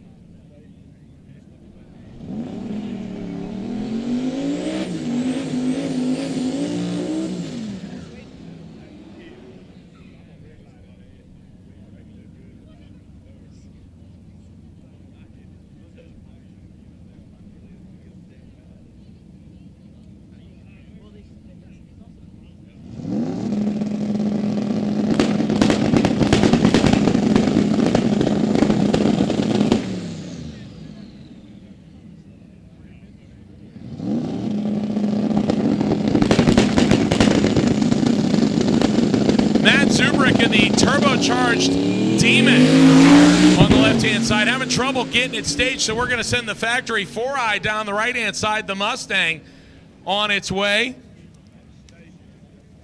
And it's Christopher Roberts, and he goes 977 at 144. Sounded like he was banging the gears. So we're going to put the Demon back in for a single pass. And in the water box, Michael Borgren with the 6-second 200 capable 1987 Volvo. And everybody going, excuse me, I just heard 6-second 200-mile-an-hour in Volvo. One of those things is not like the other. No, this car went 670s at 209 miles an hour last year. This year he's basically blown it apart like a yard sale 3 different times. The motor's been apart, the tranny's been apart, and when he rolled into the tech line on Sunday, I think he had somebody with a broomstick propping him up because he didn't have any sleep left. The Demon to the finish line on a coasting 14-second pass. But that will keep him in competition. And now all focus turns to Michael Borgren. Like I said, Borgren has been on the struggle bus as of late. He's trying to find another 6-second 200-mile-an-hour pass.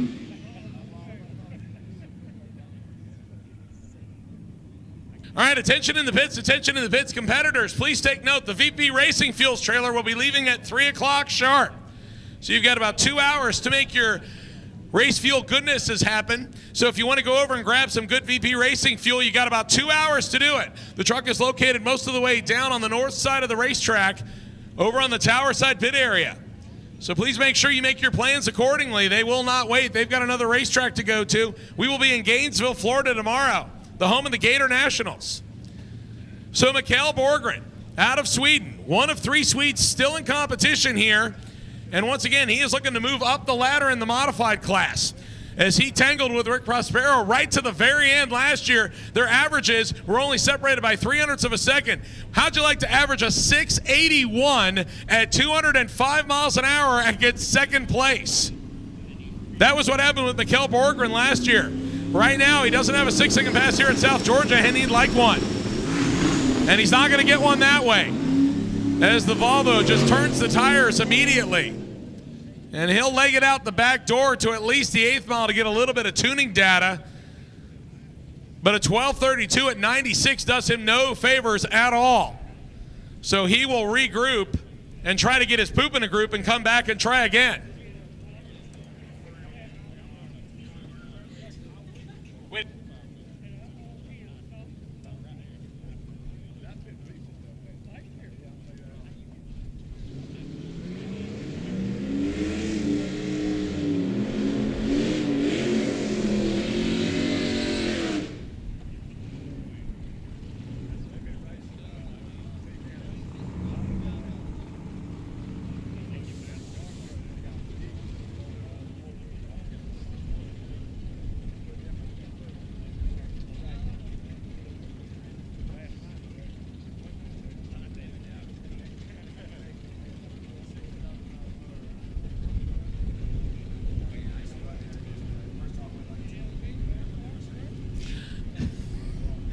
David Burke coming up next, the 1979 Pontiac Le Mans. Yeah, this is Pontiac's version of the Malibu.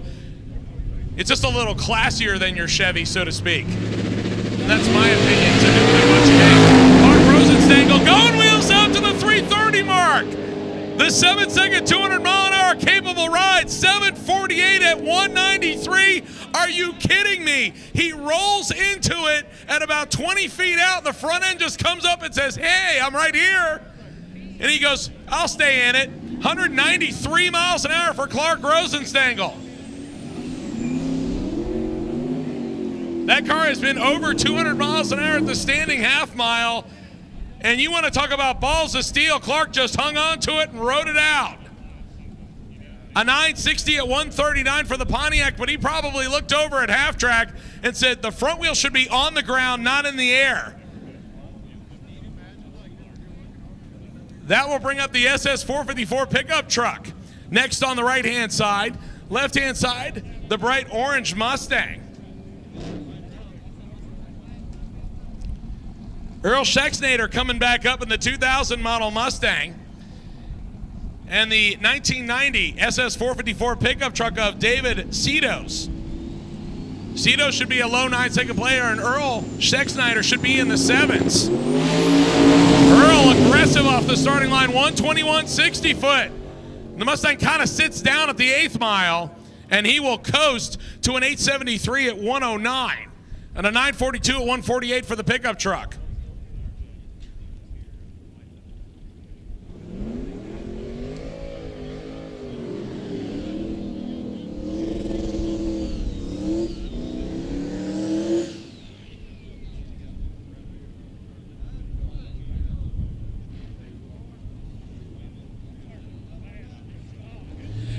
Little Ford versus Chevy battle coming up next, but actually it's a Chevy on Chevy battle, as both of them are LS powered. One of them was from the factory, the other one, not so much. I don't think there was a checkbox on a Fox Body Mustang for an LS. Not that I'm aware of anyway, but you know, the internet will come up with something.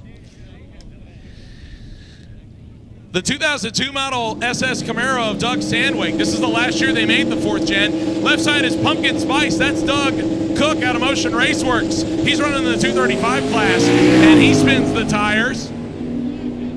Doug Sandwig to the finish line with the parachute out way early and goes 890 at 115, probably still in the gas, and the parachute was just dragging him down.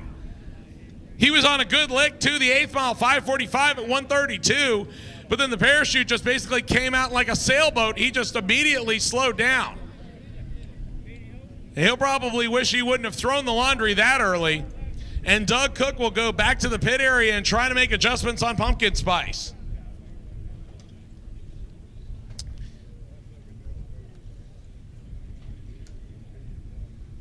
Our next pair in the water box, Matthew Parsons. The 1985 Ford Mustang with the Aero Nose swap. And unlike Doug Cook's Pumpkin Spice, this one has a little bit too much char on it, as he calls this one burnt orange. So the other one was pleasant orange. This one has a little bit too much fire in it. And the Chevrolet full-size truck over on the left-hand side. That is Jeremy Tapscott, not Tabscott, because we got reamed on that last year, even though apparently they're not listening to the announcers long enough to be able to tell the difference between a B and a P. So this is Jeremy Tap, as in tap, tap, tap, Scott, in a 2005 GMC Sierra. He is running in the Bullseye Challenge class. To the mag yet? And for those of you in the Bullseye Challenge class, the Bullseye is 67. That's what you're trying to hit today. Like a book. Somebody has already gone 68. Get over to SickTheMag.com. So already a good run out there. And we are on our way back on the four-wheeler, which hopefully means we are all clear on the top end. And they will get the all clear to get going. I'll tell you what, that Camaro out there, the Camaro just threw the chute out there, and that thing blossomed like the top of a piece of broccoli, and unfortunately, it slowed him down right away.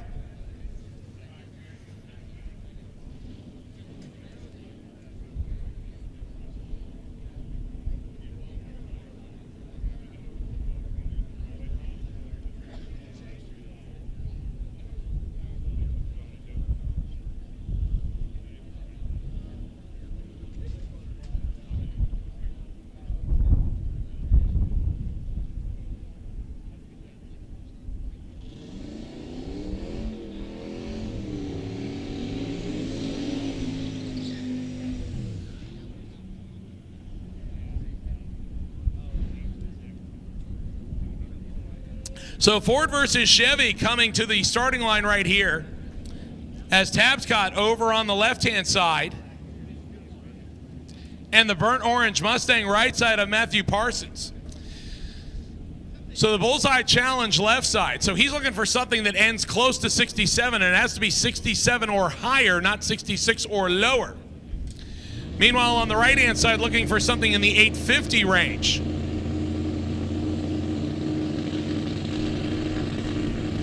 We are waiting, and now we're all staged and ready. Parsons rolls into the throttle. The pickup truck doing a little bit of hopping and banging in there and not going to get to the finish line under power hard. 10:69 at 107. Nice job there for Parsons. The bad part is he's not running the Bullseye Challenge. It's the other lane.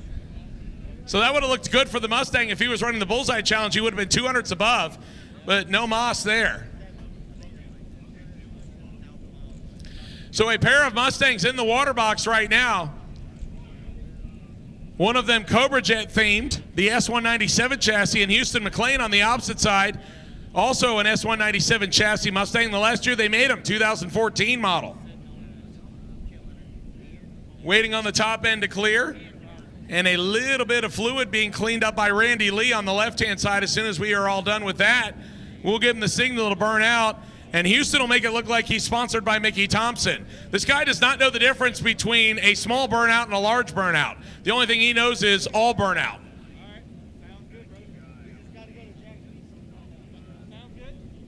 Once again, B Group radial cars, your lanes are closed. B Group radial cars, your lanes are closed.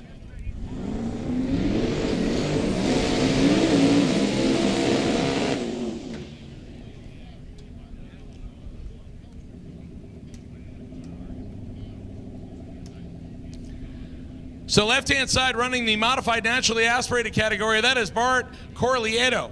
The 2006 model Mustang, like I said, wearing the Cobra Jet inspired graphics.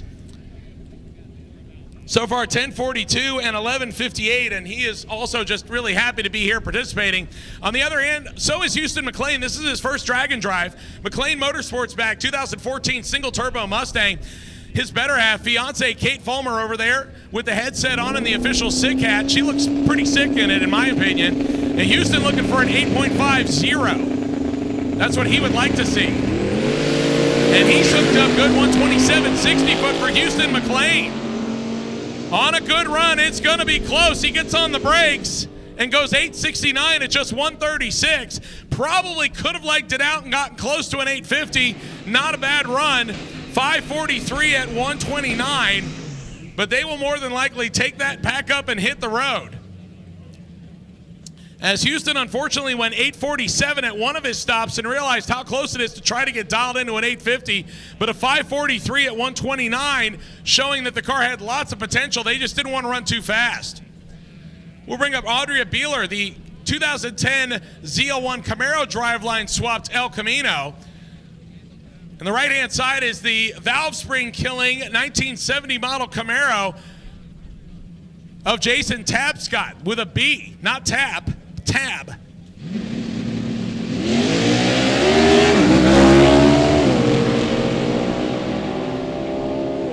A lot of tire spin for Jason Tapscott. This is not going to be the run he wants. 902 at 156. That one should pretty much go right in the trash. He's not going to want that one after going 855. 1073, 119 on the left side for Audrey Beeler. That's a good run for her. That might be a one and done for the ZL1 inspired El Camino. That'll bring up another Camaro over on the left-hand side. Right-hand side, the guy they call Chains. Actually, it's what it calls his car because of the long chains on the F-150 junkyard swapped SN95 Mustang. This is Jason Hagar.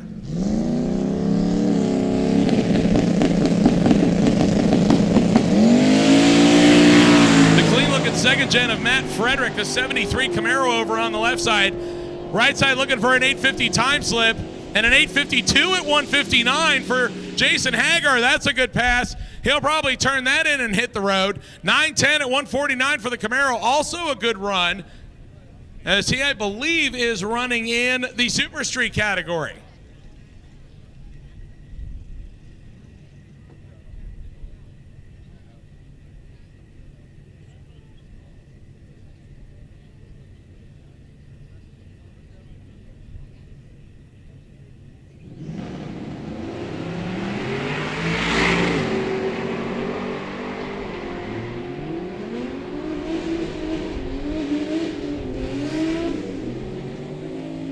943, 146 right side, 950, 139 left side. As we complete that pair, I've got a couple of parts calls to go out, ladies and gentlemen. An LS3 3-bar map sensor. An LS3 3-bar map sensor. If you have one, come to the top floor of the tower and let us know. I will give you the gentleman's contact number.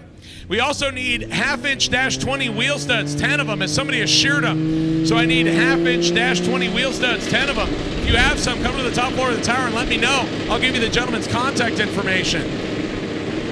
The Toyota Cressida of Ben Neal and the turbocharged Mustang of Matt Cataline. Mike Cataline looking for 850 left side and goes 895 at 131, getting out of the gas early, 871 at 158 for the Toyota right-hand driver. Both of them on decent runs.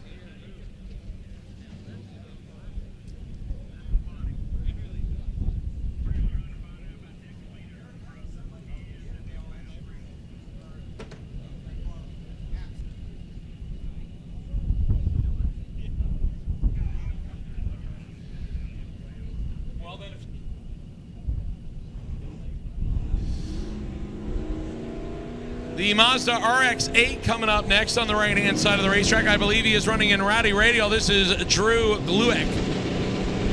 2007 model Mazda. Left side, the Mustang of Michael Malone. Malone out front left side and goes 945 at 149. 713 at 97 miles an hour in the 8th mile for the Rowdy Radial car of Drew. Rick Fletus. Coming up next to the 1970 model Chevelle, this is a Duramax diesel swapper.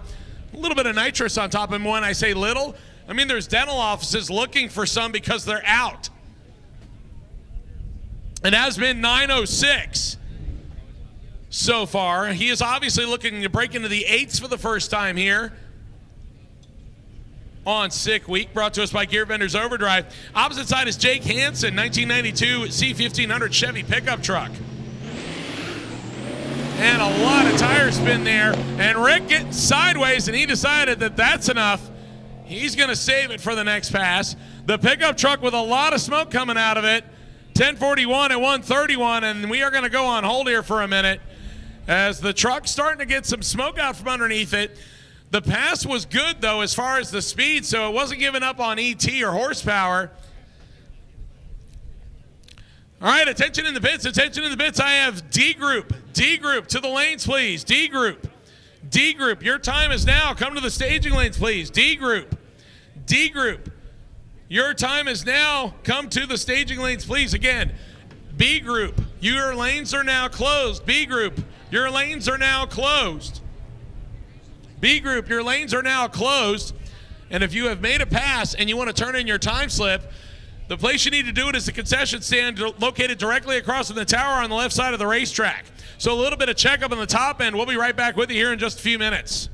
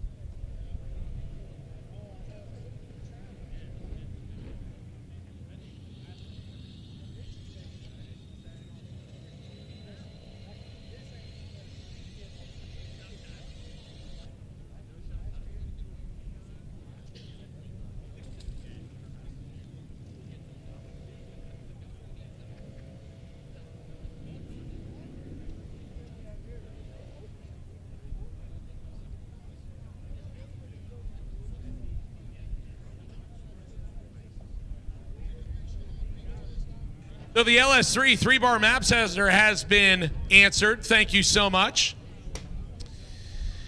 And now I have a special request, ladies and gentlemen. The Sick the Magazine ice cream truck is in need. The Sick the ice cream truck is in need. It has a 2012 Trailblazer rear end in it. And they believe that it could be either axle bearings or something in the rear end. It's got a lot of clunking and leaking. So if you happen to have a shop close by or a shop within reasonable distance that we can flatbed it to, we would gladly use the help and reimburse you for your time. So the ice cream truck, unfortunately, is somewhat All out right, guys, of commission. Adam Dory here. I got Derek Beery from Vice Grip Garage, of course. And we just wanted to give a quick shout out to Peak. Peak Antifreeze, they're also the Sick War sponsor. Yeah, they sponsored the whole Sick War group this year, so that's really cool, helping those guys stay cool in traffic and all over South Florida, 1,000 miles, something like that. 1,000 miles this year, yeah, it's awesome. And you got the 3 rigs out. Yep. And Peak to the max on these, right? Absolutely, 100% back. This one's got the old school Peak logo right on the fender over there as well. I'll get that before we leave, but hey, big shout out. Thank you so much, Peak, for your help. Obviously with the Sick War. Yep, absolutely. And with Vice Grip Garage. We appreciate you guys so much. Thanks, guys. Absolutely. Bam! Peak! Told you, I wasn't even lying.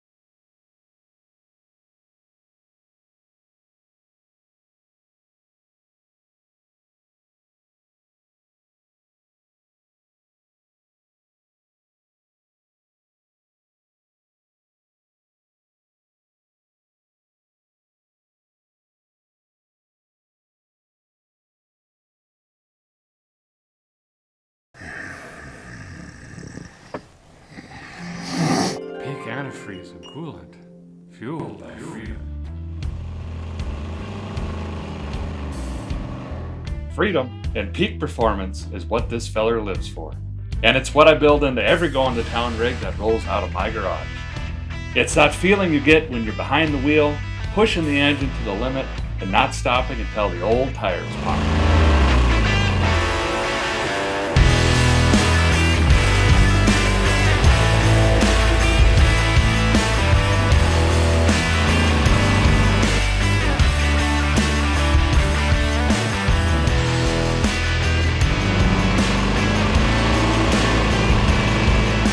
And when the day is done, there's nothing more satisfying than cracking open some cold snacks, kicking off the old earth stompers, and blasting some rock and roll on the old radio. So let's rev up our engines and chase our dreams because we're fueled by freedom.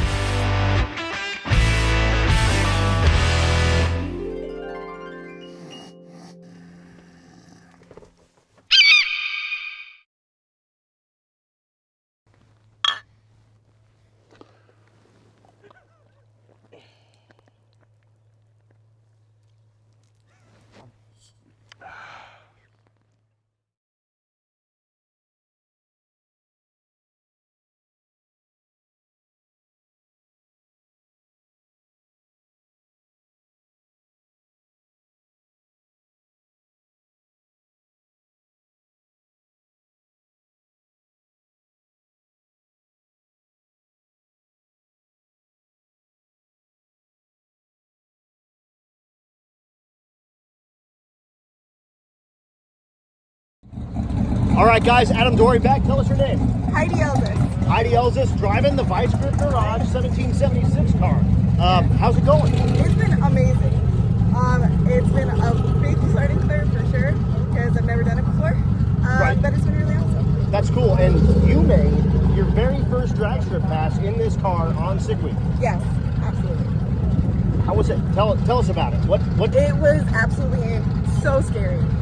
There's a lot of people there, so having everybody see your first pass is really intimidating. Well, and especially in a car that people know. Yeah, so I figured I'd go 100% or nothing at all. That's what I'm talking about. And it's got a trans brake. It has a trans brake. And so you just got thrown to the fire. Here we go. Yeah. That is super awesome. And you also do America's Meanest Cars as well, That is right? correct. Yep. That's cool. So you can find all of her work, and you do photography mainly, right? Yep, so I do photography and I do some writing and stuff for like Hot Rod. So I even get to write an article on my experience this year. That is super cool. So I'm really stoked on it. And you've been on like the cover.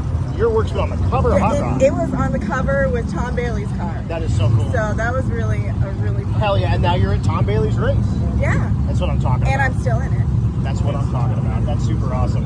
So driving, everything going well so far? It's been awesome. We've had a little things here and there, but nothing that's been like bad. Well, yeah, and if you watch the channel, I mean, he finished this thing like 3 days ago, and we started 3 days ago. Yeah. So we got sent into. I mean, right into the fire with everything. First drag shirt passes, first time this thing's been run, but you're having a blast? It's been amazing. And you're from Colorado too, right? I am as well, and it's snowing in Colorado. My kids are actually off school today because it got canceled. And we're out here in the sun in Florida having fun. It really sucks to be them. It does suck to be them. Well, Heidi, thank you so much for hanging out with us and doing the thing. Yeah. And dude, this is super duper cool, and what a super cool experience for you. Heck yeah. I'm going to do a quick walk around in the car, but good luck the rest of the week. Thank you. And we'll talk to you soon. Heck yes.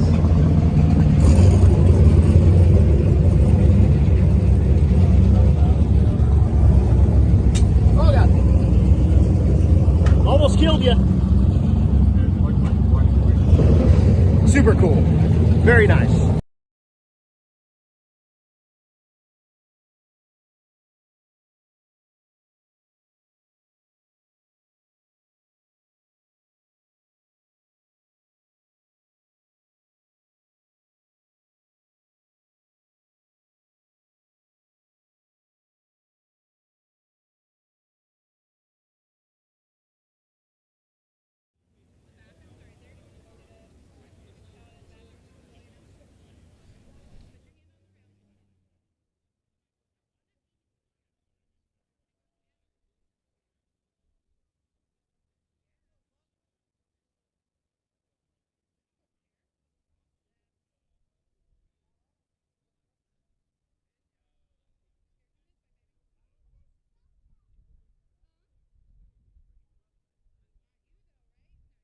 Once again, ladies and gentlemen, if you have made a pass that you're happy with and you want to turn in your time slip, that is done at the concession stand on the left side of the racetrack, directly across from the tower.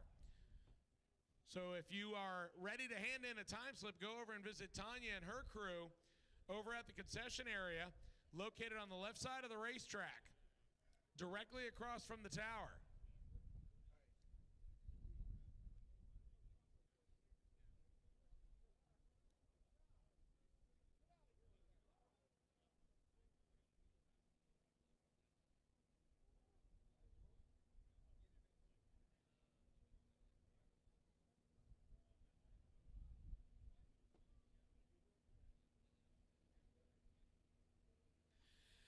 So ladies and gentlemen, those of you that might be playing the drinking game at home that Adam Dory so thoughtfully decided to involve me in, apparently there are some people that are already looking for a designated driver at 1 o'clock. So please play the game accordingly. I did not encourage the game, but I will point and laugh as I see you do it. So please play the drag and drive drinking game responsibly.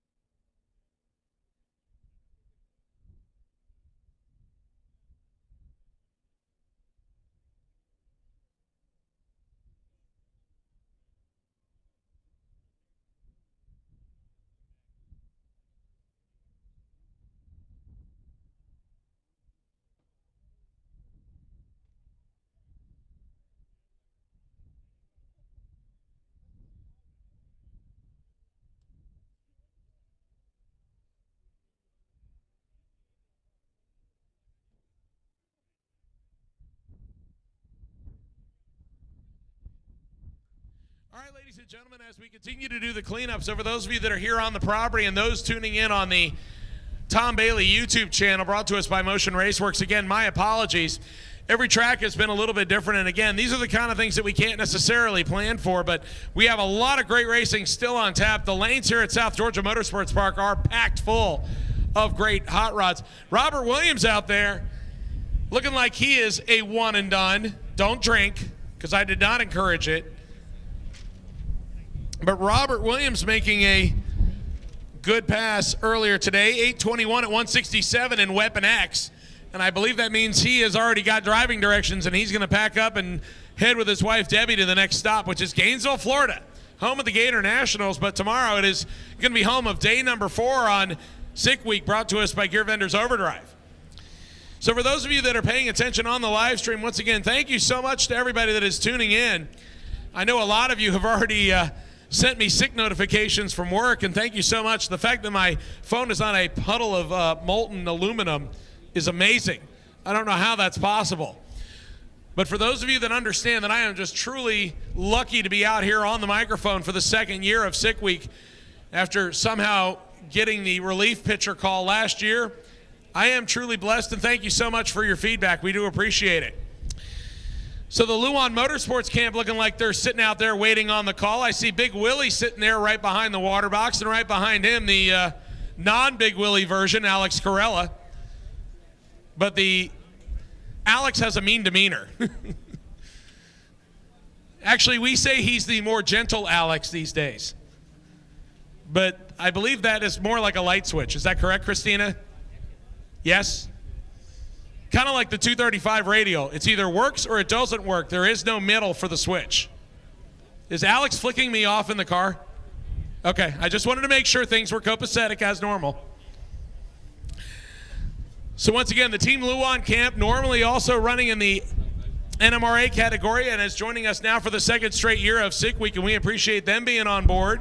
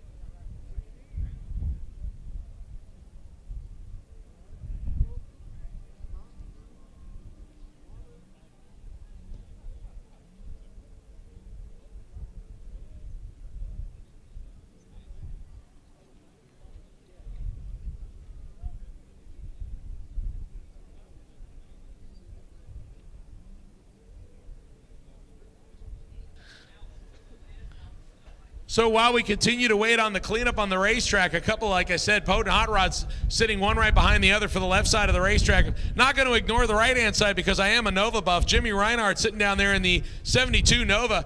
I believe that's the boosted by Rhino entry. He says, yes, I got it correct, or please don't butcher anything further on my car. I believe that car was in the 10s last year, and this year he kind of turned the knob up on it a little bit, and it has run in the 9s. If I remember correctly, I think it's gone in the 930s or 920s. Is that correct, Jimmy? His crew guy's like, yeah, okay, you passed the test for now. We will ream you accordingly on the interwebs if you screw it up going further. But how can you not love a plain dog dish hubcap white top 72 Nova that just rips off 930s and 920s?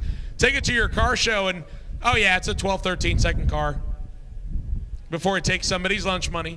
And Alex Corella's car, in my opinion, is the same way. When that car rolls around on the 17-inch pony wheels, especially when it has the bikes on top of it, nobody would accuse that car of being a mid to low 8-second car.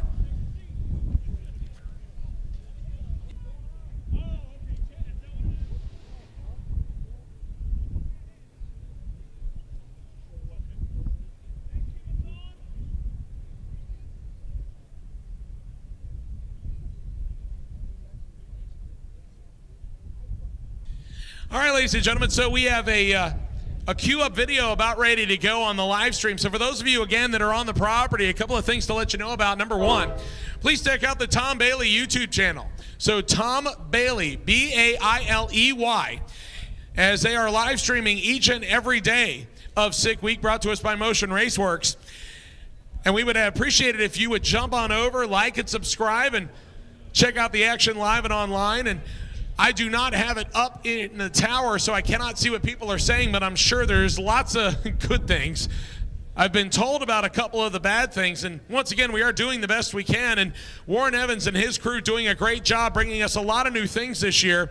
As for our second year, we have added in a couple of pit reporters, and we are trying to do some additional stuff. We did some pre-recorded interviews with drivers and sponsors from PRI. We're also doing stuff live from the road, as the one and only crack man Adam Dory out there getting the job done for me today. He has gone out to all of the check-ins and is talking to the drivers and finding out all the deets of what he needs to know, and we're bringing that to you on Tom Bailey's YouTube channel. Once again, that being brought to us by our friends at Motion Raceworks, and that of the 2023 Sick Week brought to us by Gear Vendors Overdrive. Also a shout out to Summit Racing Equipment and Peak Performance, the official Sick Ward sponsors. Thank you so much to them for coming on board, as well as Iski Racing Cams. I saw Nolan out today. He was getting the chauffeured attention, while Alex Taylor was over thrashing to get her Chevy ready for another 6-second blast. TBM Brakes is also on board this year. Thanks to them, thanks to Precision Turbo and Engine, VP Racing Fuels, NOS, Mickey Thompson Tires. They are here with their rig, so if you need any help with race tires as well as tire changing service, they've got all the stuff available to do it. Thanks to STT Flash, Dodge, who has supplied us with Dodge Durangos that we are gently using for the drives in between racetracks, and the Radford Racing School. Thanks to all those sponsors that are part of the 2023 Sick Week, brought to us by Gear Vendors Overdrive.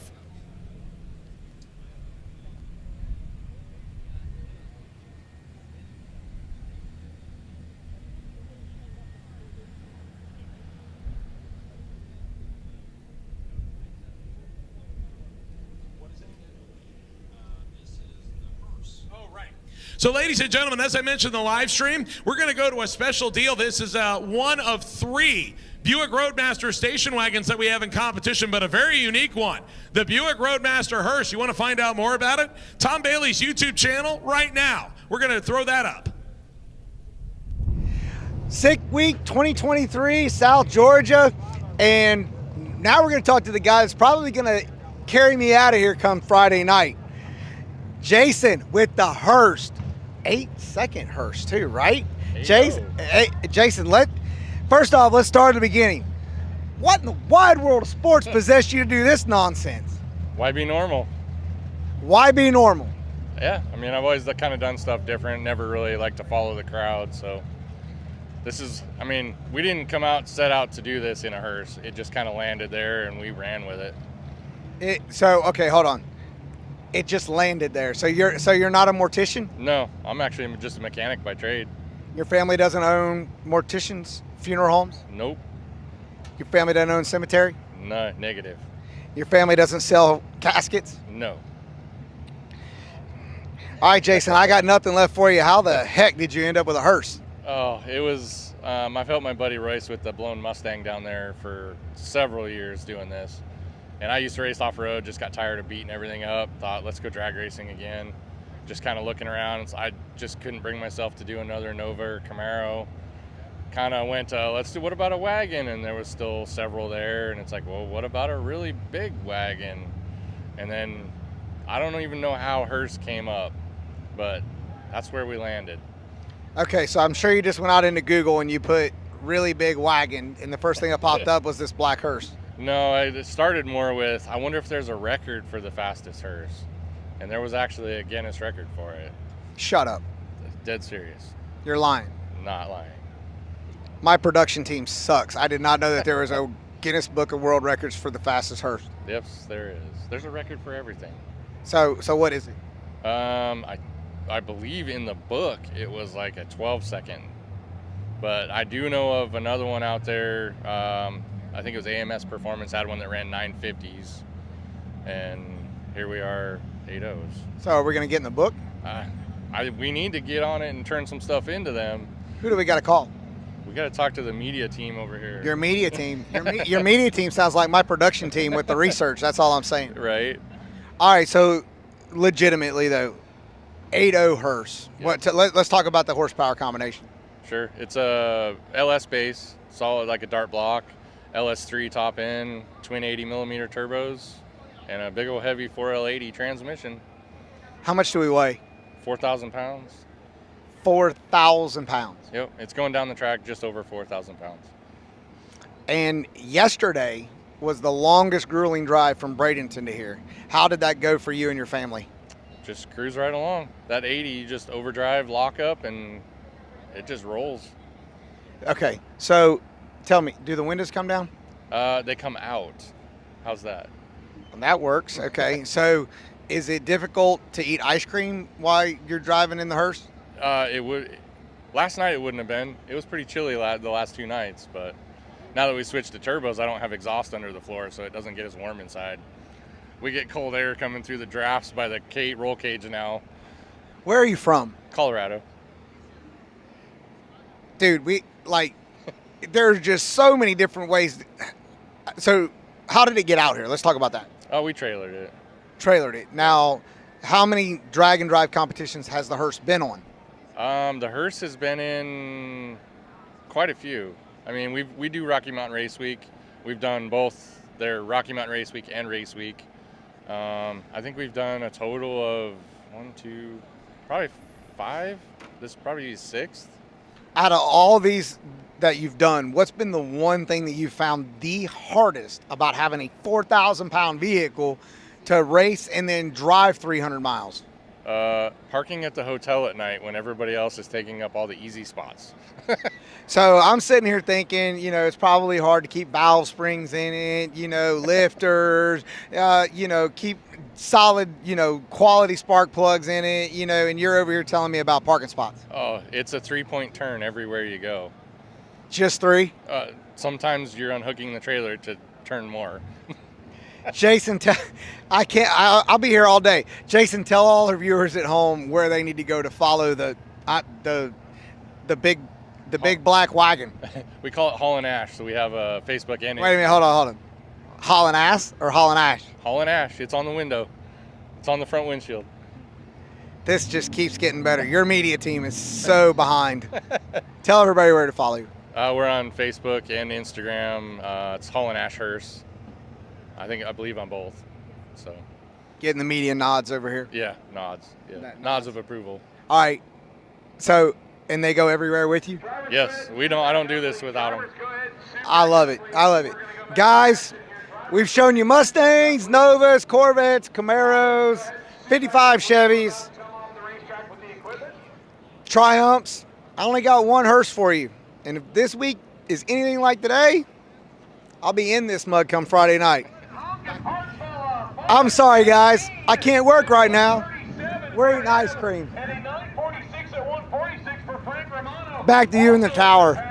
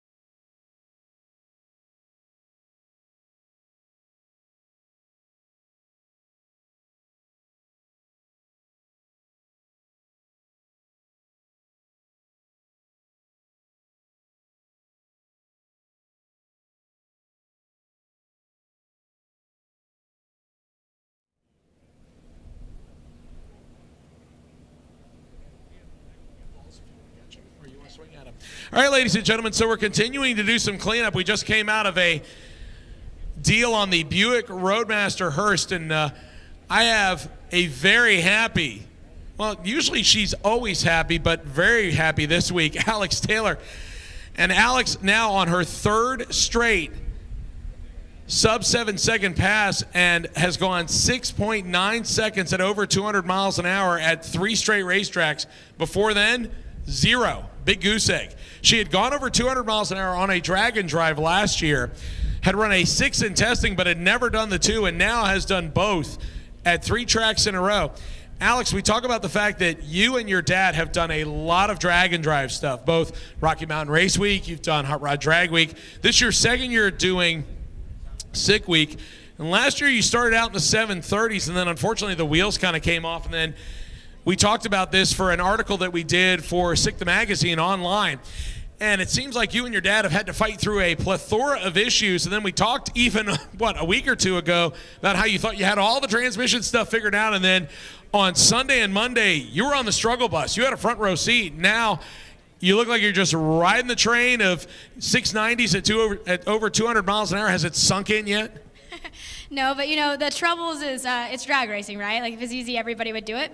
So I say that, but the last year has been, it's trying because you do something again and again and again, and you think you have it fixed, and then you end up yielding the same results. So I definitely struggled. We thought we had it all turned out. Struggle bus, yes, but it hasn't sunk in yet necessarily because I try not to jinx myself. I guess I am a little superstitious, so I don't even like to think about it until, it's just like constantly on the next goal. Okay, now we got to make a drive. Okay, now I got to do a track day, so. So what you're saying is the videos that we've seen on your Alex Taylor Racing and Riding with Alex YouTube page, when you get all excited during testing because you don't have the weight of a drag and drive hanging over you, it's kind of a small inner celebration, but on the outside, it's all business. We know we got to go to the next track. We've got to do it again, and you've got 2 shots left, basically. You'd like to do one and dones if possible. You've done 2 one and dones now in a row the first day. Never done that in my life prior to this. Right. So. Yeah, so the first day, all the drama. You had to wait till the absolute last session. Was your stomach in knots as you rolled up there? Yeah, I heard you mention on the speaker that, people are rolling up here with vomit in the back of their throat. And I'm like, Derek, you read my mind. Like, I know what you're talking about. So, yeah, no.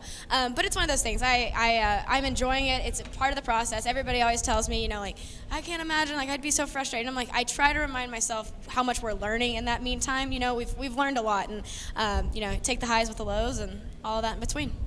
So your entire existence following in the footsteps of your dad, Dennis, as we talk about the fact that not only you've helped him a lot with several cars, including your Bad Marrow that you started out with when you were in high school. That car moved into a low 8-second, high 7-second twin turbo LS. Then you guys built the 55, what looked like it was going to be easy, and then kind of got expedited by a lot.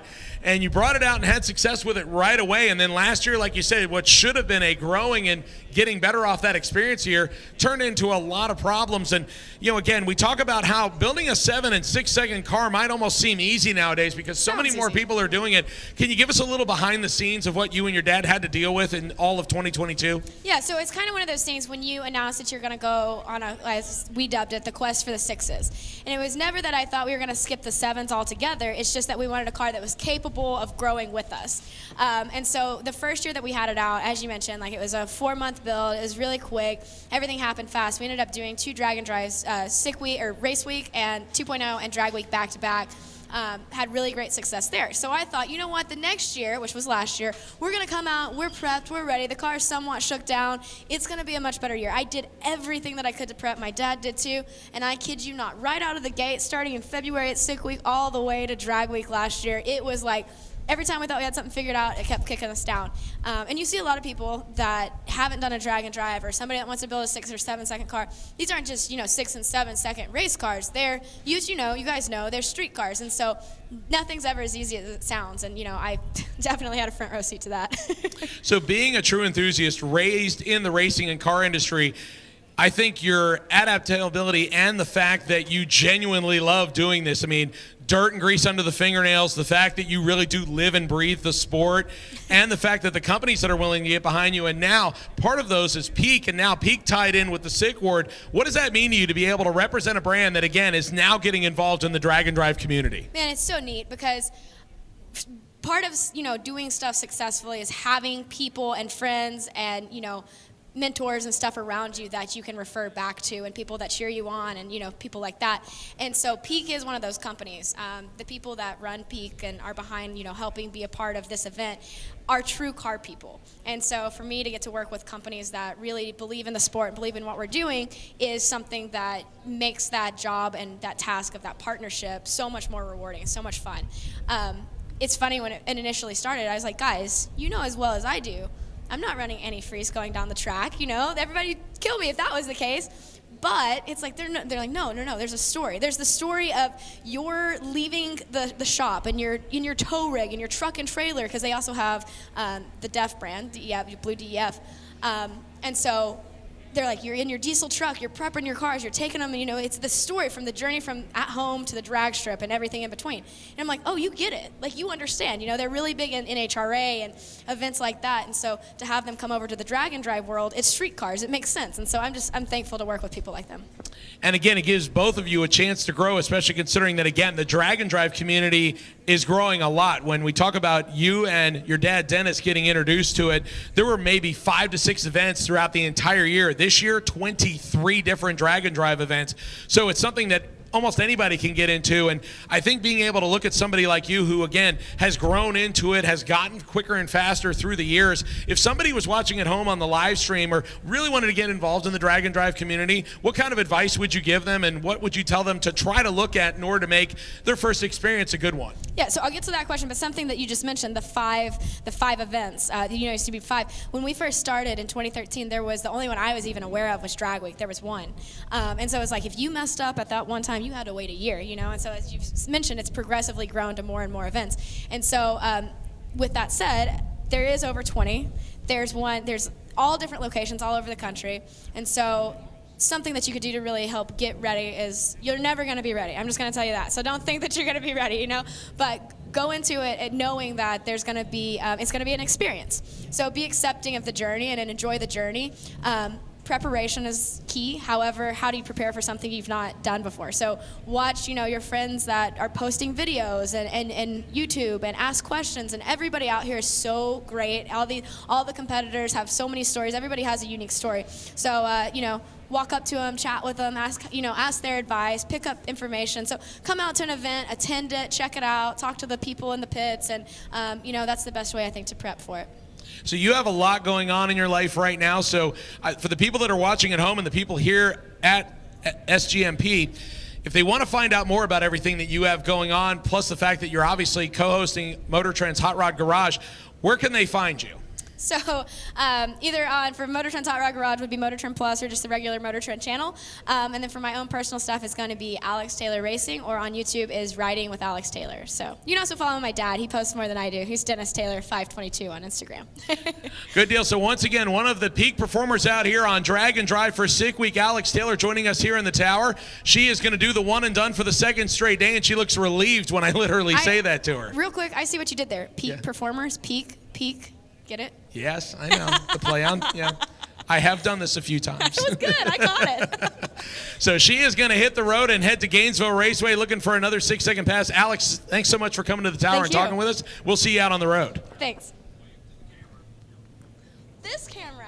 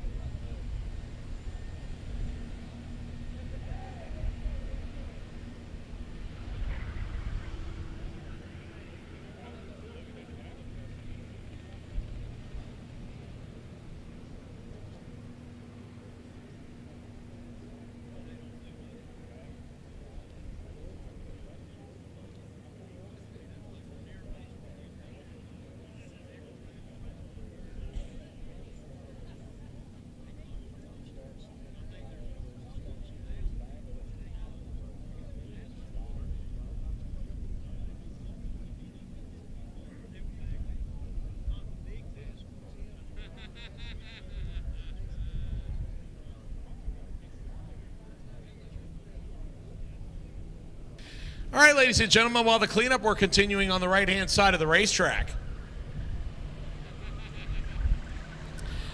As we just hit on Peak Performance, let me tell you a little bit more about Sickward. This year being sponsored by Summit Racing Equipment and Peak Performance. They are combining to supercharge the Sickward.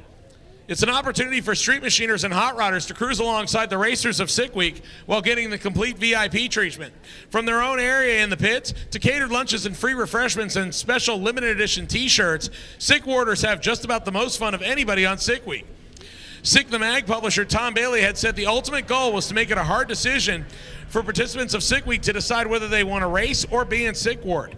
And Tom was quoted as saying there are only so many entries that can take you down a drag strip. Whereas Sickward, on the other hand, you get treated like royalty. He goes, I have a hard enough time trying to figure out which one to pick. I'm almost a little bit jealous of how well they are treated. At this year's Sick Week, Aaron and Emily Reeves are joining Sickward. You can find the Garfield Chevy truck. They've got a MIG welder on tap, a whole lot of spare parts, and they are out there to help both Sick Week and Sickward participants as they go from track to track. The Summit Racing Equipment Sickward, sponsored and presented by Peak Performance. They will also be part of our Sick Summer presented by TBM Brakes in June. So make sure if you want to find out more about either one, that go and visit their trailers here on the Midway. Thank you so much for being part of Sick Week.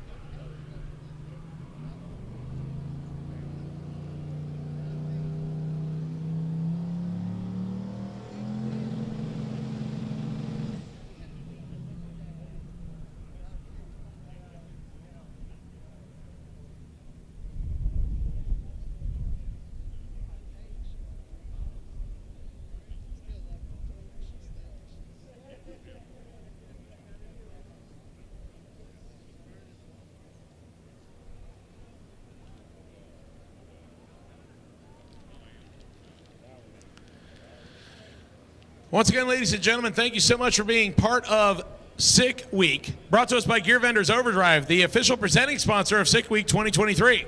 From 3,000 horsepower drag and drive rides to cars and trucks that just need an extra gear, Gear Vendors Overdrive is the proven leader in overdrive performance. They can be bolted to almost any automatic or manual transmission. And the final drive ratio, reducing engine RPM and increasing fuel mileage, is usually between 20 to 28%.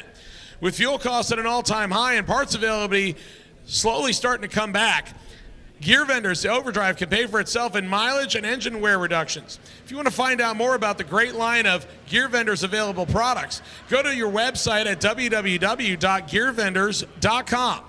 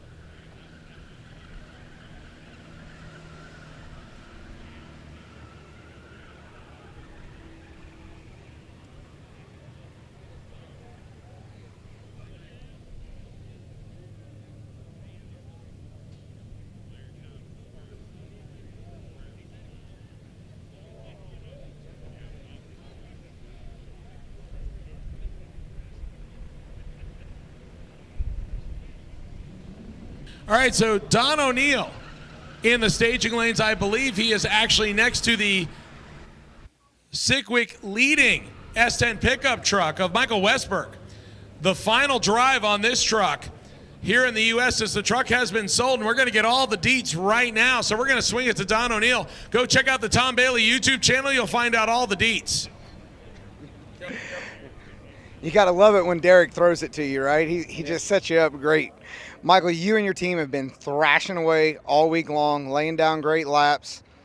How are you feeling right now as you've seen Tom Bailey fall out, Steve Morris fall out? I mean, are you feeling a little bit extra confident going into the final day here? Yeah, actually I do, but we didn't have a great pass this morning, so we're way behind today. We really need to lay down a good number this pass to be in competition. So what exactly happened this morning? When we watched the live feed, we saw a little bit of spray come out from underneath the truck. What was that? It was a loose transmission line, so it started spraying and smoking. I tried to hold it, but it just got worse, so I had to shut it down. Didn't hurt anything, though? I don't think so. We don't know yet? We don't know yet, but I don't think so.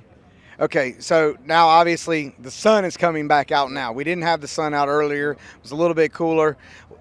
Are you trying to just make an A to B lap, or do you have a goal in your mind for what you think you're getting ready to do? I'm hoping for a 650.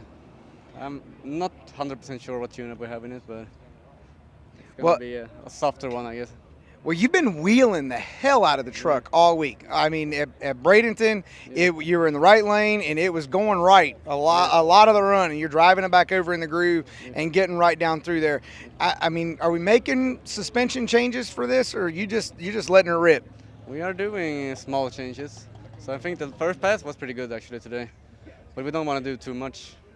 We were supposed to do all the tuning on last week on testing, but we broke the turbo members. We couldn't do any testing. So we're doing testing now. We're doing the week. So is the trailer getting light on parts? No, actually not. We managed to source everything we needed.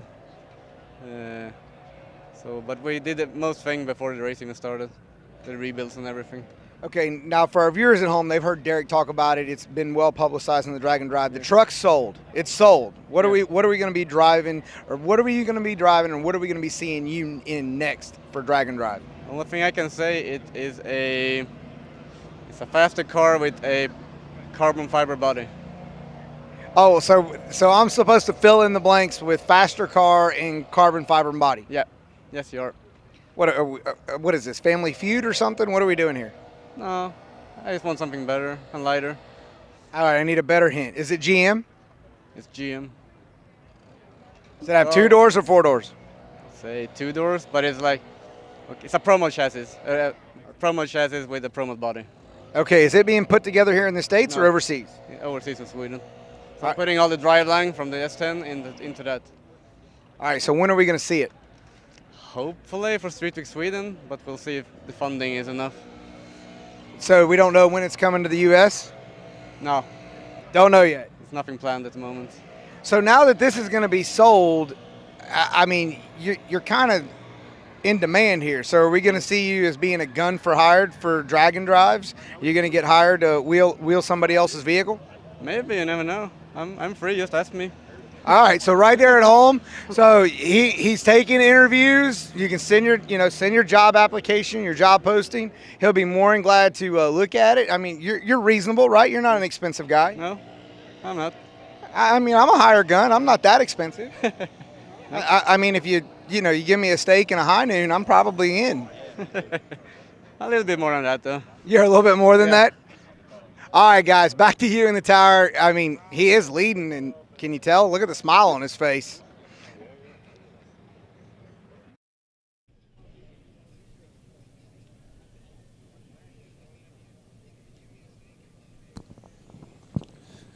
Very good, Don.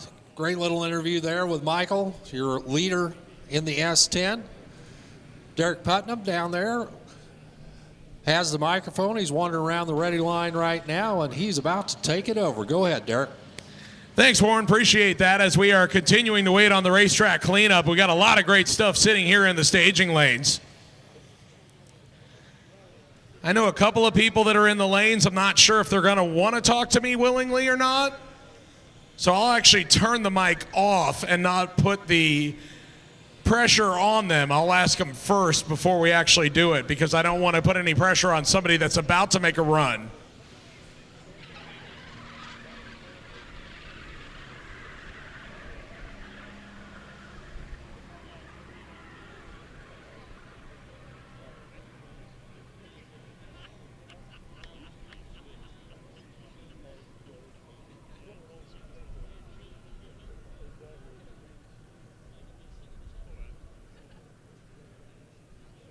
All right, drivers, load back up, please. Drivers, load back up, please. Once again, drivers, load back up, please, as we're going to go back hot on the racetrack.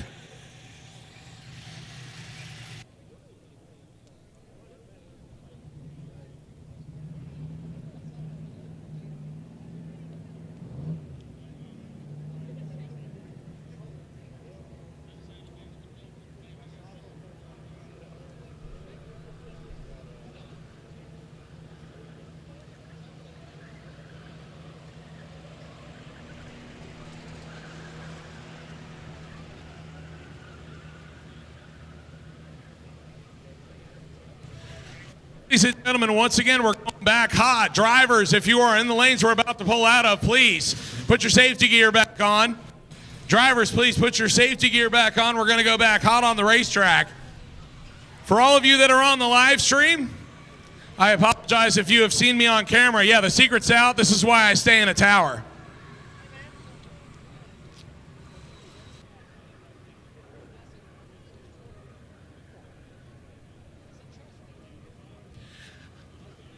So once again, everybody, thank you so much for being patient with us. We're going to put cars back on the racetrack and entertain you.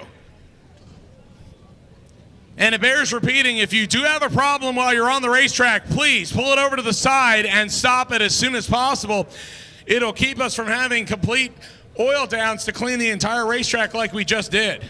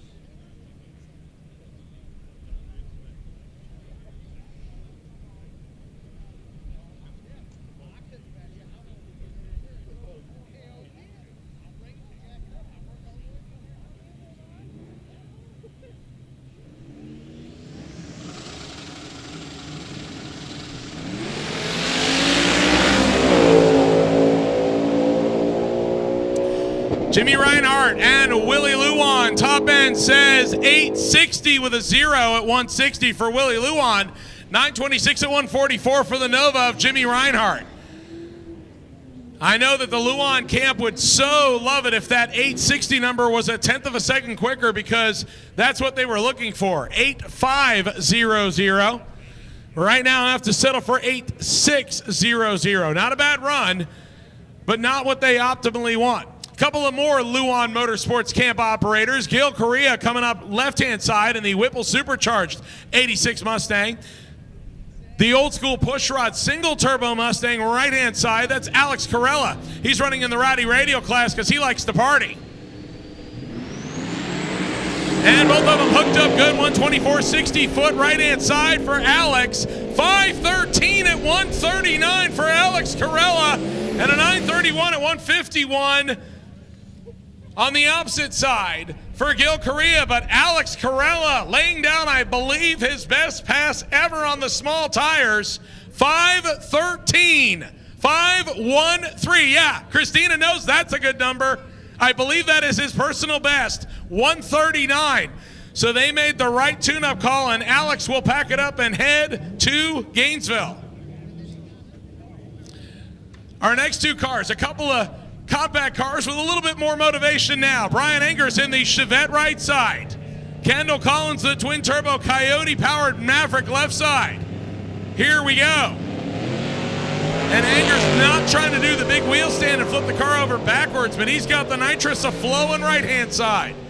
Top end for the school bus yellow Chevette, 915, 148. And Kendall Collins goes 707 at 121 in the Rowdy Radio car.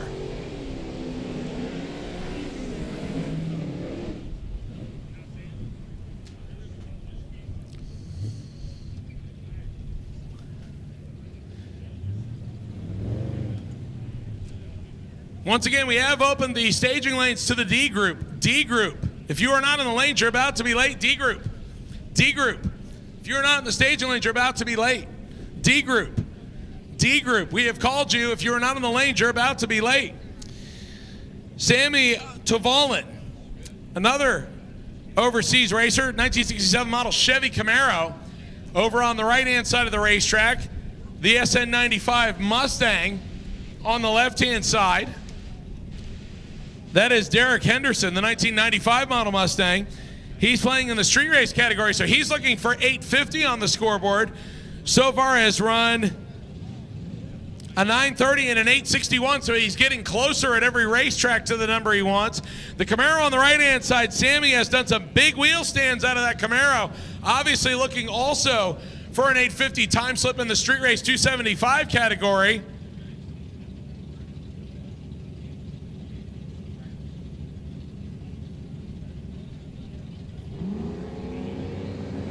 Camaro is staged, boost loading for the Mustang, and Mustang is staged. Camaro wheels up and keeps it under control this time. Both of them on good legs so far, looking for 850 on the scoreboard. 871, 150 for the Camaro, 947 at 160 for the Mustang. The Mustang coming off the starting line slow and then pouring the boost in, and they both complete the pass.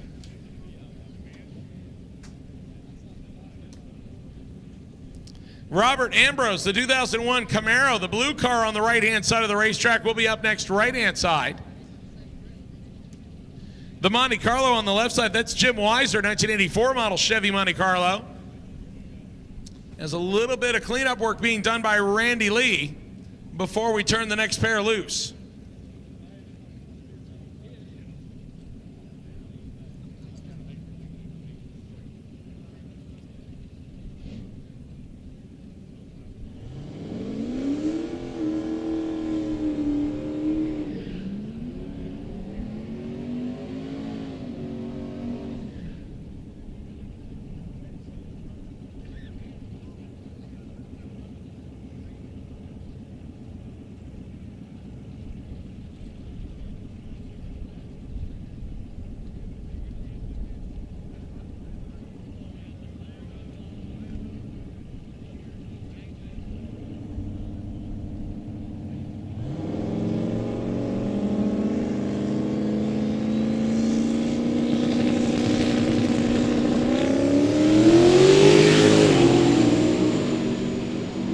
The Monte Carlo and the Camaro on their way to the finish line.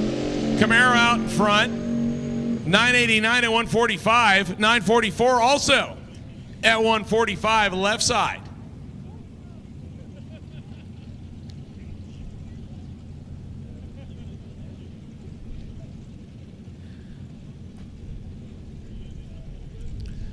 So our next pair to the starting line, Chevy on the left, Ford on the right. Nicholas Desimine, 1983 model LTD station wagon. He's running in the Pro Dial Your Own class. Has a 929 with a 6 and a 929 with a 1. So a 929 is what Nicholas would like to run. The Malibu over on the left-hand side. That is Robert Worcester, and he is also running Dial Your Own. 912 with a 4 for him, 926 for the wagon. Both of them within a couple hundredths of what they ran last time, so not bad laps by either one of them. Our next pair to the starting line, Merrick O'Grady, the naturally aspirated big block Chevy Nova on the left-hand side, along with her good-looking dude Willard Howard standing behind her. Right-hand side is Parker Mitchell, the Dr. Pepper car. He is running in the 235 Rowdy Radio class. So Parker looking for something good in the 8 mile. And lights up the tires. And pulls it right over to the side as if he had problems. We appreciate that, Parker. Thank you. Merrick to the finish line. 957 at 142. And Willard kind of bumps his fist a little bit and says, yep, we're good. One and done. Let's pack it up. Let's head for the house. So Parker Mitchell spun the tires immediately and pulled it right over to the side. Hopefully nothing terminally damaged on the Dr. Pepper car. And we're going to go out and check on him.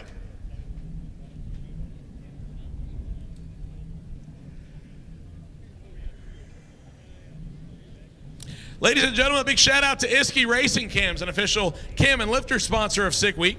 The company started by Ed Iskadarian, continuing today on the strength of over 75 years of winning performance and legendary innovation. From Street Outlaw stars by Scott Taylor and Ryan Martin to Drag and Drive's own Alex Taylor's, winners choose Iski Racing Cams.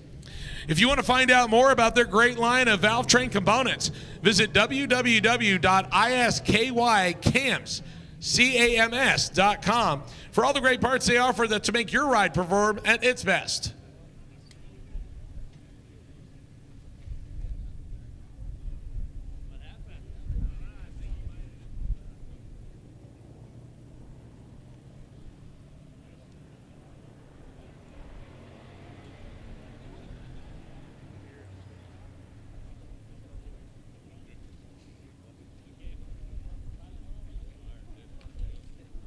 So Parker Mitchell driving the Dr. Pepper car off under its own power.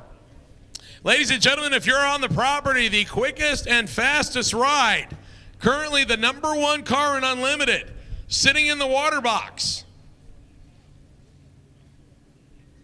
waiting for the signal to make a pass, and Randy Lee says, let's get it done. This is Michael Westberg. 640 at 210 miles an hour, his best pass from yesterday. Currently leading as the quickest and fastest average.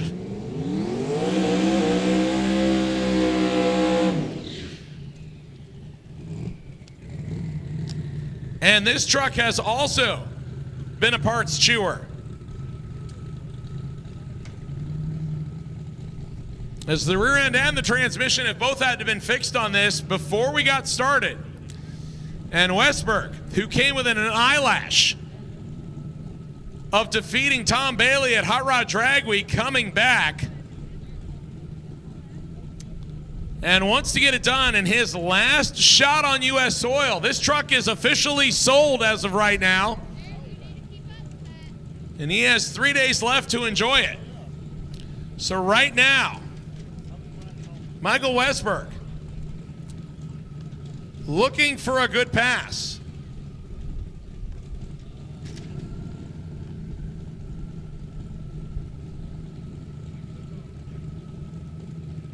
Only a handful of cars in the 6s, and right now the door is open to Michael Westberg. On a single pass, the S10 loads some boost Then we'll bump it in, and here we go. A tire shake, and he drives through it, 105, 60 foot. Here comes the number. 646 at 218 miles an hour. Ladies and gentlemen, put your hands together. The number one car in competition just laid the smackdown. 646 at 218 for Michael Westberg, and they will pack it up and head to Gainesville, Florida. A 423 at 175. 646 at 218 miles an hour, just 0.06 of a second off his best pass of the week. And that will strengthen his number one standing. The next closest car to him, Stefan Gustafsson, only with a 699 in his grasp. So Stefan, if he wants to stay close to Mike Westberg, is gonna have to come back around and try again. But man, that was a great shot there for Mike Westberg. The naturally aspirated stick shift car of Stephen Willingham will come up next, right-hand side. Left-hand side is Eric Yost, the guy who just had to replace the burst panel on the big single turbo small block Camaro. It has lived in the 740 range. Can Yost put something together again in that range?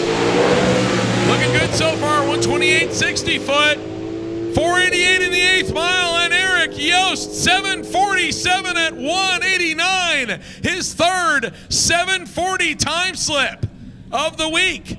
9 flat at 158 for Mike Westberg. A good pass there for him. But Eric Yost will keep his foot down at the top of the modified category. The Super Street category. And Eric Yost will probably pack it up and head for Gainesville, Florida on the third straight 7.4 second time slip for the Rust Wrap 68 Camaro.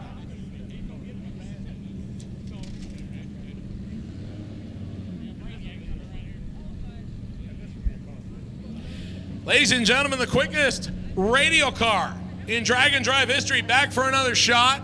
This is Brett LaSalla. LaSalla in the Snot Rocket, the gotta have it green. Mustang on the left-hand side, the twin turbo Coyote power plant. Will face off with Ben Paganoni, the Barra 6-cylinder Fox body Mustang over on the right-hand side. And Paganoni getting backed out of the beams as we want to give both turbo cars a chance to roll into the pre-stage and get some boost lit. So side-by-side Mustangs. The quicker and faster car on the left-hand side, but LaSalla still looking for a representative run. And they backed it down a ton and still had to pedal it. Pedals it a second time. Can he get into the sixes? 769 at 154 for Brett LaSalla. A 969 at 167 for Ben Paganoni. And for Brett LaSalla, a 723 at 212 will remain his best ET and speed of the day, but nowhere close to the 650 range he's been living in. The question is, will he pack it up and head for Gainesville, or will the first-time Dragon driver bring it back for another shot? The guy who we expected to bring it back for another shot, now on the starting line, right-hand side. This is Stefan Gustafsson, your defending Sick Week champion from last year. He was the guy with the lowest average ET at the conclusion of Sick Week last year. His best pass in the car last year, 652. He has since dropped that to a 643 at 218 and shredding the driver's door in the process.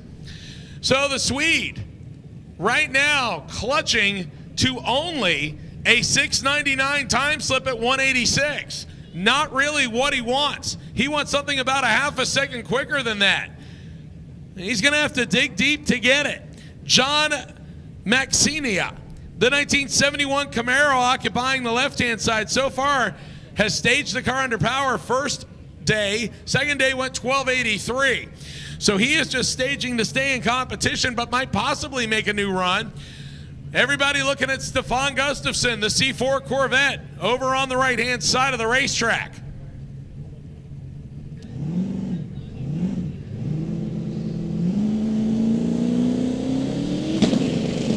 Gustafson in. A little bit of tire shake.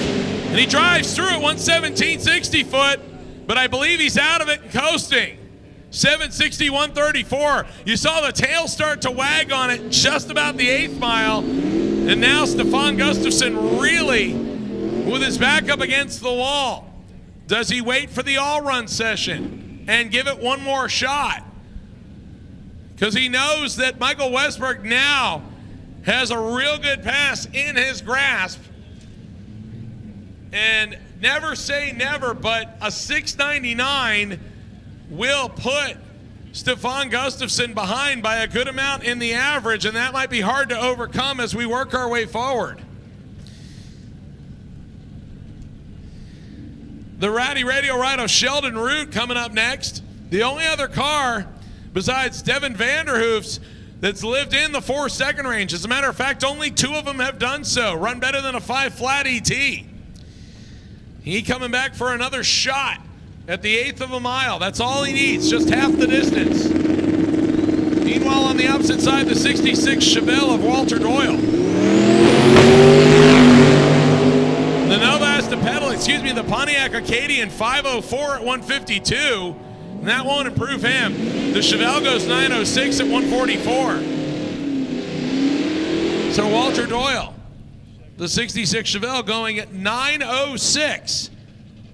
That is his best pass of the week, running in the Pro Dial Your Own class. Our next pair to the starting line. Chevy Love Truck running Rowdy Radio. That's Robert Robinson. He's been in the 5 teens his last 2 hits at the last 2 tracks. And he will be lining up with Richard Belmont. The 482 cubic inch Pontiac powered 69 Firebird with a Procharger providing extra boost. He's looking for his first trip into the 8-second range. Got after it good on the starting line, 144, 60 foot. Probably will not get into the 8s on this one, though. 935 at 148 for the Procharged Pontiac. And some tire spin left side, and that will not get Robert Robinson the 5-teen 8th mile time that he wants. So he'll have to come back around to try again.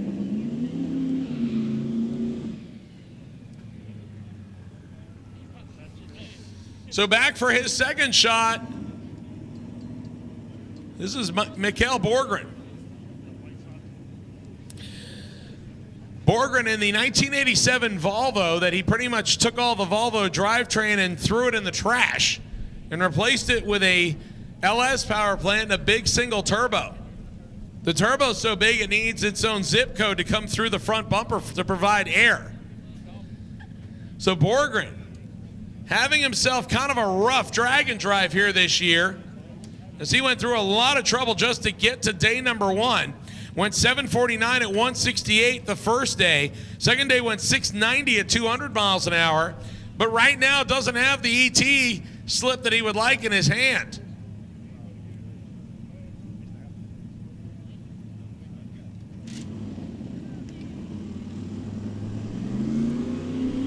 Borgren's going to spool it up and give it a shot.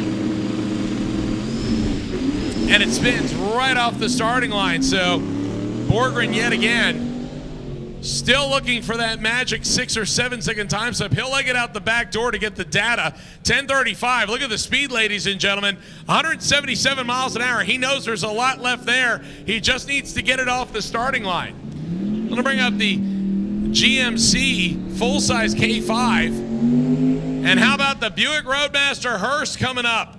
The 8-second capable hot rod on the left-hand side.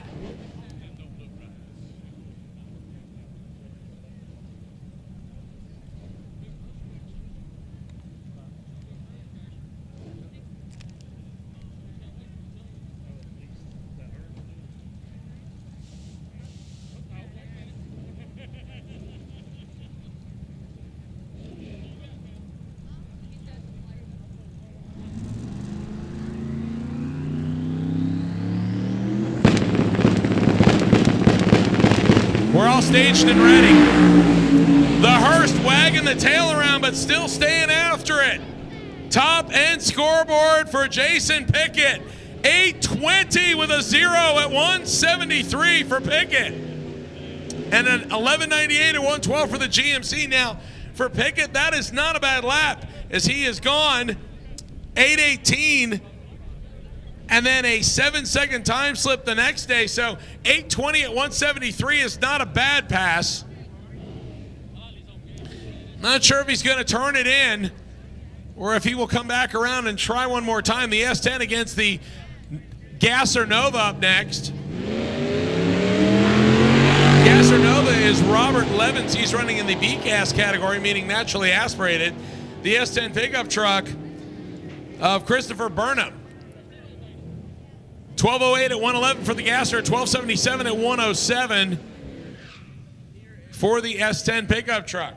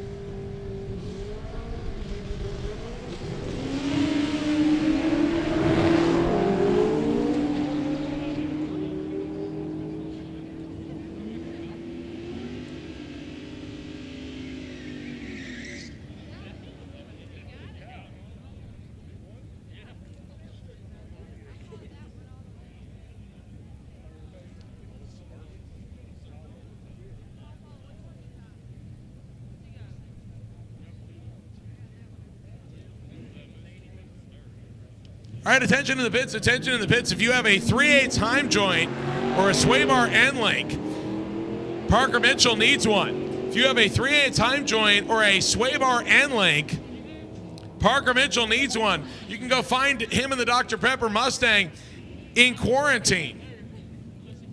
1279 at 109 for the Dart Sport. 1647 at 78 miles an hour for Sean Fink's Suburban. I'm going to bring up the Honda Del Sol next. And the Dart Sport actually is on the starting line. I thought it just made a pass down. So I apologize. Getting a couple of things taken care of up here in the tower.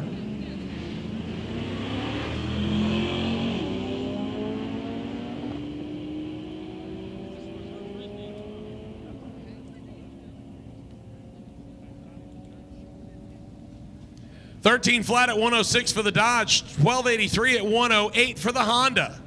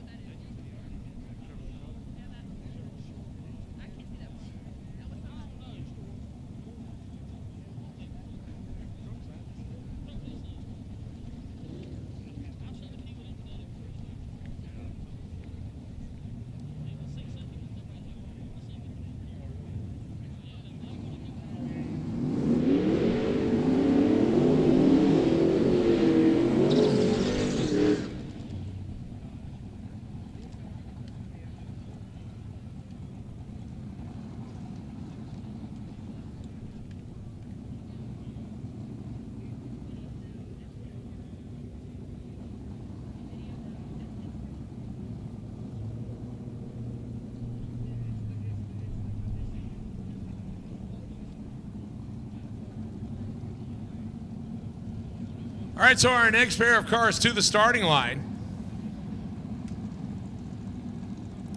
Earl Schnexnader coming up left-hand side. The Chevy pickup truck over on the right side is Richard Richmond. And Earl on a good pass left side for the Mustang. 775 at 153 for Earl Schnexnader. 775 at 153, obviously lifting, as the car is probably 750 cage limited.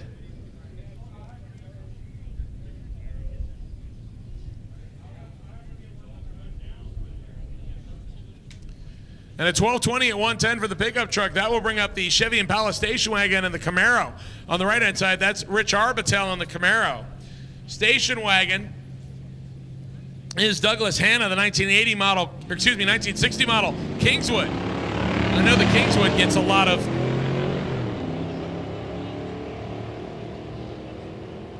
popularity online from Steve Waggle's Kingswood that he participated in on Hot Rod Drag Week.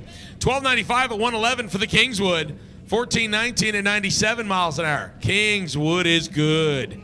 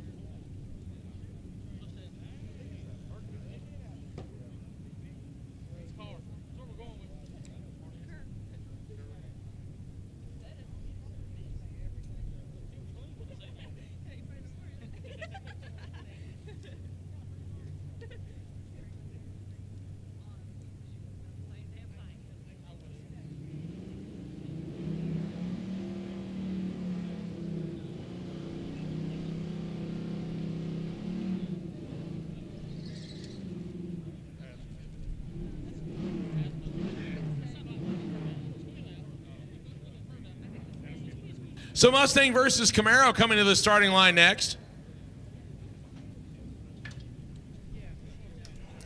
The Camaro of Adam Green, 1979 model Camaro Z28. Over on the opposite side, the four-eyed louver-equipped Mustang.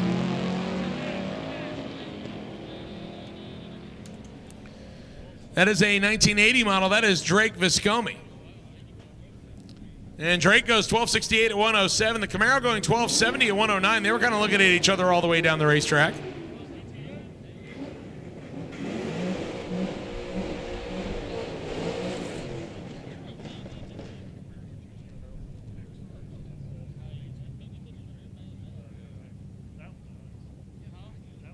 That will bring our next pair to the starting line. The late model GTO, the Aussie-influenced GTO, and the 5th gen Camaro over on the right-hand side.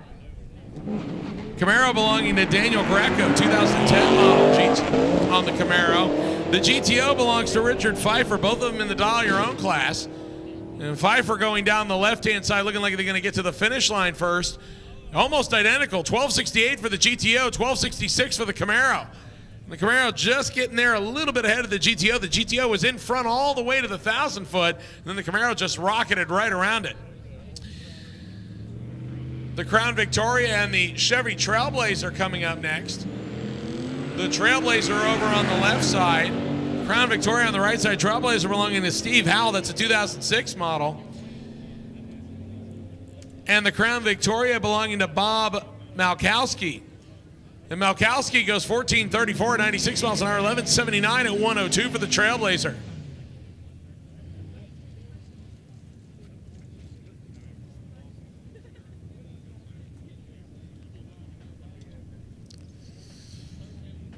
Mustang and Cadillac will come to the starting line next. Left-hand side for the Cadillac is Josh Williams. That is a 2012 CTSV Coupe, the two-door variety. And the Fox Body GT on the right side of the racetrack. That's Kenneth Kish, 1989 model GT. Kenneth trying to find the hook, and the Cadillac hooked up and gone.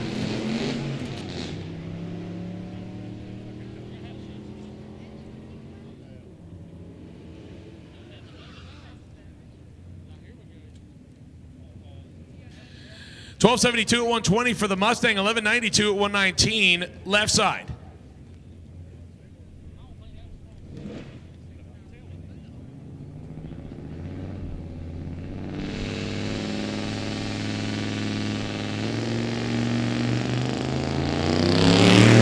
The square edge Chevy pickup truck on the right side of the racetrack. Left-hand side, the AMG Mercedes.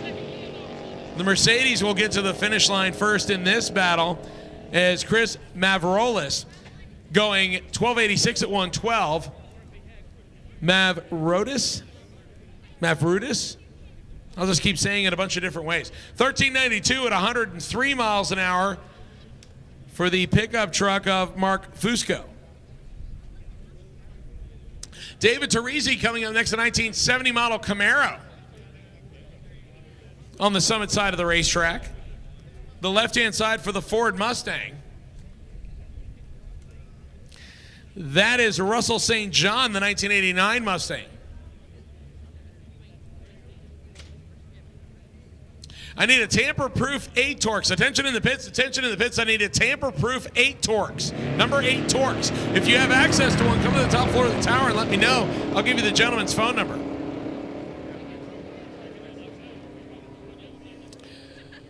The Mustang will get to the finish line first. 13.05 at 114. 13.83 at 100 for Dave Teresi.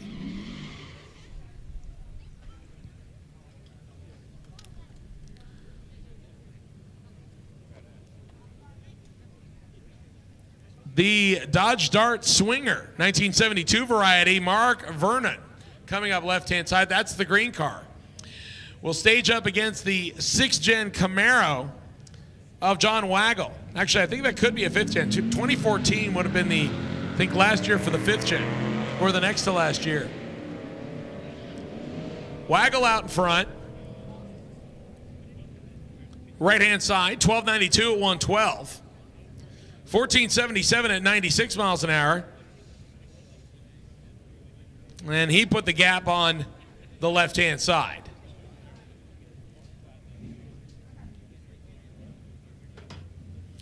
Next pair up, the GTO 1967 variety, the big tire car over on the right-hand side. Left-hand side, the Chevy Impala.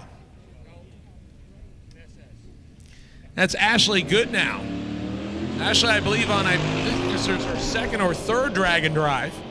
We did a story on Ashley not too long ago, and Charles Swindell in the 1967 GTO as they are glued together to the finish line. And I believe that could be Ashley's first pass in the 11s, 11.98 at 117, 12.04 at 114 for the GTO.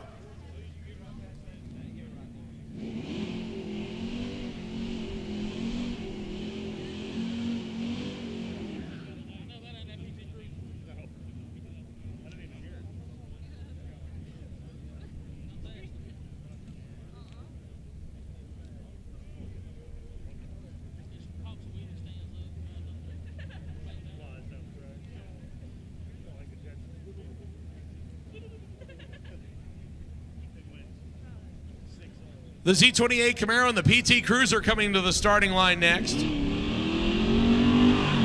Camaro off the starting line first, right-hand side. That is Chad Good. He is running the Bullseye Challenge, so he's looking at a number that ends in 67 and goes just a hair too quick. 11.64 with a 9. He misses it by about 0.02 of a second. A 15.78 for the PT Cruiser. That is Lawrence Jane. Second generation Ford Lightning coming up right-hand side, and Michael Goods, really nice looking Malibu over on the left-hand side. Actually, that's Rick Shaling. A couple of Malibus that look real close to each other, and I'm confusing them. Trying to make quick work out of this and without even looking at the screen. Jared Tillman going down in the 2000 model Lightning. And the Lightning coast to a 12:02 at 89 miles an hour, 11:69 at 111 for Rick Schaling's car. The Disco Nova coming up next, right-hand side.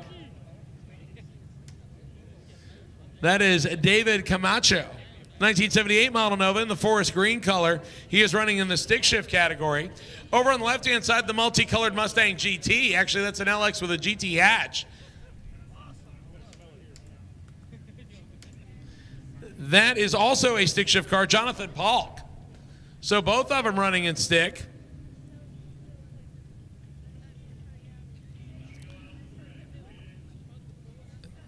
And we do have, looks like somebody coming out on the racetrack. Yep, as we have a report of something down at the top end, so we're going to be down here for just a minute while we double check that out. For those of you that are playing the drinking game out there, my apologies. As Adam just let me right into it, and I unwillingly just accompanied him without asking the important questions. I hope everybody is drinking responsibly. So for those of you that are packing up on a one and done or are getting ready to get on the road to Gainesville Raceway, thank you so much for being part of day number 3 here at Sick Week. We appreciate you sharing the sickness with us. We hope to see you tomorrow at the home of the Gator Nationals, Gainesville Raceway. And then we will return for day 5 at Orlando Speed World, where everything got started, where we have officially taken it over and renamed it Orlando Sick World. So we have gotten the all clear from the top end. Randy Lee gives the thumbs up signs and says, get him in the beams. As Chevy versus Ford, Mustang versus Nova, stick shift on stick shift crime.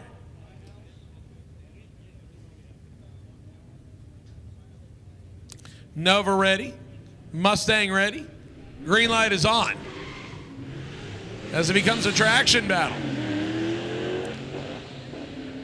Jonathan Polk in the Mustang.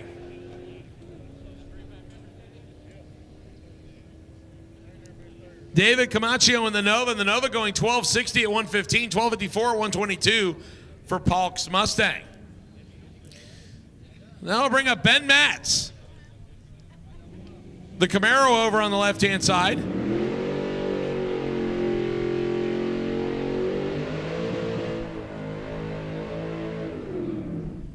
And Ben Matz doing all the burnout as Ben and Amber Matz on their first Dragon Drive. They are here having a good time with the Camaro, their street driver. And they will line up with Derek Bieri's Monte Carlo.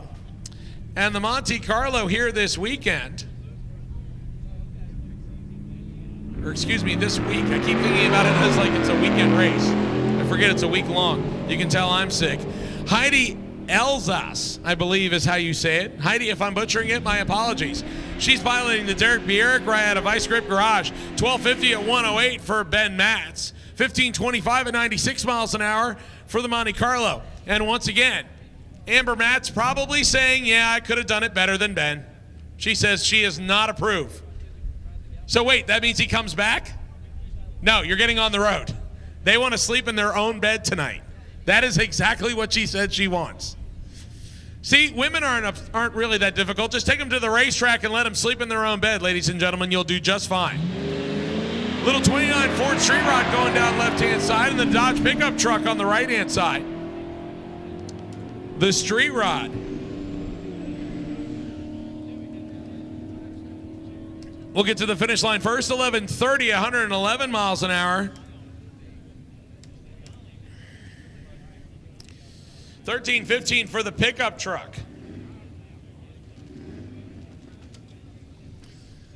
Speaking of pickup trucks, here comes another one. This is a 1977 model half-ton pickup truck. That's Glenn Morton. He's been in the 14-second range most of the time here. He'll line up against the little VW. So much engine in the back, they took off the cover. That is Lester Chatley.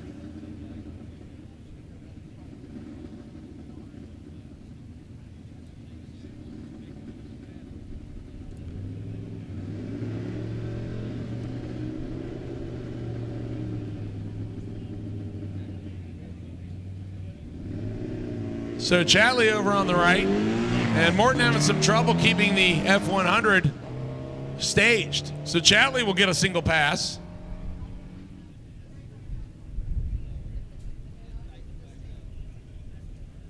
And he goes 13:57 at 100 miles an hour.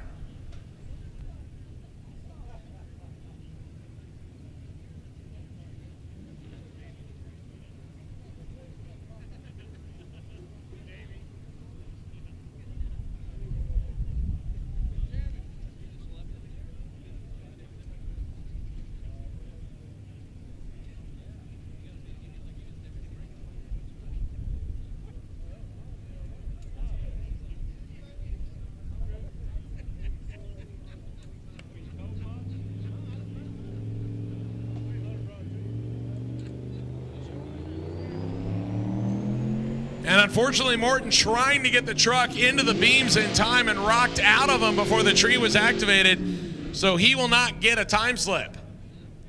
That means he'll have to come back around for the all-run session.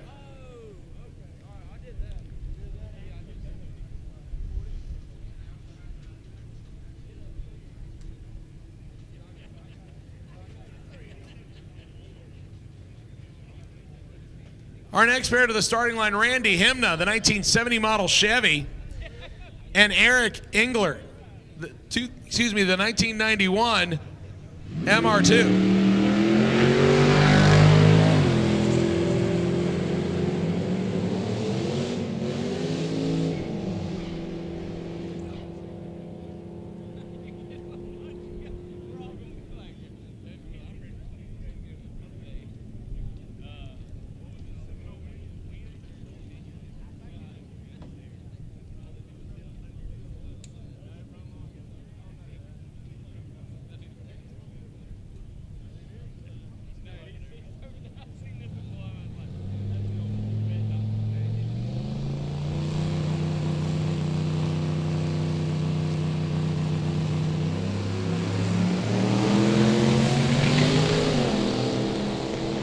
The 71 Plymouth GTX right-hand side, left-hand side, the turbocharged pickup truck of Colin Moore.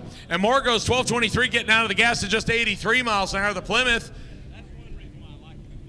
to an 18:57 at a troubled 48 miles an hour and maybe pulling over close to the wall.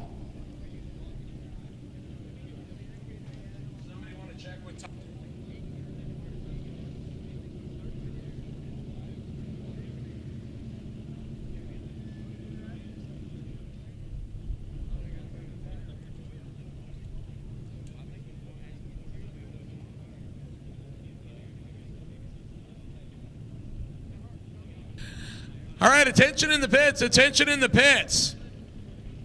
All run session, all run session. Lanes are open for you, all run session, all run session. The lanes are open to you. If you need another pass, bring them to the staging lanes now. All run session, all run session. And I see them filing in right now. Your time is now. All run session, all run session. Bring them to the lanes. Justin Himna going down left side, 11:62 at 115 in the Nova. 11:90 on the opposite side for Scott Guthrie in the 74 Corvette. Then I'll bring up the Buick T-Type Regal next on the right-hand side of the racetrack, and the Crown Victoria left side.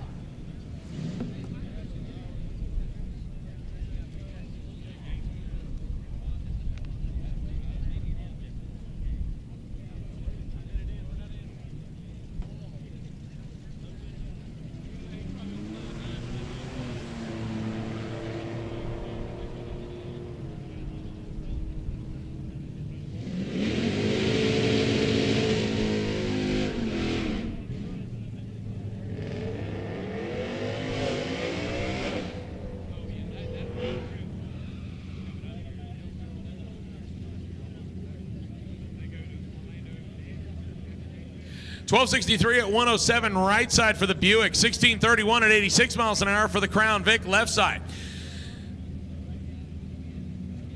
Little F-150 pickup truck coming up next left-hand side, and the Camaro Z28 coming up right-hand side.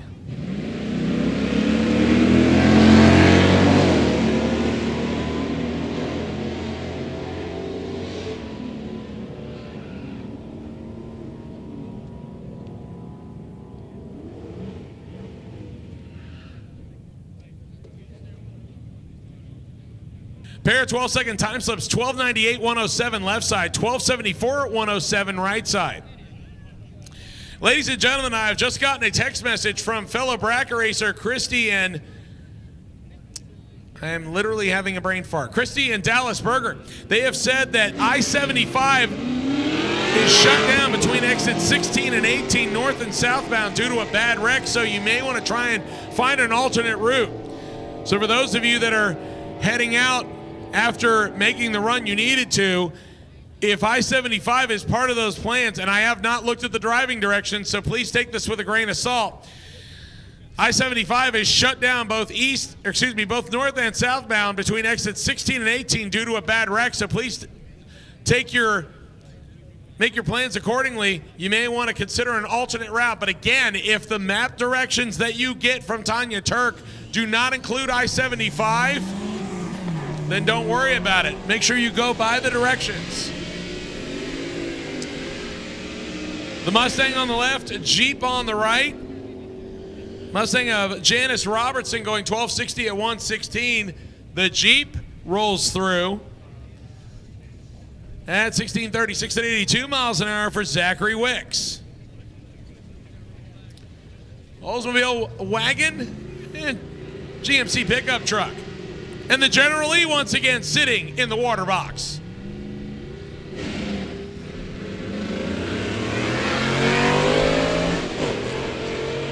Our hijinks waiting.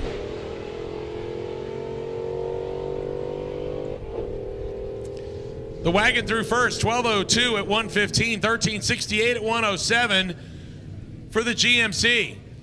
The 68 Torino right side and the General Lee Charger over on the left-hand side. I'm pretty sure his horn still works.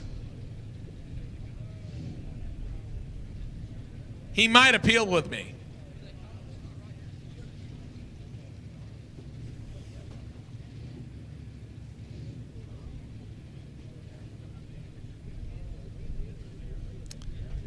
There's a little bit of cleanup work happening on both sides of the racetrack. Randy says we're good.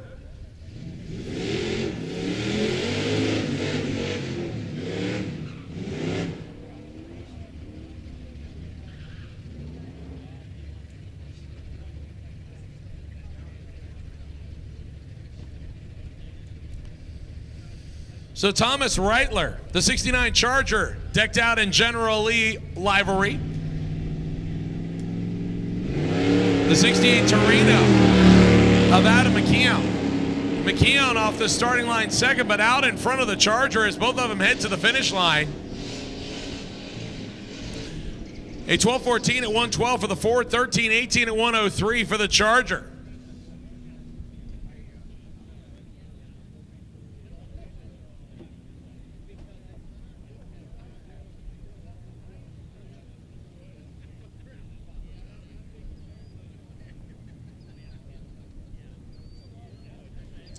The 55 four-door Chevy coming up next on the left side, and the Dodge Dakota Sport RT will stage up right side.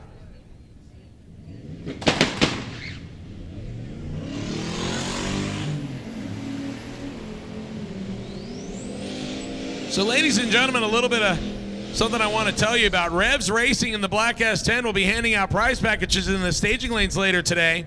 They're trying to raise money for homeless veterans. The goal is to raise $50,000 and build one of 17 homes currently under construction in Indy. They have the black with yellow stripes S10 pickup truck that is competing here this week.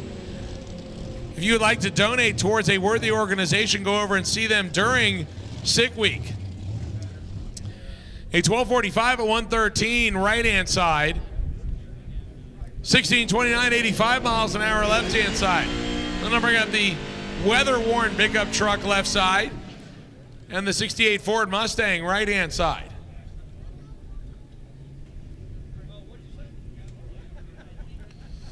So Sean Adams coming up in the 51 Ford F3 pickup truck. Under paint color, it says rust. That looks like an accurate description. I said weathered. He was a little more specific. James Hume coming up in the 68 Ford Mustang. He's been living in the high 12, low 13 second range. And I believe he is stick shifting this car. Yep. So he is looking for the hook off the starting line. going to be chasing that Ford F3 down. Hopefully no rust gets in his eye. 1264 at 105 left side, 1290 at 105 right side.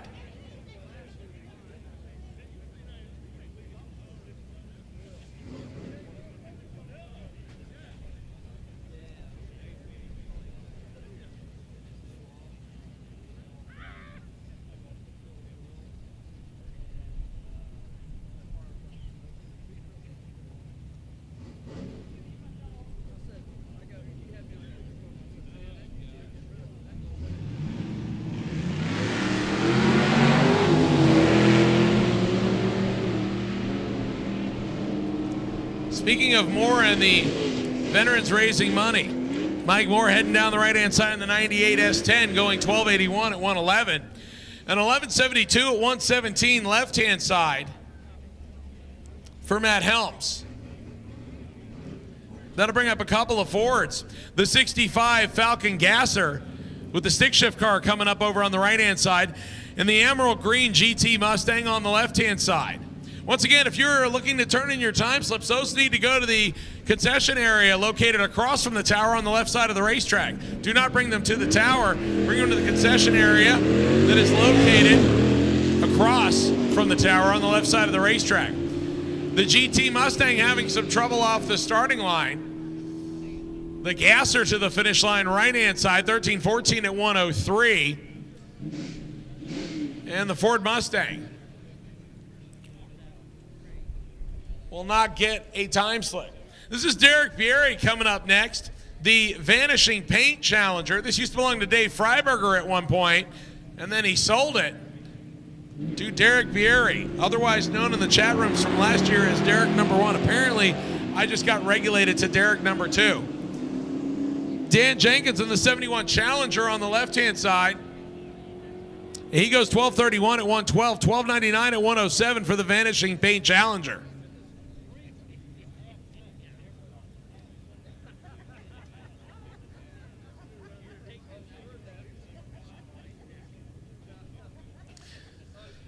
That will bring the second generation Camaro to the starting line on a single pass.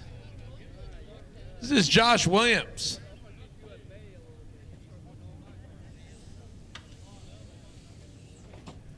Actually, I take that back. This cannot be Josh Williams. We have a number entered incorrectly.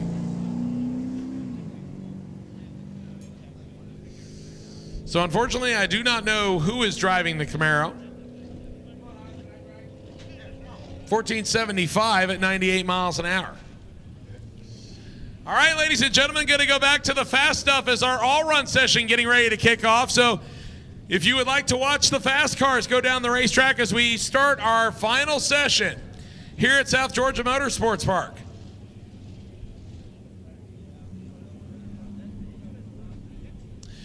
Looks like we will start with Justin Trance and Mike Cataline. Both cars looking for something in the 850 category range. Once again, anybody that is standing down in front of the tower in the concrete area, we would ask that you please move. Anybody that's standing down in the concrete area in front of the water box in the tower, we ask that you please move. That is the hot car area. If anybody breaks, we need to make sure we keep that area clear. So Mike Cataline in the Fox body, Dustin Trance in the 2006 Mustang with the LS motor underneath the hood. He is a former Drag Week winner. Cataline on his first drag and drive ever as we send him to the water box to do the burnouts.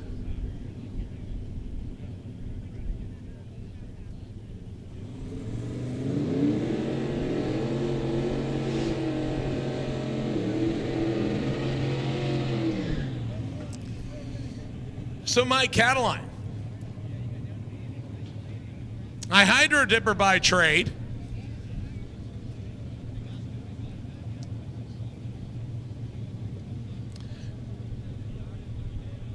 The Fuel Tech controlled Fox body Mustang on the right-hand side. This is an old school push rod. Yeah, I have a hard time almost saying old school push rod, but we have so many modern drive lines underneath it. 1987 Mustang on the right side. He's looking for 850. Dustin Trance, the 419 cubic inch LS single turbo Mustang, also looking for 850. To the finish line they go. How about 857 at 159 for Trance and an 871 at 151 for Mike Cataline. Cataline got off the loud pedal, I believe, but will still take the time slip. It's not really what he wants, but it's not a bad slip. Same thing for Justin Trance. An 857 at 159 is not a bad number, but it's not really what he wants. He wants something closer to 850 than that, probably in somewhere in the realm of 852 to 854. So at this point, it's kind of a toss of a coin on whether he'll come back and try again, or if he will take that slip and hit the road. Same thing what he said for Mike Cataline, is that car has 7-second capability and he has to tune it way down to try to make sure it goes 850 or slower, because an 849 time slip, even with a 9 on the end of it, is just as good as getting a 20-second time slip. So it really is the ragged edge of chess that they have to play in this game to figure out how to get everything to work correctly. For all you know, you may come up golden and you might end up getting a turd in the punch bowl. It just really depends on what happens.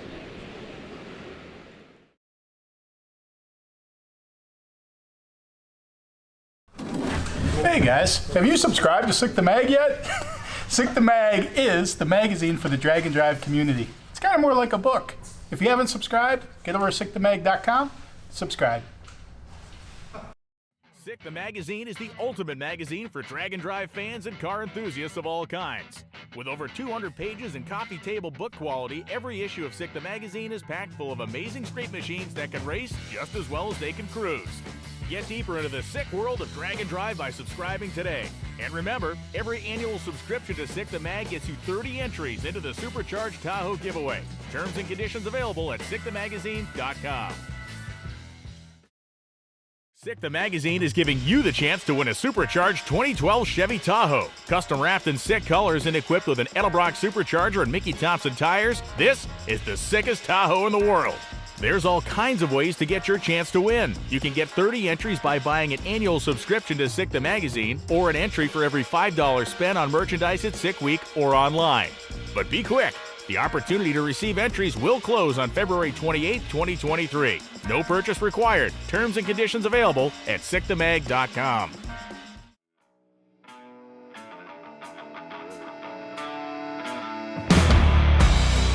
People are always asking us how we come up with all the ideas for products that we're constantly releasing at Motion Raceworks.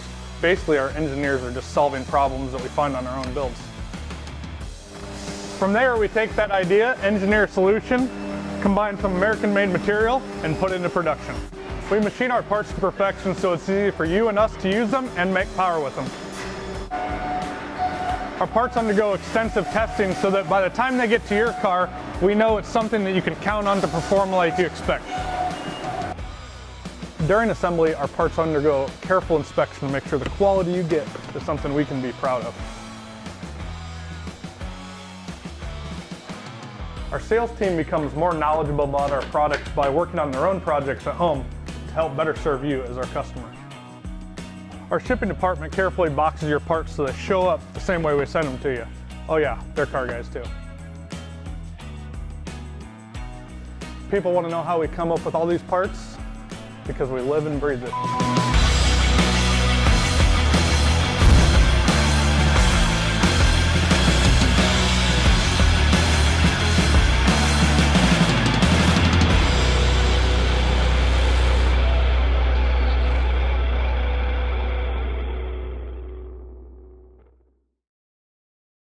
You know, primary sponsor of Hot Rod Drag Week. I hope we can retain that position forever because it's just a fantastic event.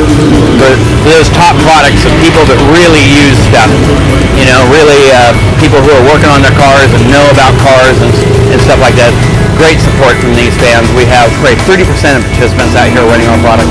Without gear vendors, you couldn't have low 6-second cars driving in the street because, you know, the heat's immense. And you need that extra gear to get the RPMs down. And when your RPMs go down, your heat in the motor also goes down.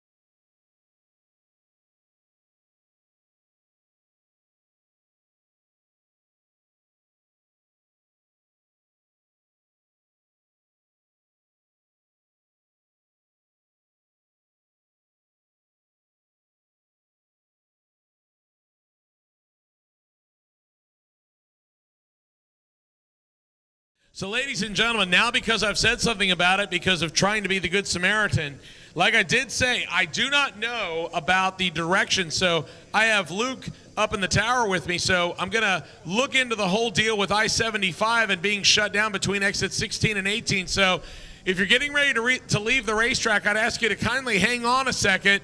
I'm going to double check with Luke and we'll be right back with you in just a minute.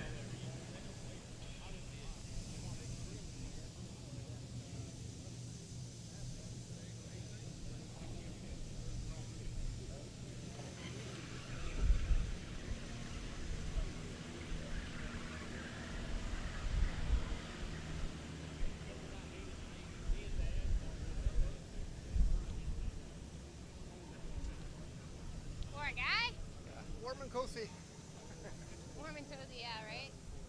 I know, I was like, do I put shorts on?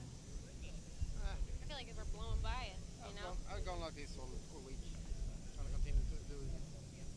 Good thing you've changed the colors of your shirt. Yep. That I will do. At least I noticed. How are you? I'm doing okay. Yeah. Good. I'm Sam. I'm Daniel.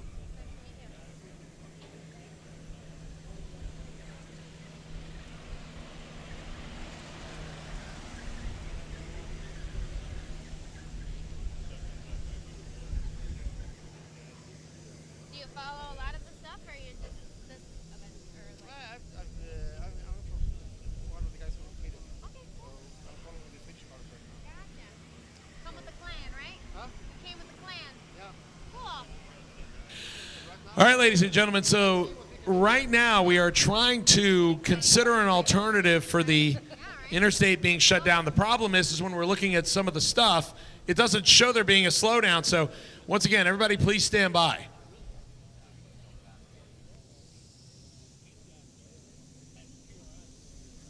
There's some good internal rivalry between Stefan and Michael. Oh, yeah? Yeah. They both want to win. Right? At least beat each other. Thanks for a good drag race. Yeah.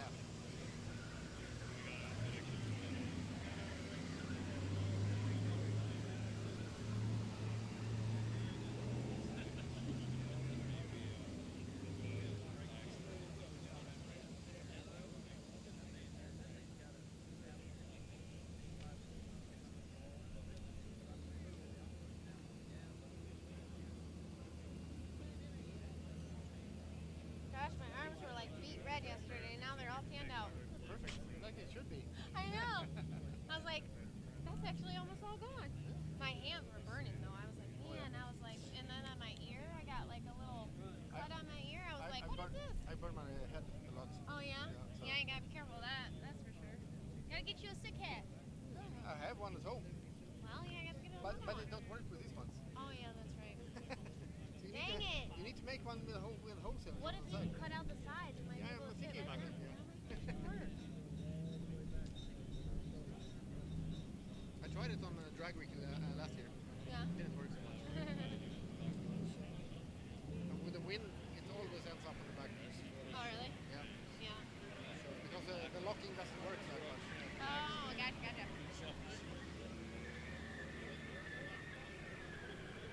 I'm gonna go up here and grab some pics, and then I'm running back down here. Yep. Nice to meet you. Nice to meet you.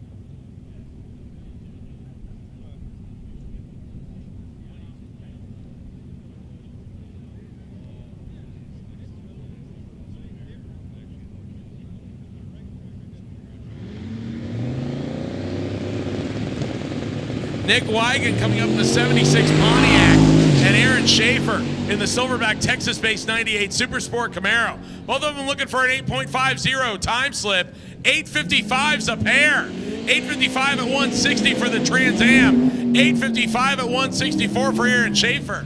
Not a bad lap for either one of them. The question is that good enough for either one of them? Now, Brett LaSalla and Stefan Gustafsson. Possibly a side-by-side 6-second run in the making here, ladies and gentlemen.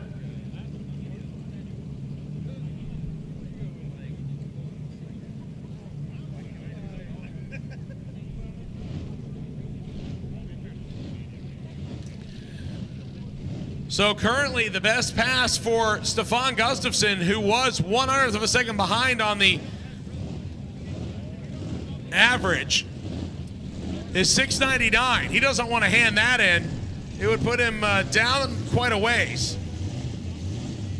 Brett LaSalla, 7:23 at 2:12, as he has struggled to find the traction, as he has been living in the 6:50 range. So both of these cars are struggling right now to try to find the magic number that they want to be.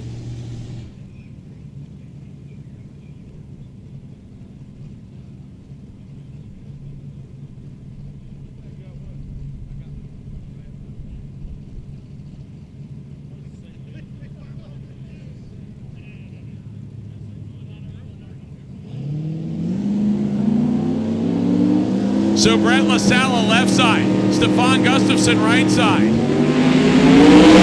of them trying to drive through a little bit of Shire shaking. Looks good so far. Side by side, 6 is on the way. No, close, but not good enough. 6:55 at 2:16 for Stefan Gustafsson. 7:03 at 2:13 for Brett LaSalla, and LaSalla continues to not be able to get a 6-second pass, but that's exactly what Stefan needed, and he will go right back into the number 2 spot.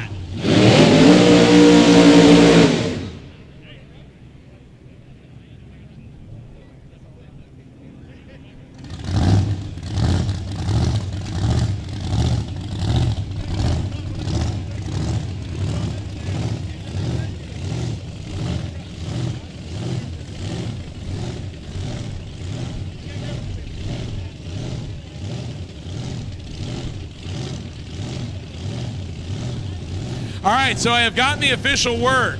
I-75 is now cleared. They had an earlier accident, but I-75 is now clear. So please follow the map we give you.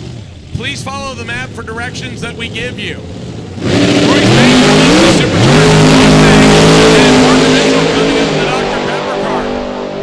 Royce recovers to the finish line. 773 at 193 for the Classic Mustang. 928 at 110 for Parker Mitchell.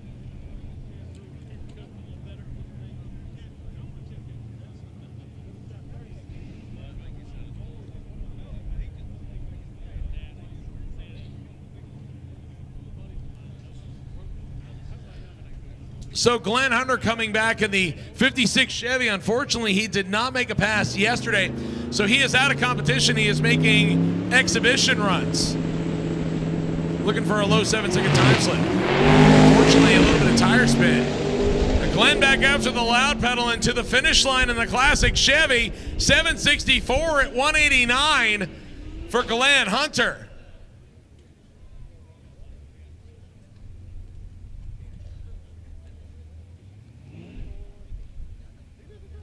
Once again, ladies and gentlemen, all run lanes are currently open. All run lanes are currently open.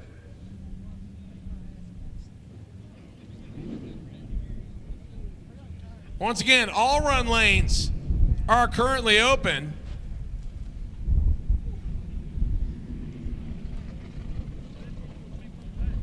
Once again, and the lanes are packed, so we're probably going to continue for at least a little bit longer. I have not gotten any official word as of yet on lane closure time, as we are a little behind schedule. So the Dodge Sport coming up left-hand side for a single pass. That is Darcy McCoubrey. McCoubrey been living in the upper 12-second range.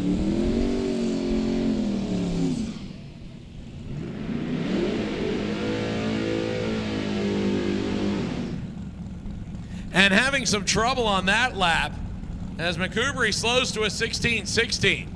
How about a pair of first-gen Pontiac Firebirds? Not very often that you get to see that. Randy Bellahar, the nitrous-infused one over on the left-hand side. Yes, that is a nitrous-infused Pontiac-powered Pontiac. Randy found out in the weight gain game that a Firebird is definitely a lot lighter than a Grand Prix. Meanwhile, on the opposite side, the turbocharged infused 67 Firebird of Jim Treadle. Treadle been living in the upper 7-second range if he can find the hook right now. And both of them good on this end. 125, 60 foot for Randy Bellahar, and then here comes Jimmy. 812 at 174 and an 844 at 149 for Randy Bellahar. And unfortunately, that's no good. For Randy Bellahar, you can't hand that in an 850 limited class. So Bellahar will have to come back around and try again. Once again, for all of you that have time slips you want to turn in, that needs to be done at the concession stand area across from the tower, non-tower side, the left side of the racetrack. That's where you need to turn in your time slips.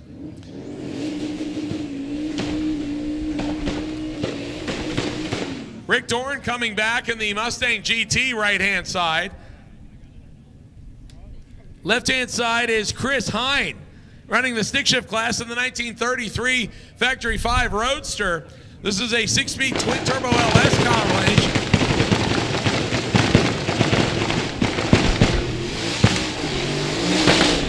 That thing just bouncing around as he drops the clutch like it owes him money. Hine to the finish line left side. 973, 155. At 1163 at 113 for Rick Dorn. Camaro left side. Little street rod right side.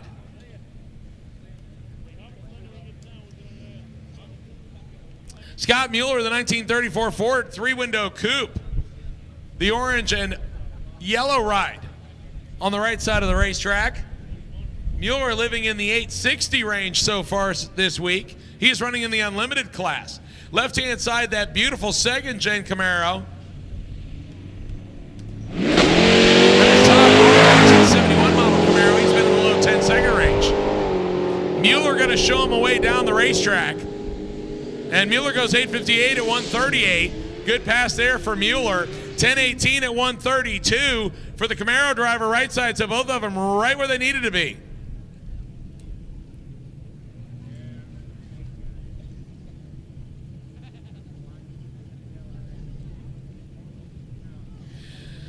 So, ladies and gentlemen, I have a racer in need.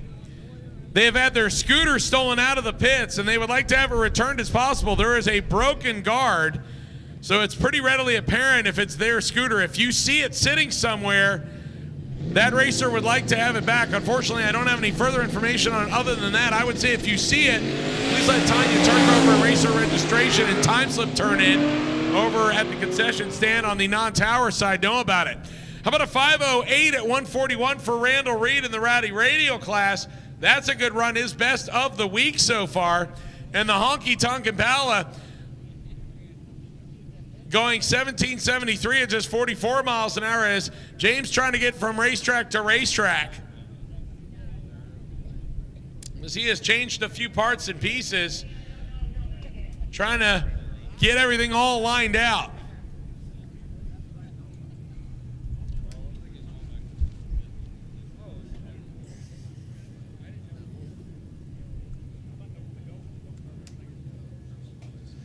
So James Roulette will look like he make the turnoff on the stick shift four-door Impala.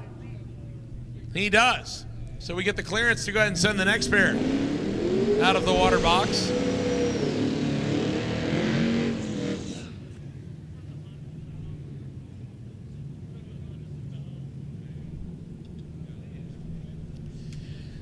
The LS with the factory all-look supercharger.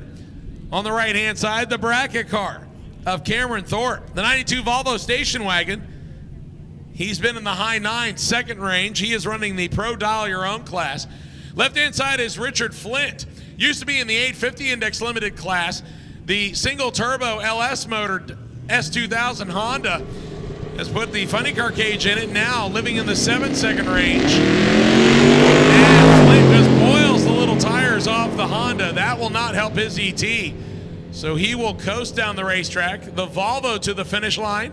10:03 at 136. A little slower than he has been running all week. And for Richard Flint, very good a possibility we may see him back as well.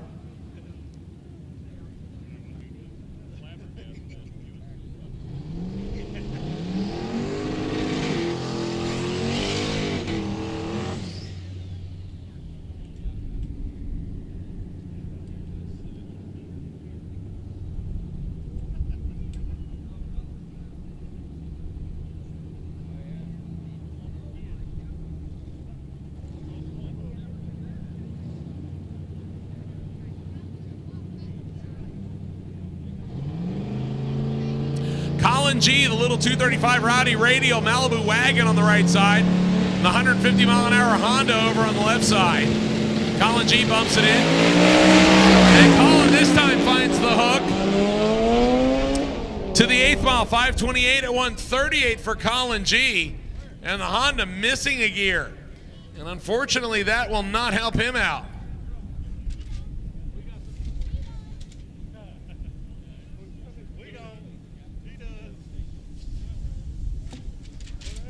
So Colin G, 5:28 at 138.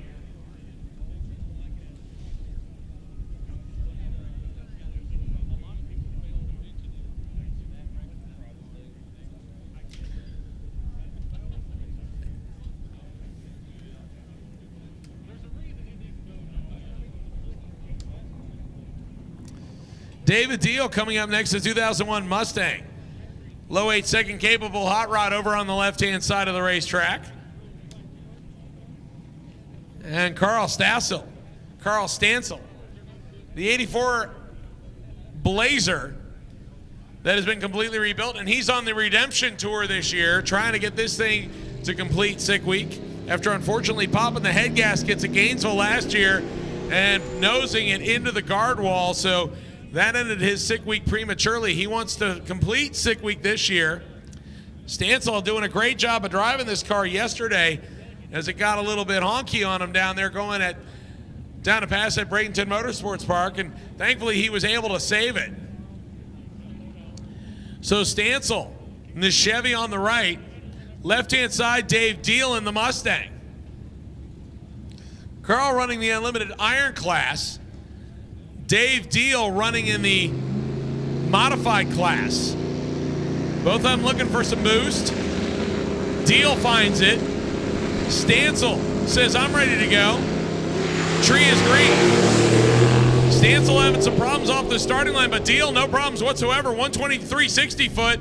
Will leg it out to the 1,000 foot and drops the laundry. 832 at 139 for Dave Deal.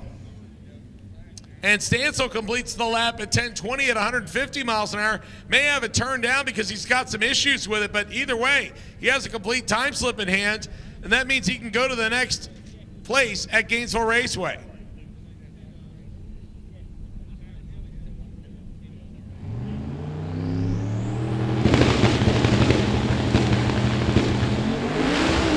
We'll bring up Kevin McKenna in the Supercharged Mustang right-hand side. Left-hand side, the twin-turbo Malibu, 934 at 163.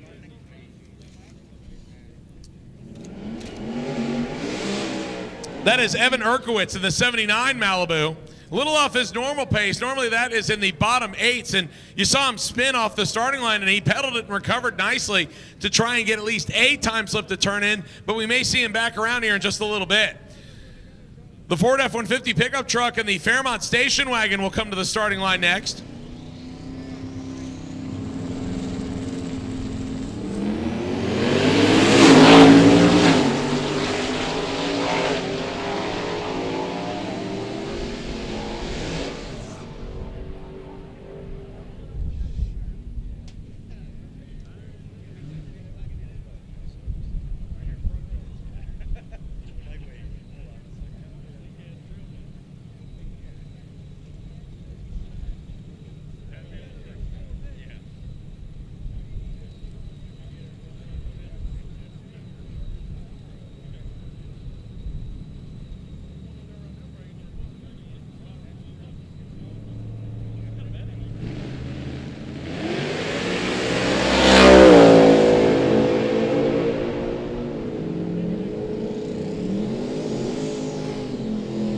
Willie Luan, oh, somebody give that guy a hug. 8:49 with a 0 at 162, and he can't turn that time slip in. It's a 100th of a second too fast for his cage certification, so it's no good. If he turns that in, he gets a 20-second time slip. So Willie will have to hot dog it back around and make another lap.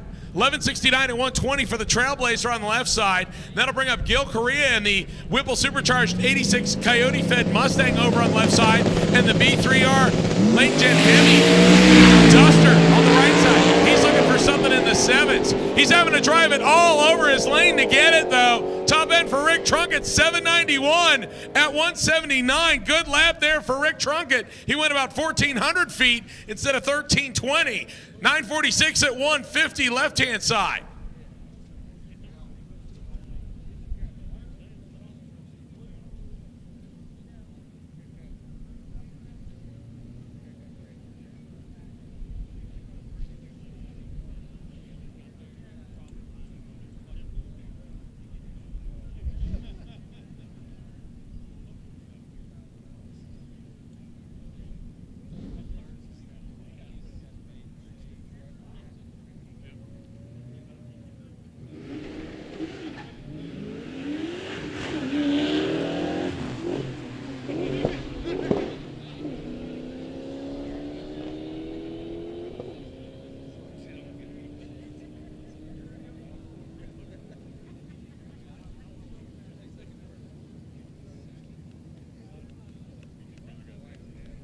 $13.15 at 116 right-hand side for the Mustang GT. $15.91 at 85 miles an hour for the PT Cruiser. That'll bring up the little 32 Ford hot rod with the old Econo dragster scoop. Yeah, if you're from the 1980s, you know what I'm talking about there. And then Derek Bieri's Vice Grip Garage 74 Monte Carlo with the stock car influence, being driven by Hot Rod Stafford this week. And they just swapped in the all-aluminum LS1 out of a Corvette and a Turbo 400 transmission into this car. And Derek Bieri wheeling the Vanishing Paint Dodge Challenger. This is his second ride he bringing along. And Kevin Mims over on the left-hand side.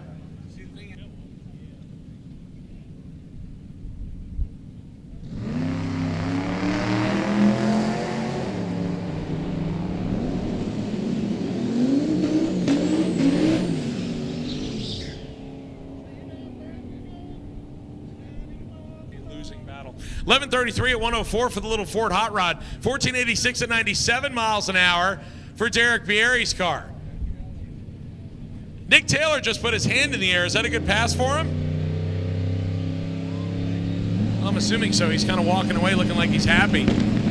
Brian Acton coming up in the turbocharged Nova on the right-hand side of the racetrack. He's looking for 850. He's kind of been scaling it back. This time it's got an aggressive 136.60 foot time. Let's see what he gets out of the top end. 854 at 160. That's a decent lick. And a 968 at 122 for Christopher Roberts in the 4-eyed 83 Mustang.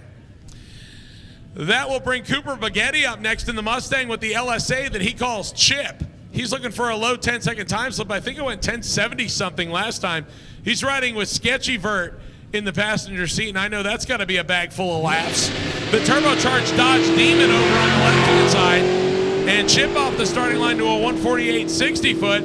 Cooper legs it through the mid-range, and top end will get 10:23 at 136. That's a good pass for Cooper Bugatti. 11:29 at 142 for the Dodge Fed Demon. That'll bring up Edward Schwartz next, the LS Turbo. Yeah, you see this pattern? Seems like a lot of cars with the LS Turbo. Schwartz, the Florida native, the 1972, I believe, Nova with the turbocharged LS power plant. He's lining up with Rich Arbitel, racing in honor of his dad, Dick Arbitel, the 1984 Georgia-based Camaro. Schwartz gets aggressive with it, 129.60 foot for the Nova. He's looking for an 850 time slip.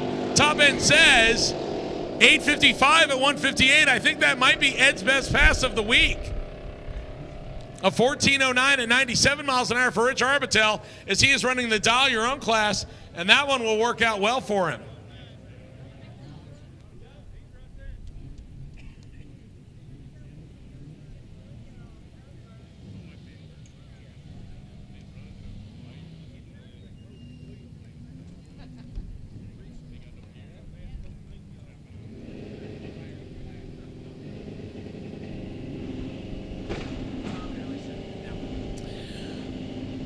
Zeke Shank in the 1973 Rally Sport Camaro on the right-hand side, and Tony Angelo, his first drag and drive ever behind the wheel in the 1974 metallic paint and blown 4-speed 74 Firebird, going 12:11 at 110. Zeke goes 10:98 at 125 in the Camaro.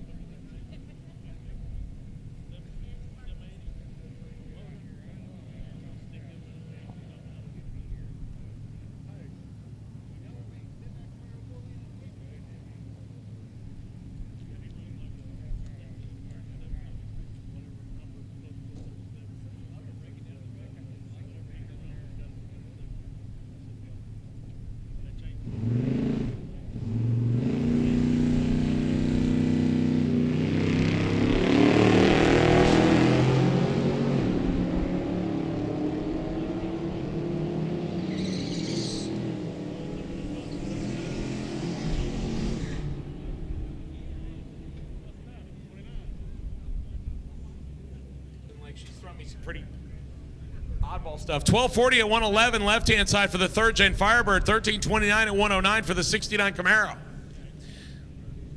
Robbie Dowdy in the 970 equipped Trailblazer coming up over on the left-hand side. He's got a little bit of laughing gas on top of this 2008 Trailblazer. He decided he wanted a little bit more stress in his life, so with less than a month to go, he changed the car he was going to bring, ripped the entire interior out of this Trailblazer and put a full cage in it, and then swapped engines. Made a 650-mile drive in less than 2 days to participate on Drag Week last year, and then did the same here for SIG Week this year. Looking for another 9-second pass, and goes 994 at 137. The Camaro through the eyeballs at 1263, 110, right-hand side.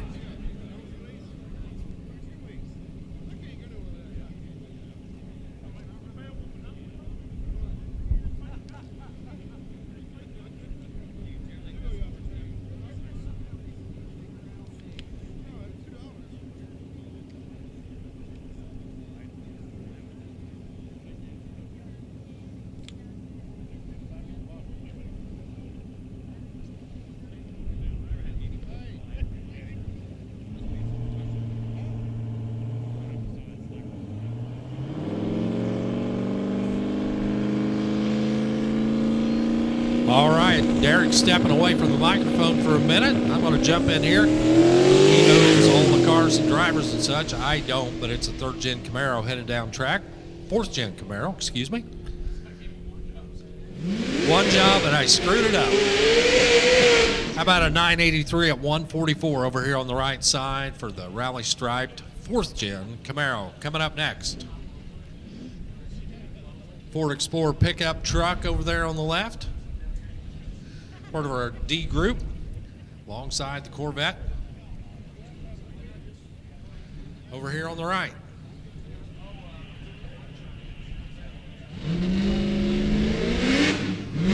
So these teams will not get a time on the time ticket.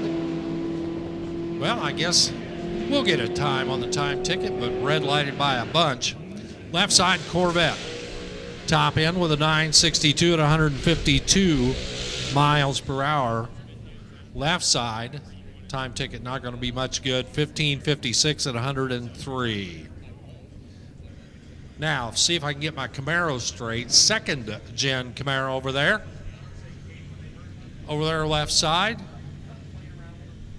Strange engineering lane here at South Georgia Motorsports Park. Lines up alongside the G8. Again, we're trying to print time tickets here. Trying to gather up something that's good to turn in.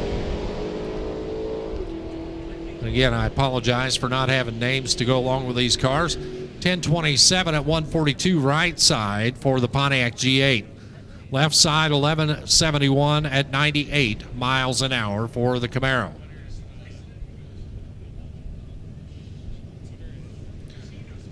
GTX now coming up over here on the left side of the track.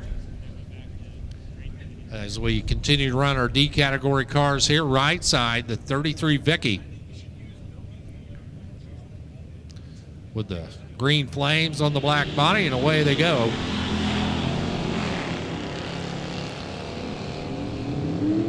And the little Ford Victoria stretches out by about 4 car lengths to get to the top end with a 1295 at 82 miles an hour. Left side, the GTX 1423, speed of 98 miles per hour.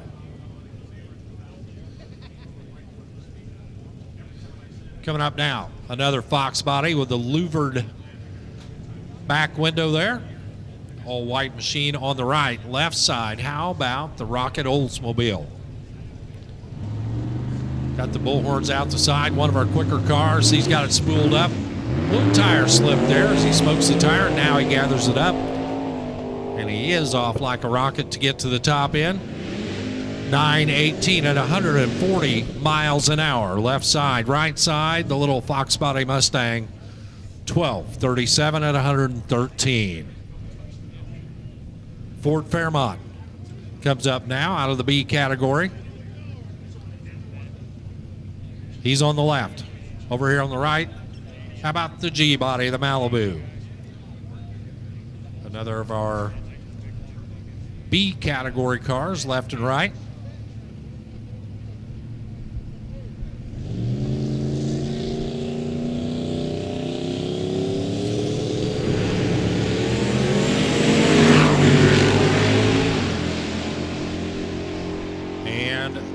The bow tie machine over here on the right-hand side. He sees an 866 up on the scoreboard at 154 miles an hour, 988 on the left at 136. Again, apologies for not knowing all of these drivers. Just jumping in here to give you a few numbers here. As it'll be blue oval, left and right coming up next. Another Mustang contingent. Over on the left, right side, the XLT F-150. Just a clean looking ride over here on the right. One of our D category machines. Needs to turn the tire a little bit. Looks like it's got Arizona tags on the back of it. Oh, I apologize, that's Georgia. Those are Georgia tags.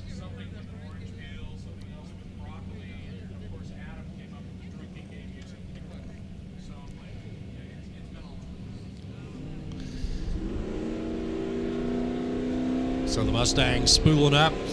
He bumps in, and they both head for the other end. Nice looking lap over there on the left side.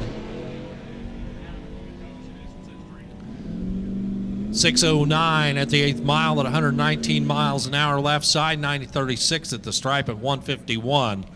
Right side, the F-150, 13:08 at 107 miles an hour. Another Mustang rolling up now. All white the last time, all black this time, all kind of murdered out over there on the left. Right side, the Miata. Ragtop Miata, staged, spooled, and gone. Turns the tire, and you see a little bit of smoke rolling out of the bullhorns there over on the left-hand side, and I believe that one might be wounded. We're going to have to take a good look at that one when it gets to the top end. In the meantime, the Miata drives out to a 17:39 at 68 miles per hour. And as it turns out, on the left side, to add insult to injury, no time at the top end as something blew through the lights right as the car launched. So there is no ET for the wounded pony car.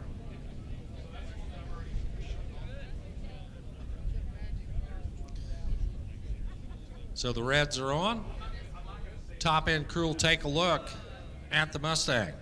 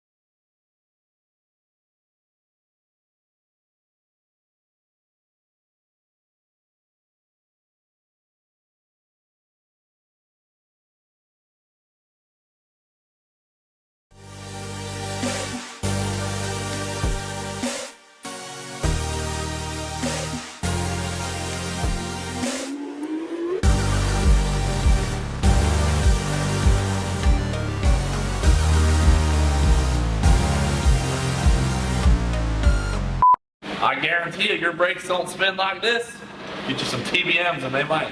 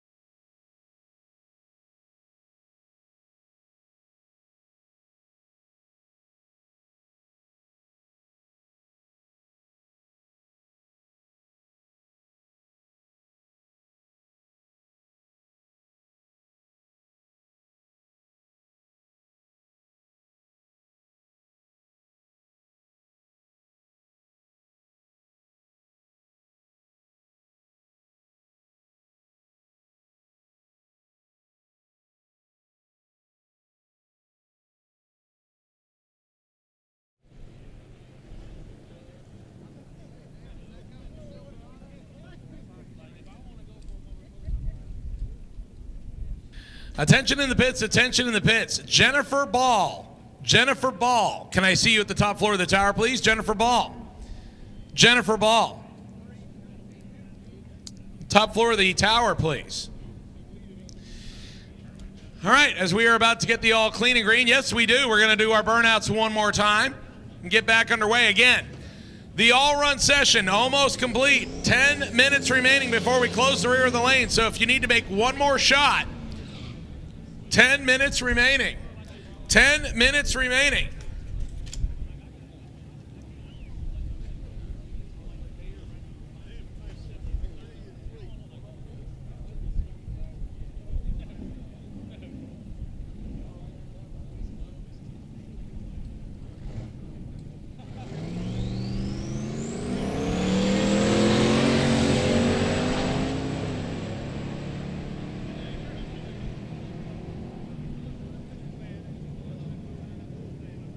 Alberto Fernandez going down the right-hand side in the turbocharged Suburban. 1255 at 111. Meanwhile, on the left-hand side, 1297 at 106.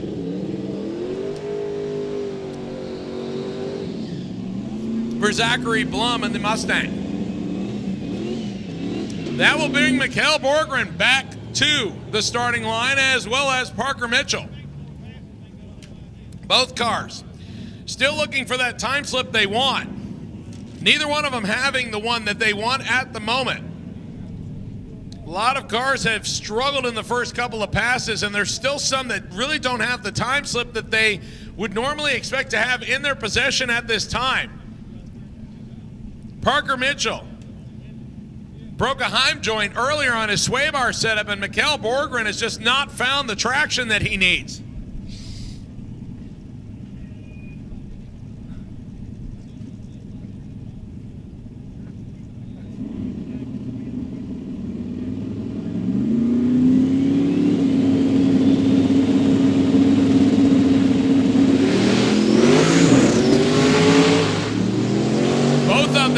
Traction.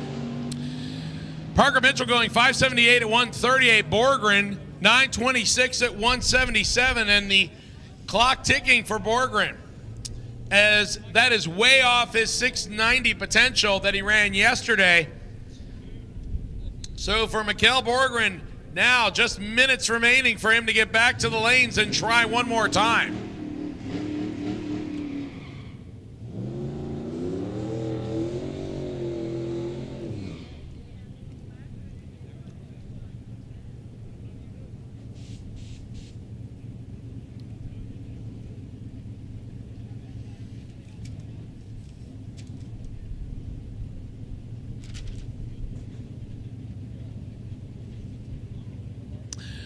That'll bring up Dustin Trance.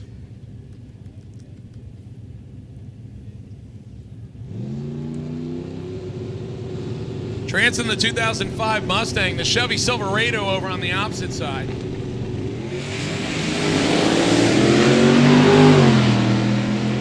Trance on a heater, 127 60-foot, looking for something better than 855, and goes 855. 159 miles an hour. 1179 at 116 for the pickup truck. So that is the best pass, I believe, so far for Trance. The question is does he hot lap it like he did yesterday and come right back around?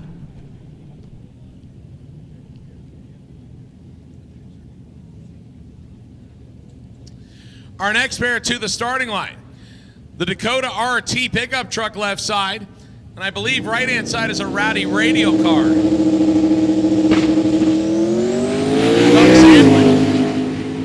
Doug is in Rowdy Radial. He is.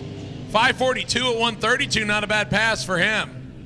884 at 124 as he rolls through the top end on the coaster. 1258 at 112 for the pickup truck.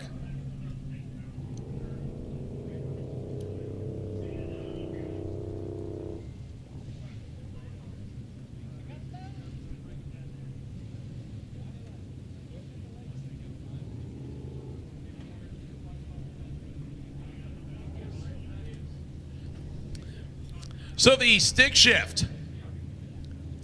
Four-eyed Mustang coming up. The black and flamin'.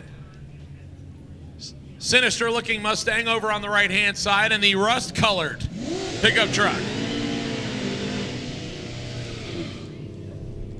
All the RPM the valve springs can take for Michael Westberg.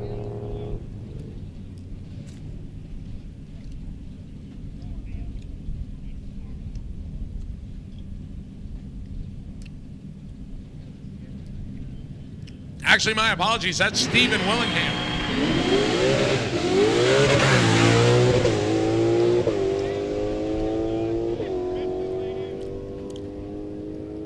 Willingham to the finish line, 9:28 at 156 for the naturally aspirated Coyote-powered hot rod. And the pickup truck of Sean Adams, the 51 Ford, will get another shot at the Christmas tree. Actually, it will not, as they are pushing him back.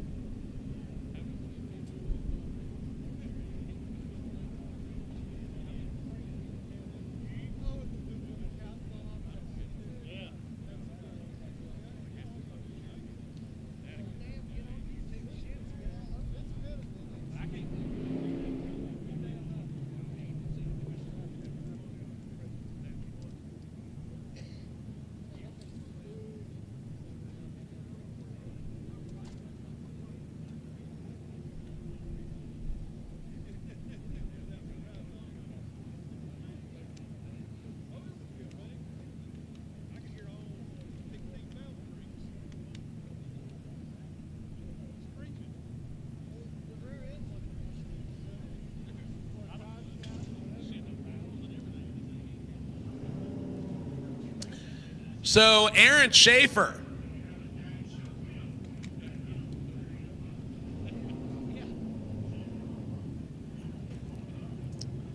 So Aaron Schaefer, I believe right now his best pass is an 8:55. And for a guy that wants to get the W in a street race category, you need to get closer to 8:50. That 8:55, that's a rookie number. You need to pump that number up. And I say that in the friendliest sense I possibly can. For those of you that might understand the reference, that's from the Wolf of Wall Street. 8:55, if you run that all week, it'll get you a good average, but more than likely, it's not going to get you a win in this class. So Aaron Schaefer looking for 8.500. He is one of a few people to be able to do it in competition. He did it last year. The Texas-based single-turbo LS Camaro going down the right-hand side. On a good run. 8:49.0, 100th under what he wanted to do. Unfortunately, that was abuse of the equipment for no good reason, as he goes 100th of a second under what he wants to run. The car is not tech to that ET, so unfortunately, if you end in that time slip, it's as good as handing in a 20-second time slip. So now Aaron has a pondering to do. He's got an 8:55 in his pocket. Will he come back around and try one more time?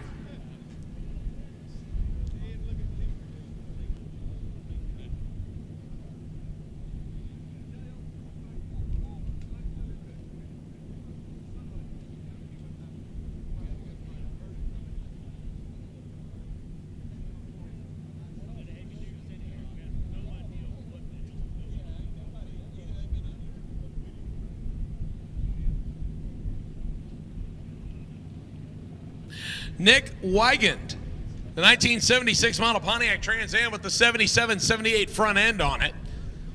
For those of you that are curious, the 76, the only year with the special edition black and gold where it had the round headlamps in it. 77-78, they changed the grille and went to 4 square lights. He's lining up with Rick Dorn. Dorn in the blue Mustang over on the right side of the racetrack.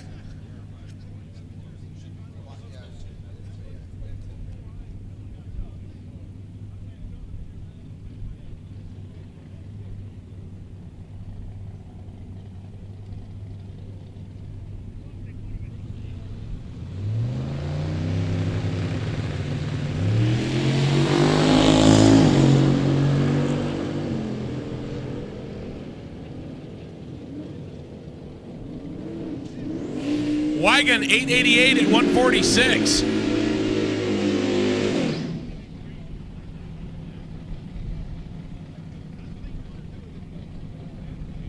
All right, ladies and gentlemen, official word. Lanes are closed. Do not enter the staging lanes. Staging lanes are closed. Do not enter the staging lanes. We are going to run what is remaining in the lanes, and then we will pack it up and head for Gainesville. If you have not turned in your time slip yet, I would highly suggest you go and do that now at the concession stand located across from the tower on the left side of the racetrack. Miss Tanya and her team are waiting for you. Once again, staging lanes are now closed. Do not enter the staging lanes. Staging lanes are now closed. Do not enter the staging lanes. Chris Hine coming back around the factory car. And Randy Bellahar, the Firebird, looking for 850. 871 at 157 for Bellahar. 931 at 157 for Chris Hine. I'm gonna bring up James Roulette in the honky tonk four-door Impala. This is a stick shift LSA powered ride. And the little Honda Civic over on the right-hand side of the racetrack. That is Rob Courtney. Courtney been in the 9-second range at 150 miles an hour to keep this thing hooked up. Courtney on what looks like a decent lick here. Top end scoreboard for them to tell the tale, 943 at 161 with the parachute out for Courtney. 1277 at 112 for the honky tonk special.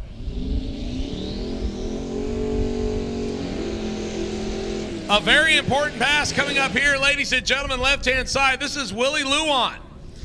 I believe he is currently your leader or in the top 3 in the street race category. His last pass was 8:49.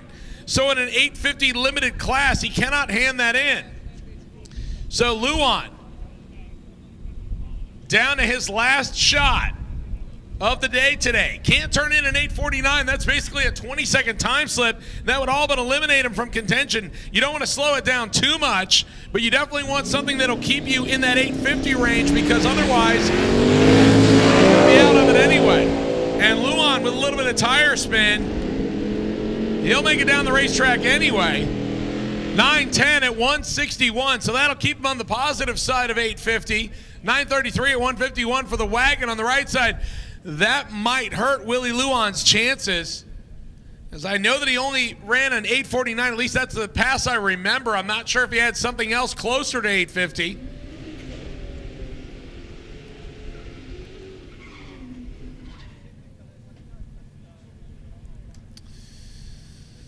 Cameron Thorpe coming back up at the 92 Volvo station wagon.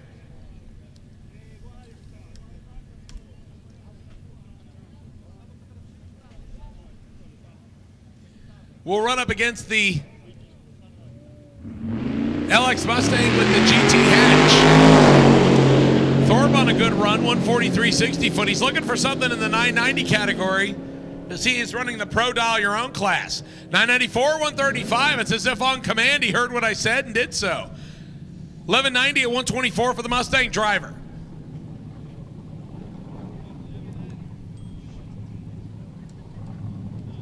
Kevin Wilms coming back with the 30 model Roadster. And the PT Cruiser occupying the right-hand side. That's Lawrence Jane. Wilms out there first. And will lead the PT Cruiser easily down the racetrack. Left side scoreboard says 11:38 at 108 miles an hour. 15:82 at 87 miles an hour for Jane.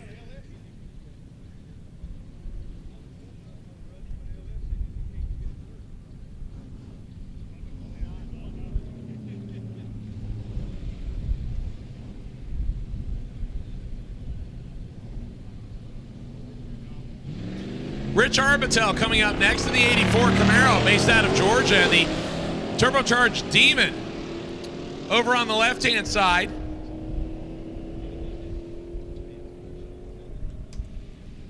The Demon of Matt Zubrick going 11:03 at 144, 14:06 at 96 miles an hour for Rich Arbitel.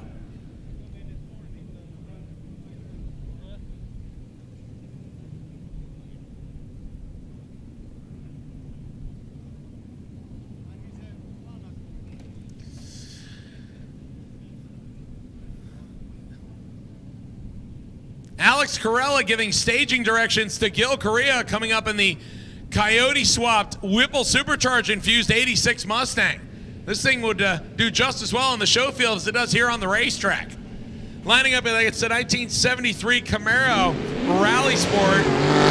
Over on the left-hand side, that's Azim Sheik. And Sheik will watch Korea go down the right side.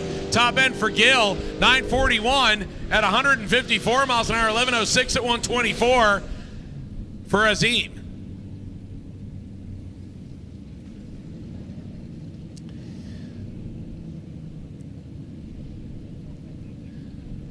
So Alex Corella let me know that Ginger Red just made a personal best 5:13 pass on the little 235 tires, and I have to wonder if we've converted him.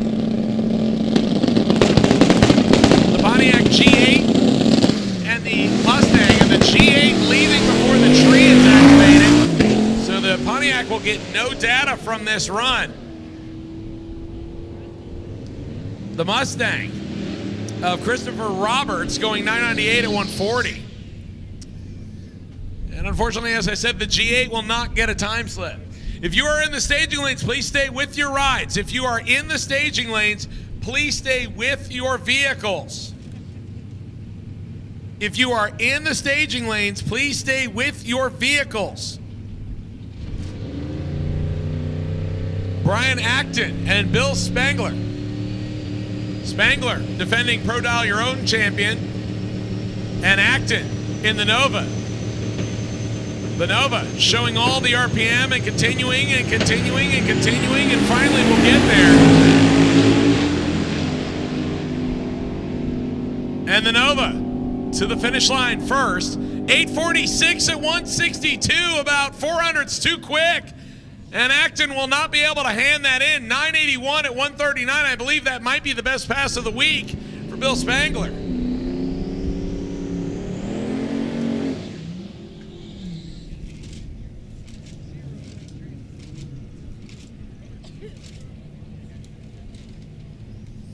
Evan Erkwitz, the 79 Malibu with the 420 cubic inch LS motor and 78 millimeter twin turbos aboard. He will line up right-hand side.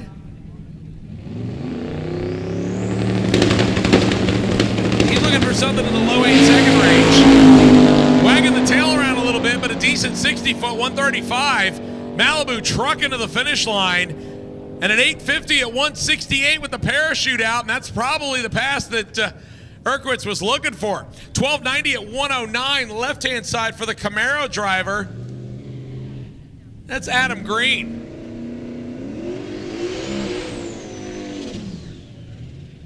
Dave Deal coming back around for another shot in his Mustang.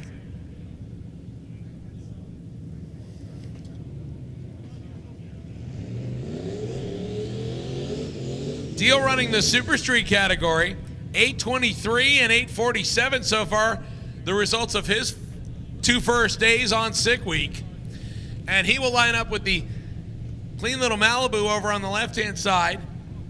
That is Dean Anderson. Dean Anderson in the Pro Dial Your Own class. So far, he has got a consistent hot rod. 865 and 864. So he needs something in that range to stay consistent. And Deal doesn't get the deal done as he spins the tires. And that will not equate to a good pass. Left side, 867 at 154. So once again, Anderson staying close to that 864 and 865. So consistency just like a bracket car.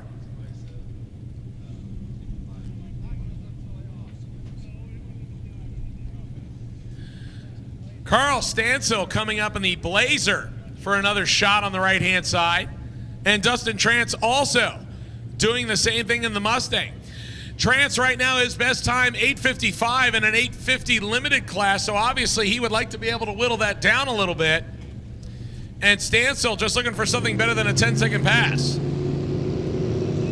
They're going to load some boost and get him into the stage beams.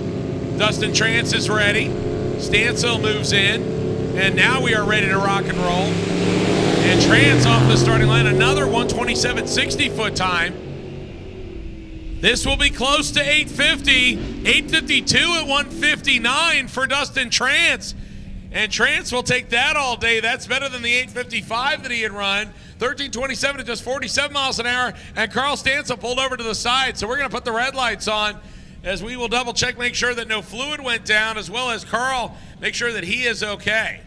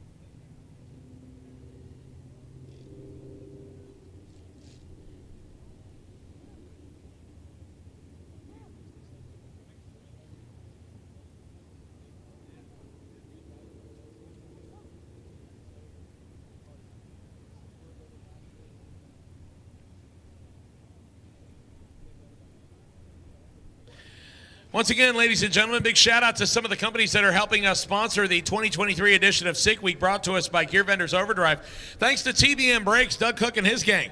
TBM Brakes is among the lightest and best way to stop your drag and drive car or truck. The world's quickest and fastest car, Tom Bailey's 6 Seconds 2.0. Trust TBM Brakes to stop from 6-second runs at over 240 miles an hour. Not only does TBM save rotating weight and increase braking performance by using correctly set up calipers and rotor sizes for your vehicle and intended usage, it doesn't have the drag that most disc brakes have. From brand new to fully seated and sometimes even through most of its life, you could spin a wheel with a TBM brake on it and there is very little to no resistance. From drag and drive kits to sprint cars and even newer car and truck applications, TBM Brakes have you covered. See them as part of the Motion Raceworks display. That's the white trailer that you will see at Gainesville Raceway tomorrow. Or you can check them out on the web at www.tbmbrakes.com. That's Tony Bravo Mayflower Brakes.com.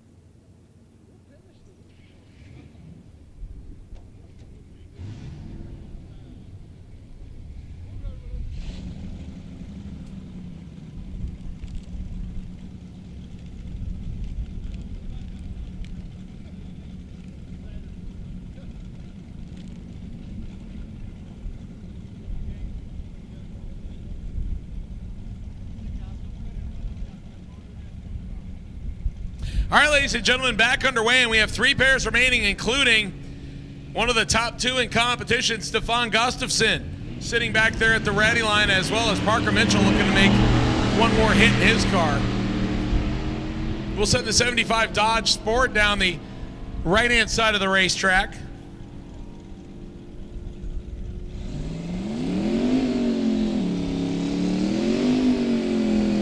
$12.88 at 107 for the Dodge, $12.51 for the pickup truck of Matt Helms. That will bring up the 1992 Mustang, the emerald green and gray two-tone car, looking factory fresh. Still got the pony wheels on the front and the welds on the back. It's only like one white cowl hood away from pretty much looking like almost every Fox Mustang I saw back in the early 90s. They will line up against the beautiful 1967 model Firebird, the only year that they used the vent windows on them. This is Jim Treadle. Treadle been living in the upper 7-second range with this Firebird, and today he has had some problems trying to get the hook on it right. So this is his last shot right here. Let's see if he made the right tune-up change. No, both of them leave the starting line before the tree is activated. Jim might have seen the Mustang move out of his peripheral and thought I was late, and then let go of the trans brake button. The only problem is he spun the tires, so it was a double whammy. He doesn't get to pass go or collect $200. All right, attention in the pits, Aaron Schaefer messaging me. He needs a 12-inch Delta PAG puller fan. Otherwise, he's probably not going to be able to make it to Gainesville, or at least he won't be able to make it continually. So Aaron Schaefer with the Silverback 98 Camaro, if you have a spare 12-inch Delta PAG puller fan or know where one can be had, go and find the Silverback Camaro in the pit area. It has got the vented black striped hood with polished billet street lights. Took me a minute to think about it. Parker Mitchell coming up in the Dr. Pepper car. And this time he is hooked up. Parker Mitchell to the 8th ball and Rowdy radial trim. 523 at 141 for Parker Mitchell.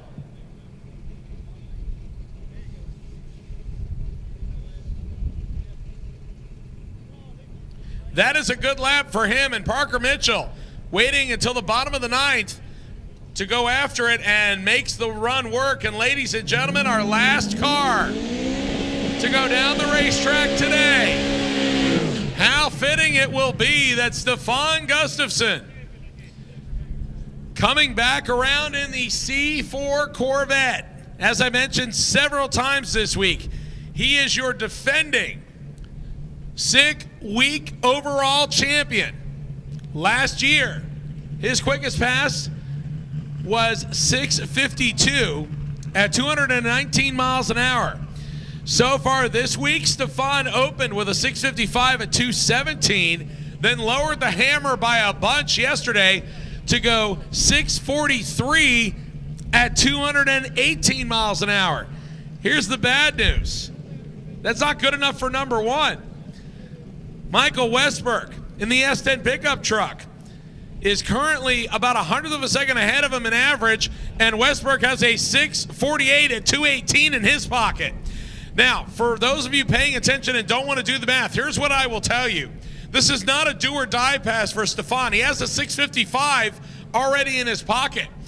So he has a good pass to turn in. However, what it will do is it will increase that gap in the average between him and Mike Westberg. So obviously he doesn't want the gap to increase. He wants the gap to get smaller. If he hands in that 6:55, that will take the 100th and probably make it more like 300 or 400ths. So all eyes right-hand side on Stefan. One of 3 Swedes in competition here at SICK Week. He wants a 6.4 second something. Corvette's ready. A lot of tire shake. Drives through it. Balls of steel as he wheels it to the finish line. 6:55 at 198 and got out of the gas early. A whole lot of tire shake early for Stefan Gustafsson. A 114 60-foot, 427 at 178 to the 8th mile. And obviously something did not go right at the top end as he only picked up 20 miles an hour on the top end. The 8th mile was good, but the car slowed at the top end. 6:55 at 198. That is a slowing pass considering he went 6:55 at 218 earlier. But he will go into the books with back-to-back 6:55s. And ladies and gentlemen, that officially will wrap us up for today at South Georgia Motorsports Park. For all of you that joined us here at SGMB for day number 3 of SICK Week, brought to us by Motion Raceworks on the live feed that you're watching right now, as well as Gear Vendors Overdrive. Thank you so much. My name is Derek Putnam on behalf of Don O'Neill, Sam Chiat, and Adam Dory. Thank you so much for joining us. We will be at Gainesville Raceway tomorrow. Live stream starts at 9 o'clock. Please join us then. We hope you had a great time, and thanks so much for calling in to SICK Week.